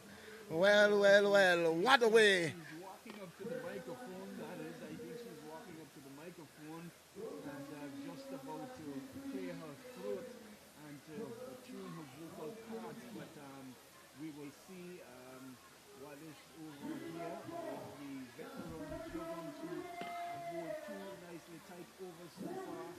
They have really set themselves and put themselves back in with a chance to really take home. 23 to get, 12 balls. 23 from 12. It is Terry Adams, the veteran, and with him it's the informer, Jadel Richardson. He's on 51, and he really has dominated today and really played well. Jadel Richardson showed up for the final. Here is Joe Gums. So bowl to Terry Adams. Terry Adams is hitting this one down to mid-wicket. They have gone for one. Will they come back for a second? A fumble comes. They're coming back for a second. And And the ball hitting the stump, but not out, says the umpire. And again, I think the run out, the ball should have gone to the keeper. The ball should have gone to the keeper. That's Terry Adams in. Because he's the slow of the two. If you're going to run out anybody, it has to be Terry Adams, not Jadel Richardson. Yes, certainly on the boundary needs to be a lot more sharper. That ball should have been coming back there like a bullet. 21 required from 11. Here is Jugums. Ball to Terry Adams. Ball to Adams. Adams is hitting this one through the gap, and brilliant bit of feeling. Magnificent work there by that is Giovanni Gums. Going around there, and what a bit of feeling. That could be the feeling that wins the game. What a magnificent bit of feeling there by Giovanni Gums. Wonderful feeling there. Brilliantly stopped there. Almost thought that he would have at least missed it because the other fielder on the other end was really coming towards him as well. But he kept his focus, kept his eyes on the ball, picked it up, and had it quickly into the bowler there at the end. Here is Guns. The ball to Richardson. Richardson is... Oh! That was a big shot attempted there. And the ball going to be taken by the wicket keeper. And that was a dangerous looking shot, a doggy looking shot there by Jadel Richardson. And the pressure is telling. 20. It would have gone out of the ground. 20 from 9. Well, here is Joe Gums. The ball to Richardson. Richardson is hitting this one. 6 runs. You can give that up because it's gone away for 6. It has gone away for 6. That's a lovely shot over long on. And the man there, Ashley White, was a mere spectator. Well, 14. 14 is what they need. 14. What Richardson was aiming for there, the ball previously before that, he did not get the connection properly. This time he did connect on that one, went sailing into the cloud here, down on the right hand of us here, and into the boundary for 6 runs. So 6 good runs for the Farrington Super Sixers, inching them a little closer to their score. They've got another 14 runs. 14 runs. Will they get it? 14 runs. Advantage, the Sixers. Here is Jugums. Ball to Jadel. Jadel is hitting this one again. It is going down the road. And it's caught. He's magnificently taken. It is Ashley White who plucks it out of the air. And can that be? Can that be? What a catch. It looked like it had 6 runs written all over it. But the man, Ashley White, he went up like an hawk and he plucked it out of the air. And what a superb catch taken there by Ashley White. And it is still 14 runs required. 14 runs required. 7 balls scorer. Yes, it is. 7 balls, 14 runs, all to play for. All to play for. And what a way to bring the curtains down on the 2021 the edition, the first ever edition of the APL. Tony, tell me about that. Millington, when we looked at the first match, we saw similar circumstances that is happening in this game today, because it was a ball that was hit over Cow Corner that is it the same player as well? That's pulled it for 6 as well. This time he held on and took a brilliant catch, which could really spell curtains here for the Farrington Super Sixers, because they've got 14 runs to get from 7 balls. The batsman at the wicket is that Masimba Boy? Masimba Boy and Terry Adams. Yes, Wow. Can't say yet for sure, but the Beamerz, they are. I would say they are at the edge, so to speak. Beamerz, 10 runs short, advantage, 7 balls, 2 runs a ball, advantage, the batting team. I don't know if I was a betting man, Middleton, I wouldn't listen to you at all. The batting team, advantage. Advantage, the batting team. One more ball from the veteran, their Jugums, and then we will see whether or not White will bowl that final over. Well, most likely he will, because I don't think Gums will come back again. I don't know what cricket you are looking at. I don't know what cricket you are looking at. Uh, Advantage, the Sixers. The game is the Beamerz to lose. I didn't say that. Here is Joe Gums. Here is Joe Gums. The final ball of his spell. The final ball of this tournament. Can he put the game in a twist here? Joe Gums moves away from us. The ball to Masimba Bowen. Masimba Bowen is sitting into backward point. He won't score. 14 runs from 6 balls. And it's all to play for. It's all down in the hands of the old veteran Terry Adams. Can he take the Sixers home? Well, ladies and gentlemen, all of this.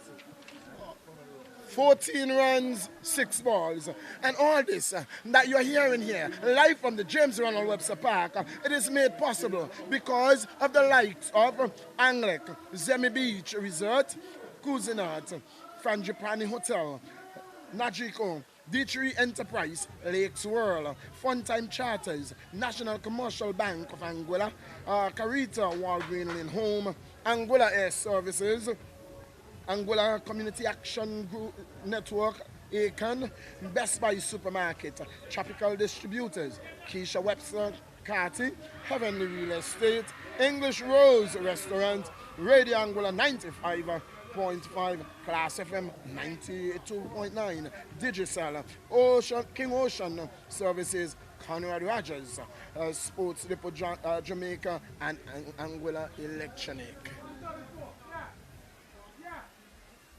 So, the umpires are making sure that that is the score.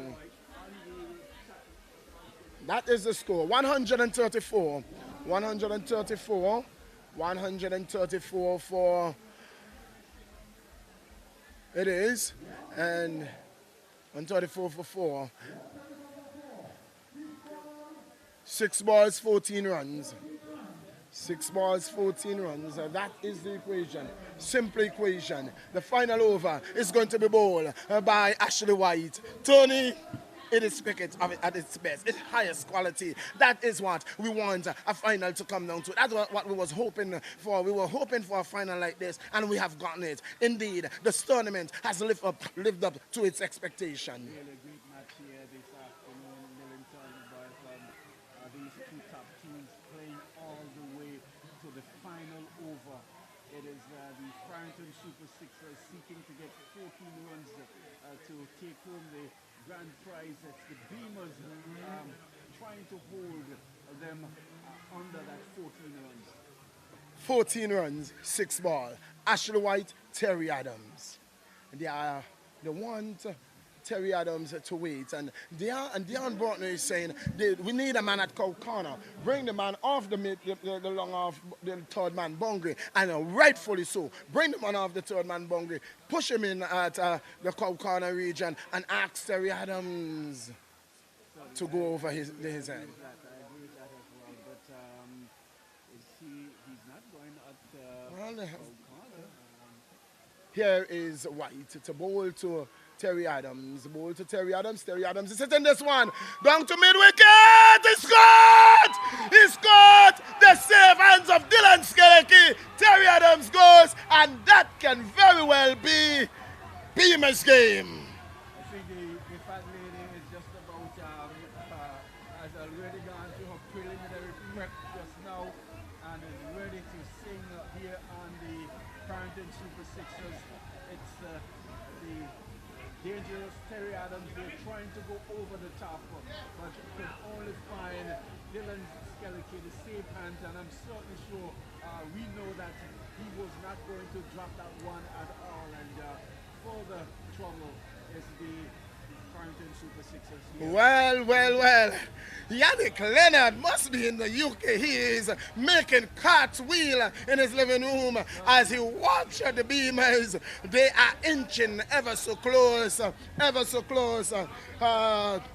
Well. Yannick Leonard, if you're hearing me, just hit us up here live at the James Ronald Webster Park, because I'm telling you, man, it is good cricket. You're missing it. You are missing in action, but your team is representing well. To all those who are taking our commentaries, you are watching an exciting encounter here, and what a way to climax this tournament right here at the James Ronald Webster Park.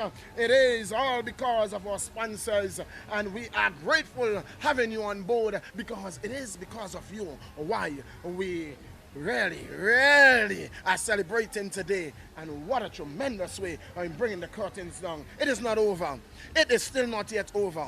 It is 5 balls, 14 runs, and it can be had. It is the dangerous runner who has come to join Masimba Bohin. I'm certainly sure that Ashley White will have other things and other ideas to put to the dangerous runner here this afternoon. Well, it is Adams who taps away at the crease, waits for Ashley White. Ashley White has not really put a foot wrong here so far, neither in the field or with the ball. And that is what he has done so much. He has done it for Anguilla, likewise at a national level. He's a finisher with the ball. It is going to be Ashley White from the city end. Right arm around the wicket. A ball to Rimmel Adams.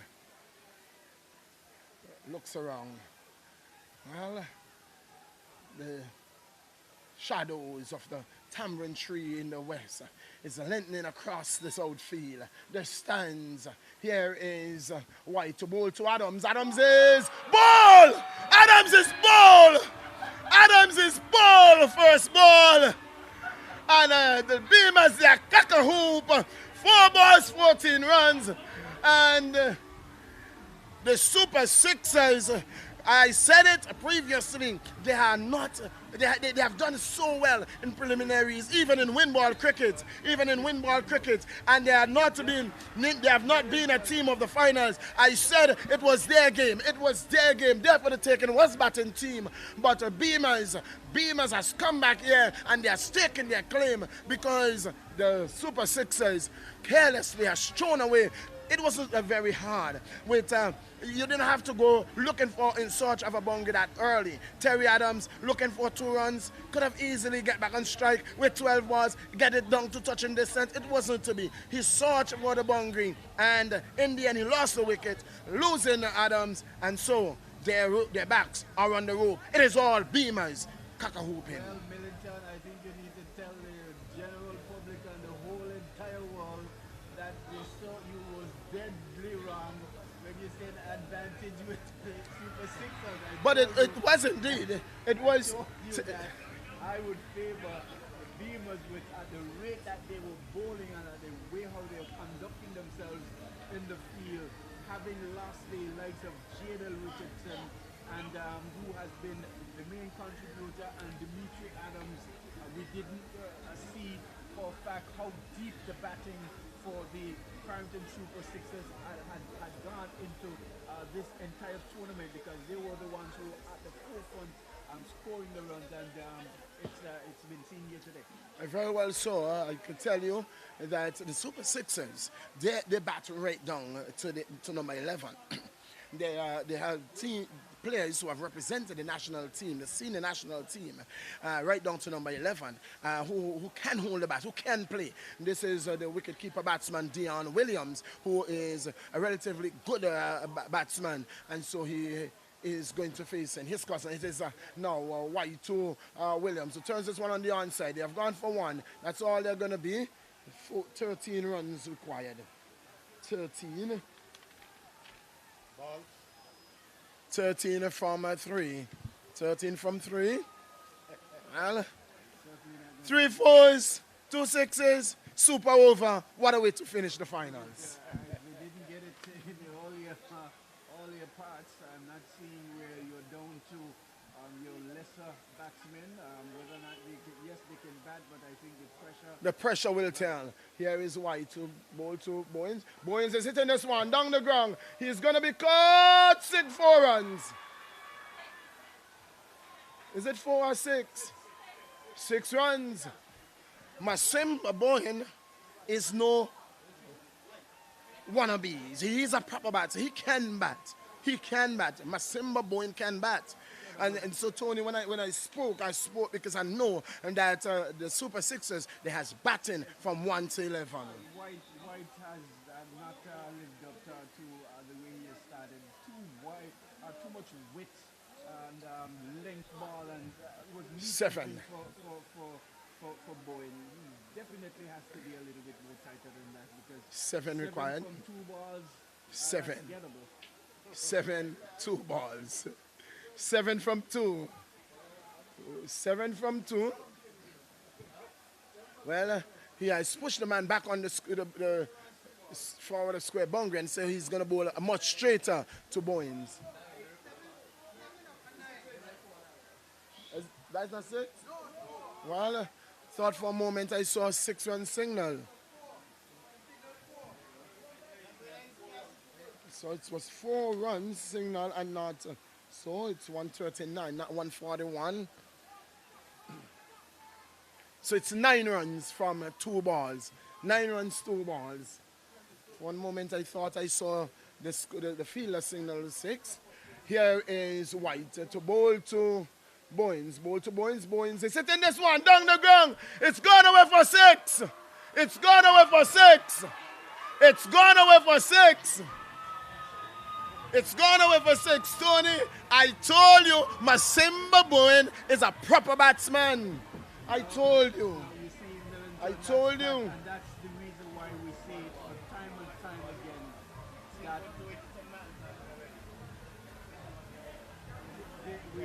That is the reason why we've said that cricket is really a game of glorious uncertainty. Because while the Farrington Super Sixers seems as though they were dead and buried in the water, here all they need right now is just 2 runs.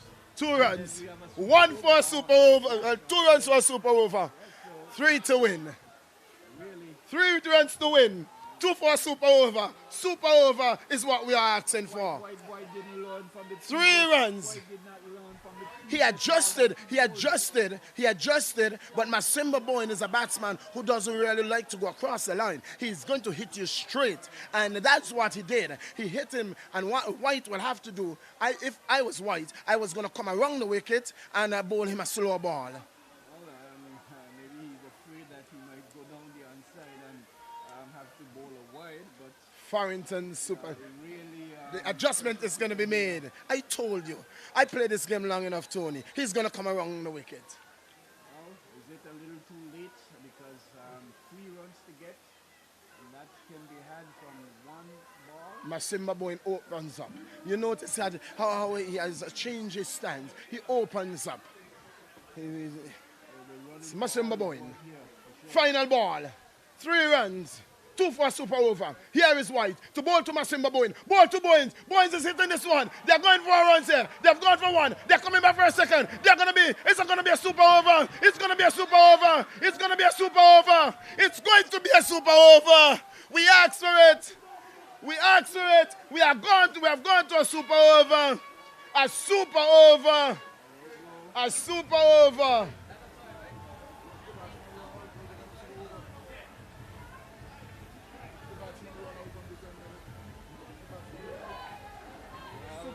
Still, 2 runs.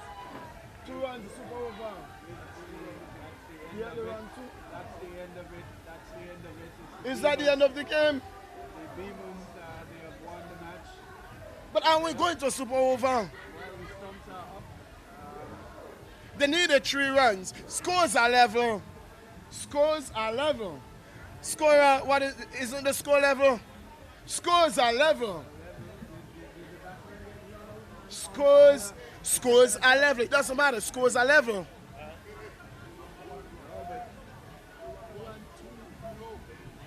Simba hit the ball. Simba got back down. No, but Simba was going to play 3. Simba was back at the ball. Look. We need to find out what's going on, but it appears as if they only got 1. It appears as if they only got 1.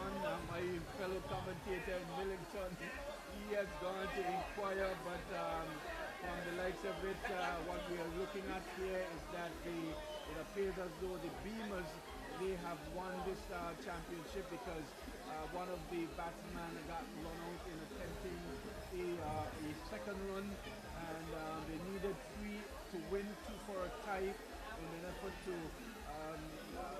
well, we certainly have to confirm that for sure, but all in all, it appears as though the Beamers, they are the champions for this inaugural Angular Premier T20 tournament. Yes, it appears as if, yes, and what are the scores? We are the What are the scores for this?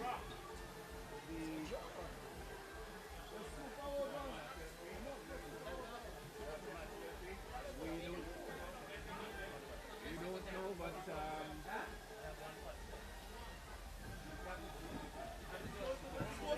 Well, scores are level. Scores are level, so we are going to a super over.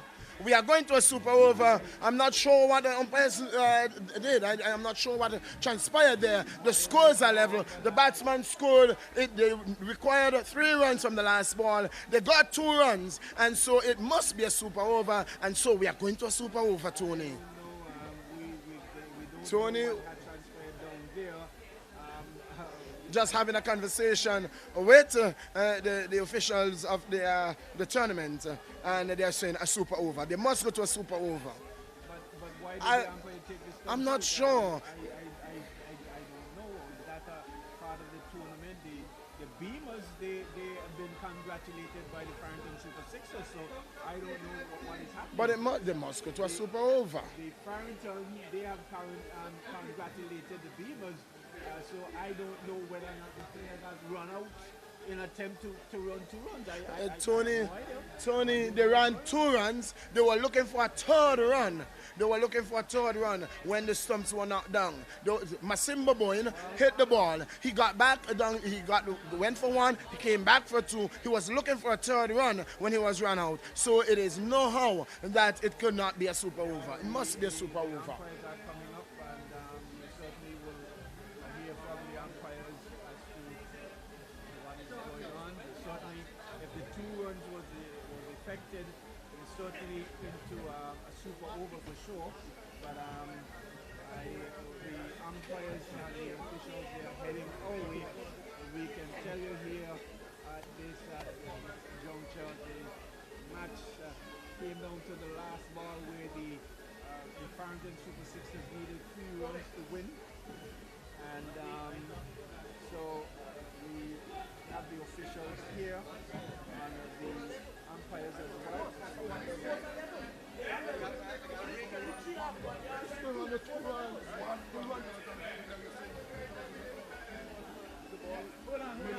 Look where the ball went in the wicket. Masimba Boyne. So we're still trying to clarify. Still trying to clarify what's going on here.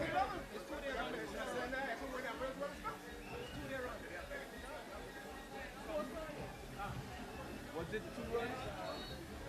Did they get 2? They ran 2? Or if they ran 2, they scored a tie?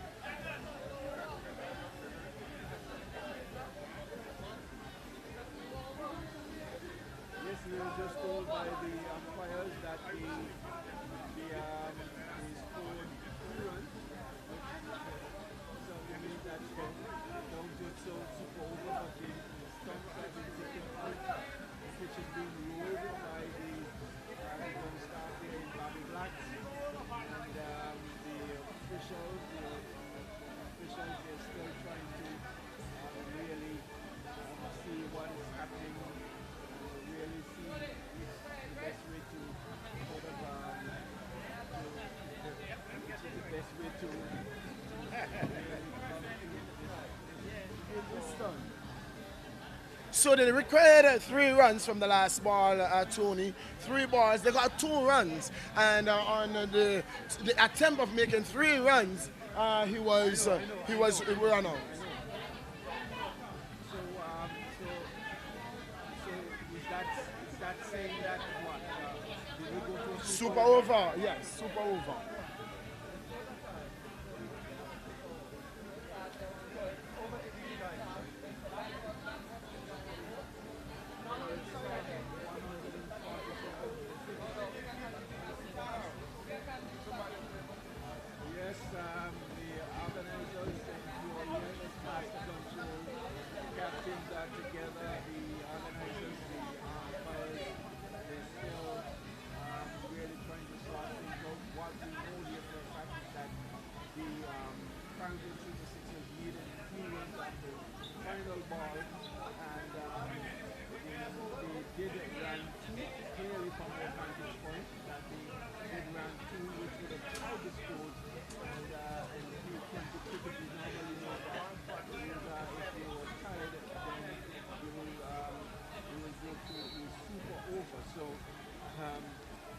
that's been started out now. Yes. So we are seeing the umpires, they're walking back to the middle. A miscalculation there by the umpires. And so they are going to go back to, they are asking, They go back to those last three balls that was bowled by Ashley White. I think he was very, very, very good. well, Like we said, took it as a game of glorious and so because he did took 2 wickets and the Farrington Super Sixers, they fought their way back. And I am not going to say he was very poor. I think that Masimba Bowen kept his head. He kept his head and he kept his head and he was able to hit through the line because I don't think that they were genuinely bad balls, but it was Masimba Bowen who used his reach and absolutely. So for the first shot, I can say patience, but for the second ball that was hit for 6, I think he did not just his line well enough after realizing what Masimba Bowen was about to do, intended to do. He should have at least either pulled his length back, like he in the final ball he did went around the wicket, and he could have done that. I'm saying with knowing that they had to score that amount of runs from the last over. The first 3 ball was brilliantly bowled, but the last 3 he would have himself to blame. Well, it's wonderful cricket here at the James Webster Park. Tony, we called it, we said it, it's a super over. That's all we want to know. The game, we saw everything else in this tournament. Now we are going to see the one thing that we wanted to see, and that's a super over. Certainly, and going down the shadows, across the field, the band is striking up, the crowd, the spectators, they're still together and waiting to hear that the ceremony is going to take place. After this, here we see the stumps. Again, they've been taken out of the bag, the stump tag. But what I found was very interesting, Tony, is that there was no clarification with the scorer by the umpires. In previous games, the umpires would clarify with the scorer that that's the game. And on this occasion, we did not see that. What we saw was that the umpires pulled the stumps and then... I think they probably just miscounted how many runs they needed to get because they asked before the final over was bowled if the scoreboard was right, and if it was 134, they would have known that the Farrington Super Sixers needed to get 14 runs from the final over, which was Yes. 6 balls. And 6 and the 4, that would be 10. 6 and 4 is 10. Right. They needed 4. Then they got 2. They got a single before. They got a single, got a right. before. So they needed 3. Right. So I would want to think that they probably kind of miscalculated and then thought that even though they had gotten the 2 runs, they probably thought that was the... So they were 130. When they asked, it was 134. They got a single. It moved to 135. It moved to 135, and then the 4 runs was hit was 139. Was what? Then the 6. 45, right. So they needed 3 from the final ball. They needed 3 and they got 2. Unfortunately,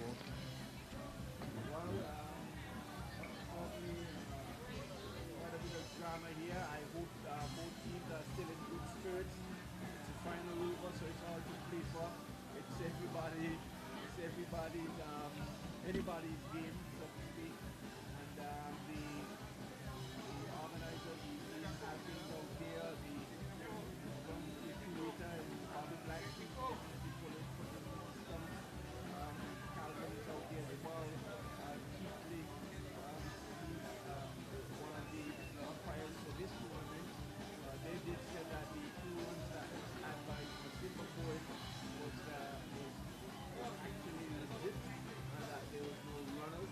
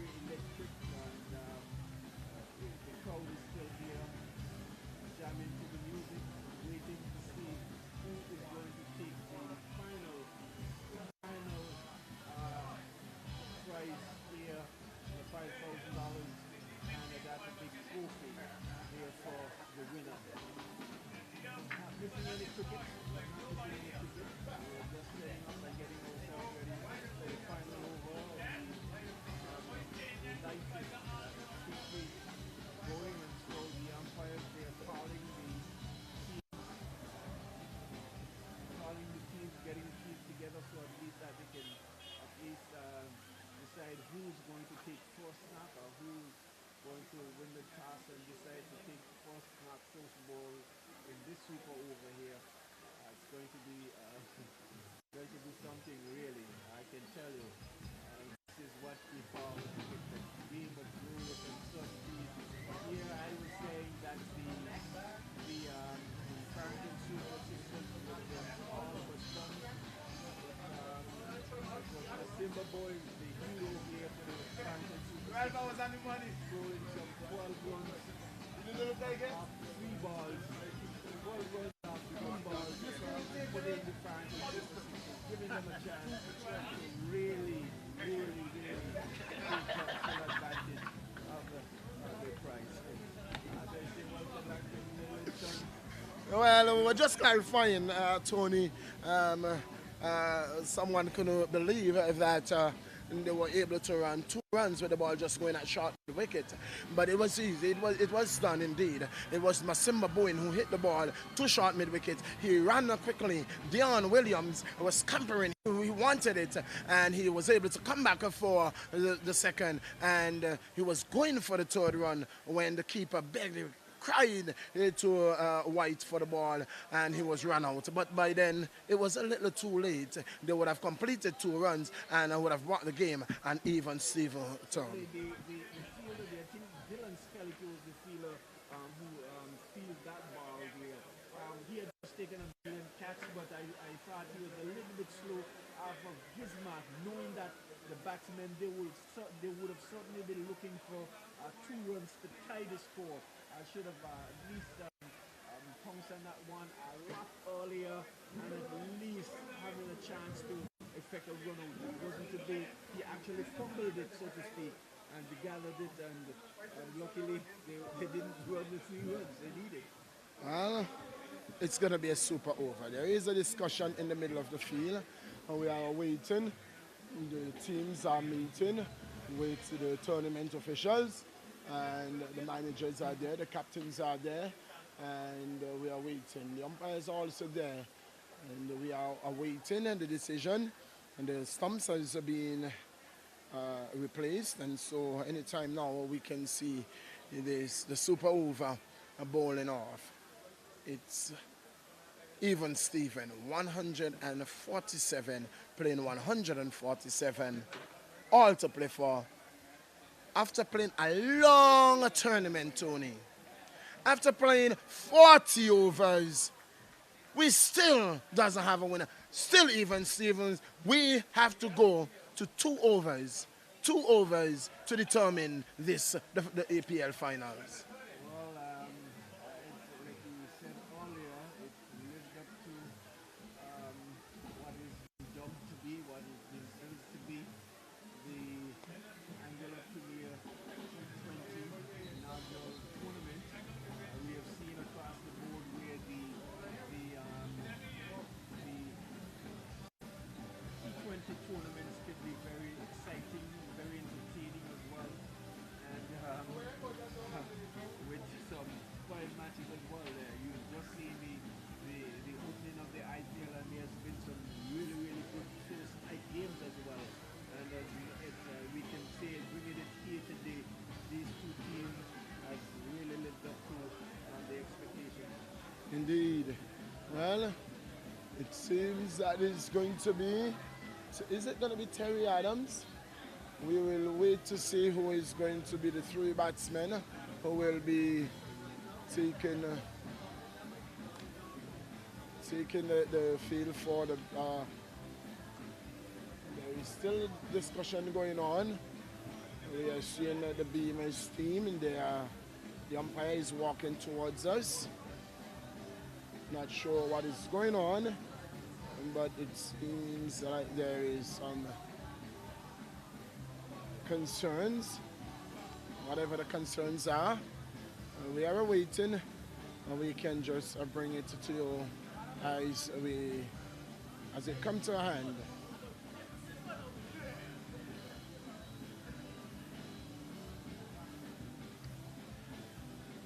It is Beamerz taking on the Farrington Super Sixers in this the APL finals.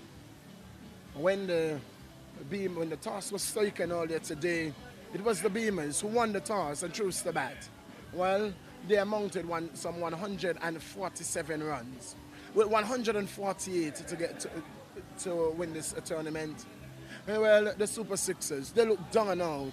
Well, somewhere they needed 25 from the last two. They got 11 from the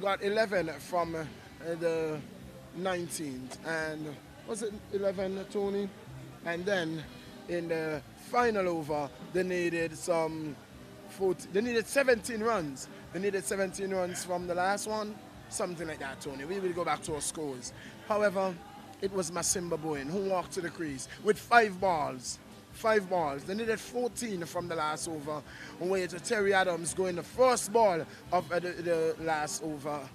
And it was indeed the man, Masimba Bowen. It was Masimba Bowen who did it for the Super Sixers, hitting a magnificent 6 over long on. Before that, he hit a white over long off. A ball that should have been taken. He hit it over long off, the head of the man there, coming in from long off, and it went away. 1 bounce into the fence for 4. The very next ball, he hit it over long on for 6 runs. Well, they needed just 3 runs from the final delivery. In the process, White, he picked up a wicket also. And then that wicket of Arana. They needed just 3 runs from the final delivery. Masimba Bowen getting an under edge, and it went through short mid-wicket. And the batsmen, they ran, and they ran, and they ran, and they were able to get 2. That brought down the game to a super over. Well, we are still having a discussion. I'm not sure what is going on. And whether that they're going to split it down the middle. I'm not sure what is going on because there is a discussion there, a very long discussion, and we are not sure what is going on. And as information comes to hand, we will relay to you. But in the meantime, we can tell you that it is 147 playing 147. Yes, and certainly anti-climax here with this brilliant game here played here by 2 England teams, the Farrington Super Sixers and the Beamerz, Stonygold Beamerz. We still seeing quite a number of persons on the field. Both teams are on the field. Not sure what they're discussing, but we've seen the stumps being put back in. But I'm not sure with the light that we have now whether or not it'll be wise enough to have a super over. Unless maybe they have a bowler to see who can hit the stumps. And Millington, maybe they will devise a plan and see the bowler who can hit the stumps the most. But not certain what is going on. You see the umpire, Jack Webster is there. The main organizer, one of the main organizers, Mr. Alton Rogers, he is there talking about the Captain Lindell and Dimitri. They are at the moment on the field, and we don't know what will be the final outcome, but if it needs to happen today, I'm not too sure whether or not we'll see another ball being bowled at Millington. Well, it doesn't seem so at all. We are having a long discussion between the organizers and the umpires, the managers of the team. Well, we had the manager for the Beamerz. He was there. He has since left that discussion. We have the manager for the Super Sixers is there. We have the manager for and the manager and captain of the Super Sixers, the captain of the Beamerz. They are in the middle having a conversation with the umpire and the organizers. Well, we are awaiting the final decision. The final decision, I'm not sure what it's going to be. We are not sure, and as we said, as information comes to hand, we will bring it to you live right here from the JRWP. 6:19 in the PM, and the sun is going way down, nice golden, going way down to the west, and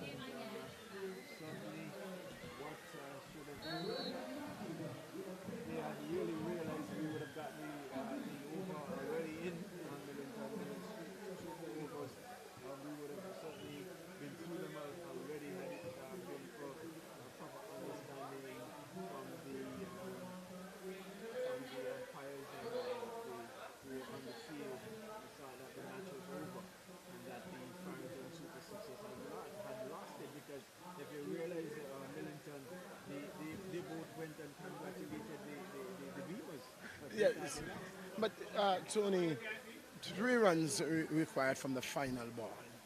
3 runs required, final delivery, and it is no how that you can walk away unless there is something in when you in writing in the competition that guided the competition that said that if there is a draw, how we will be able to break that tie without going to a super over. There is no how that we would have been able to decide a winner here today unless we go to a super over. Yes, but as we can see for a fact that some misjudgment was on terms of the score because, like I said, the Beamerz start they won the match. The Beamerz start they won the match.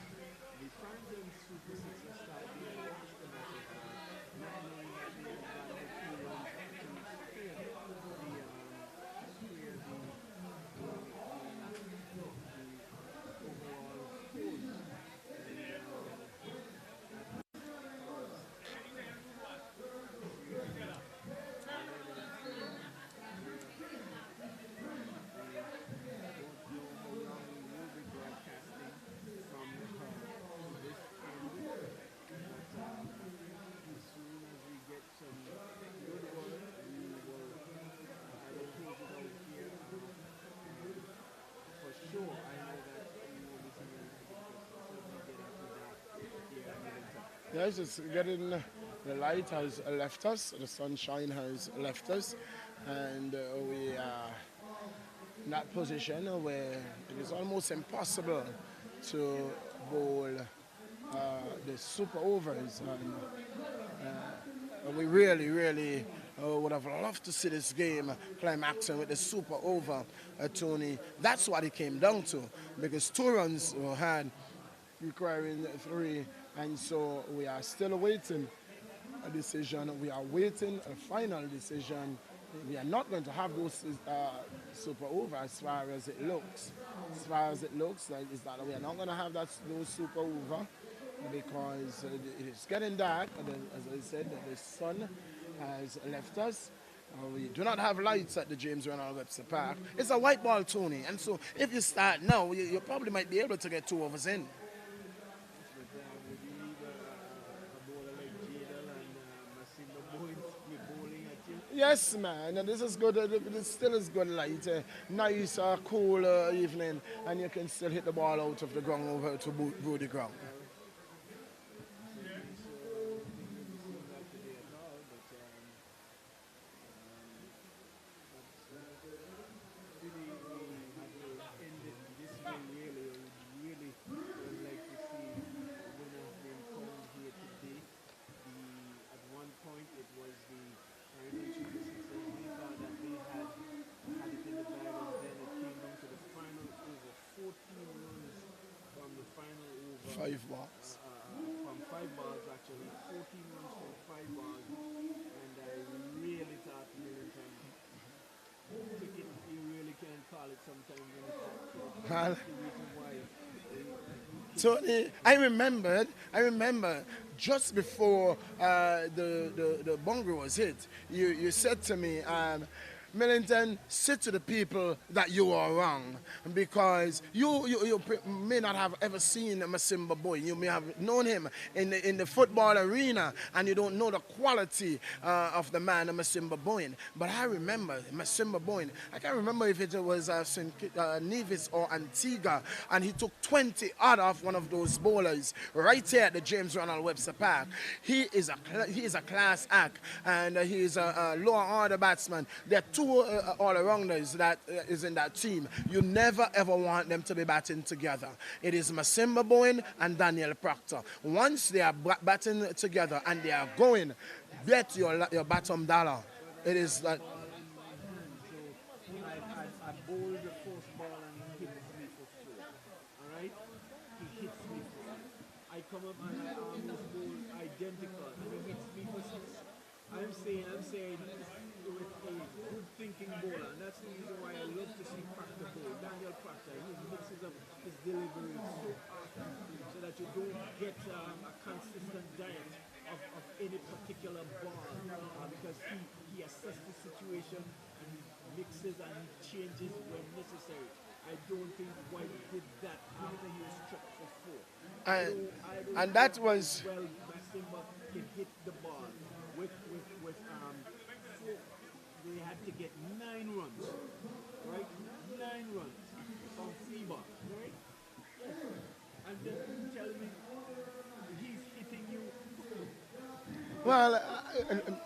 White has a very good slow ball, but again, Tony, in the finals, pressure turns, and it's who can hold, who can handle pressure the better. And so, in the end, it was Masimba Boyne who kept a level ahead. Ashley White had to try something. He tried and he failed. And in the end, it was indeed Masimba Boyne who pulled things back for the Super Sixers. Kudos to him.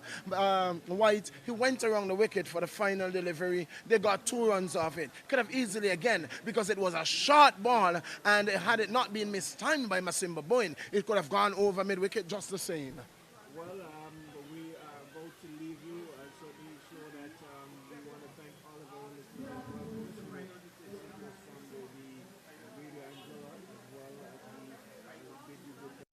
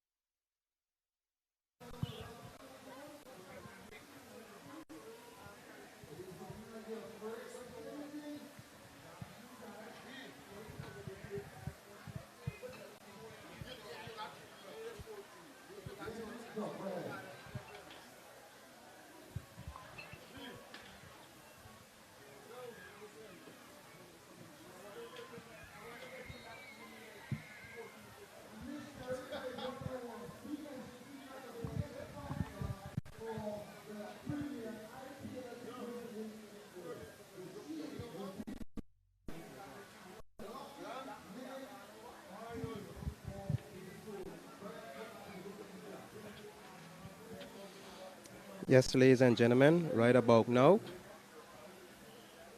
the decision is being made as to what is going to happen in terms of the game. Some say it was a tie, some say it was not. But to the best of my knowledge and what I've seen, it seems to be a tie, which means they have to go into a super over. But it seems as if the sun is down, and I'm not seeing it possible that this super over will go on. So stay tuned with us to see exactly and know what is going on in terms of who comes out on top. But sad to say, we have to go right now. So once again, thank you for tuning in and stay tuned with us. in the near future to know what is the outcome of this game. Do have a blessed day.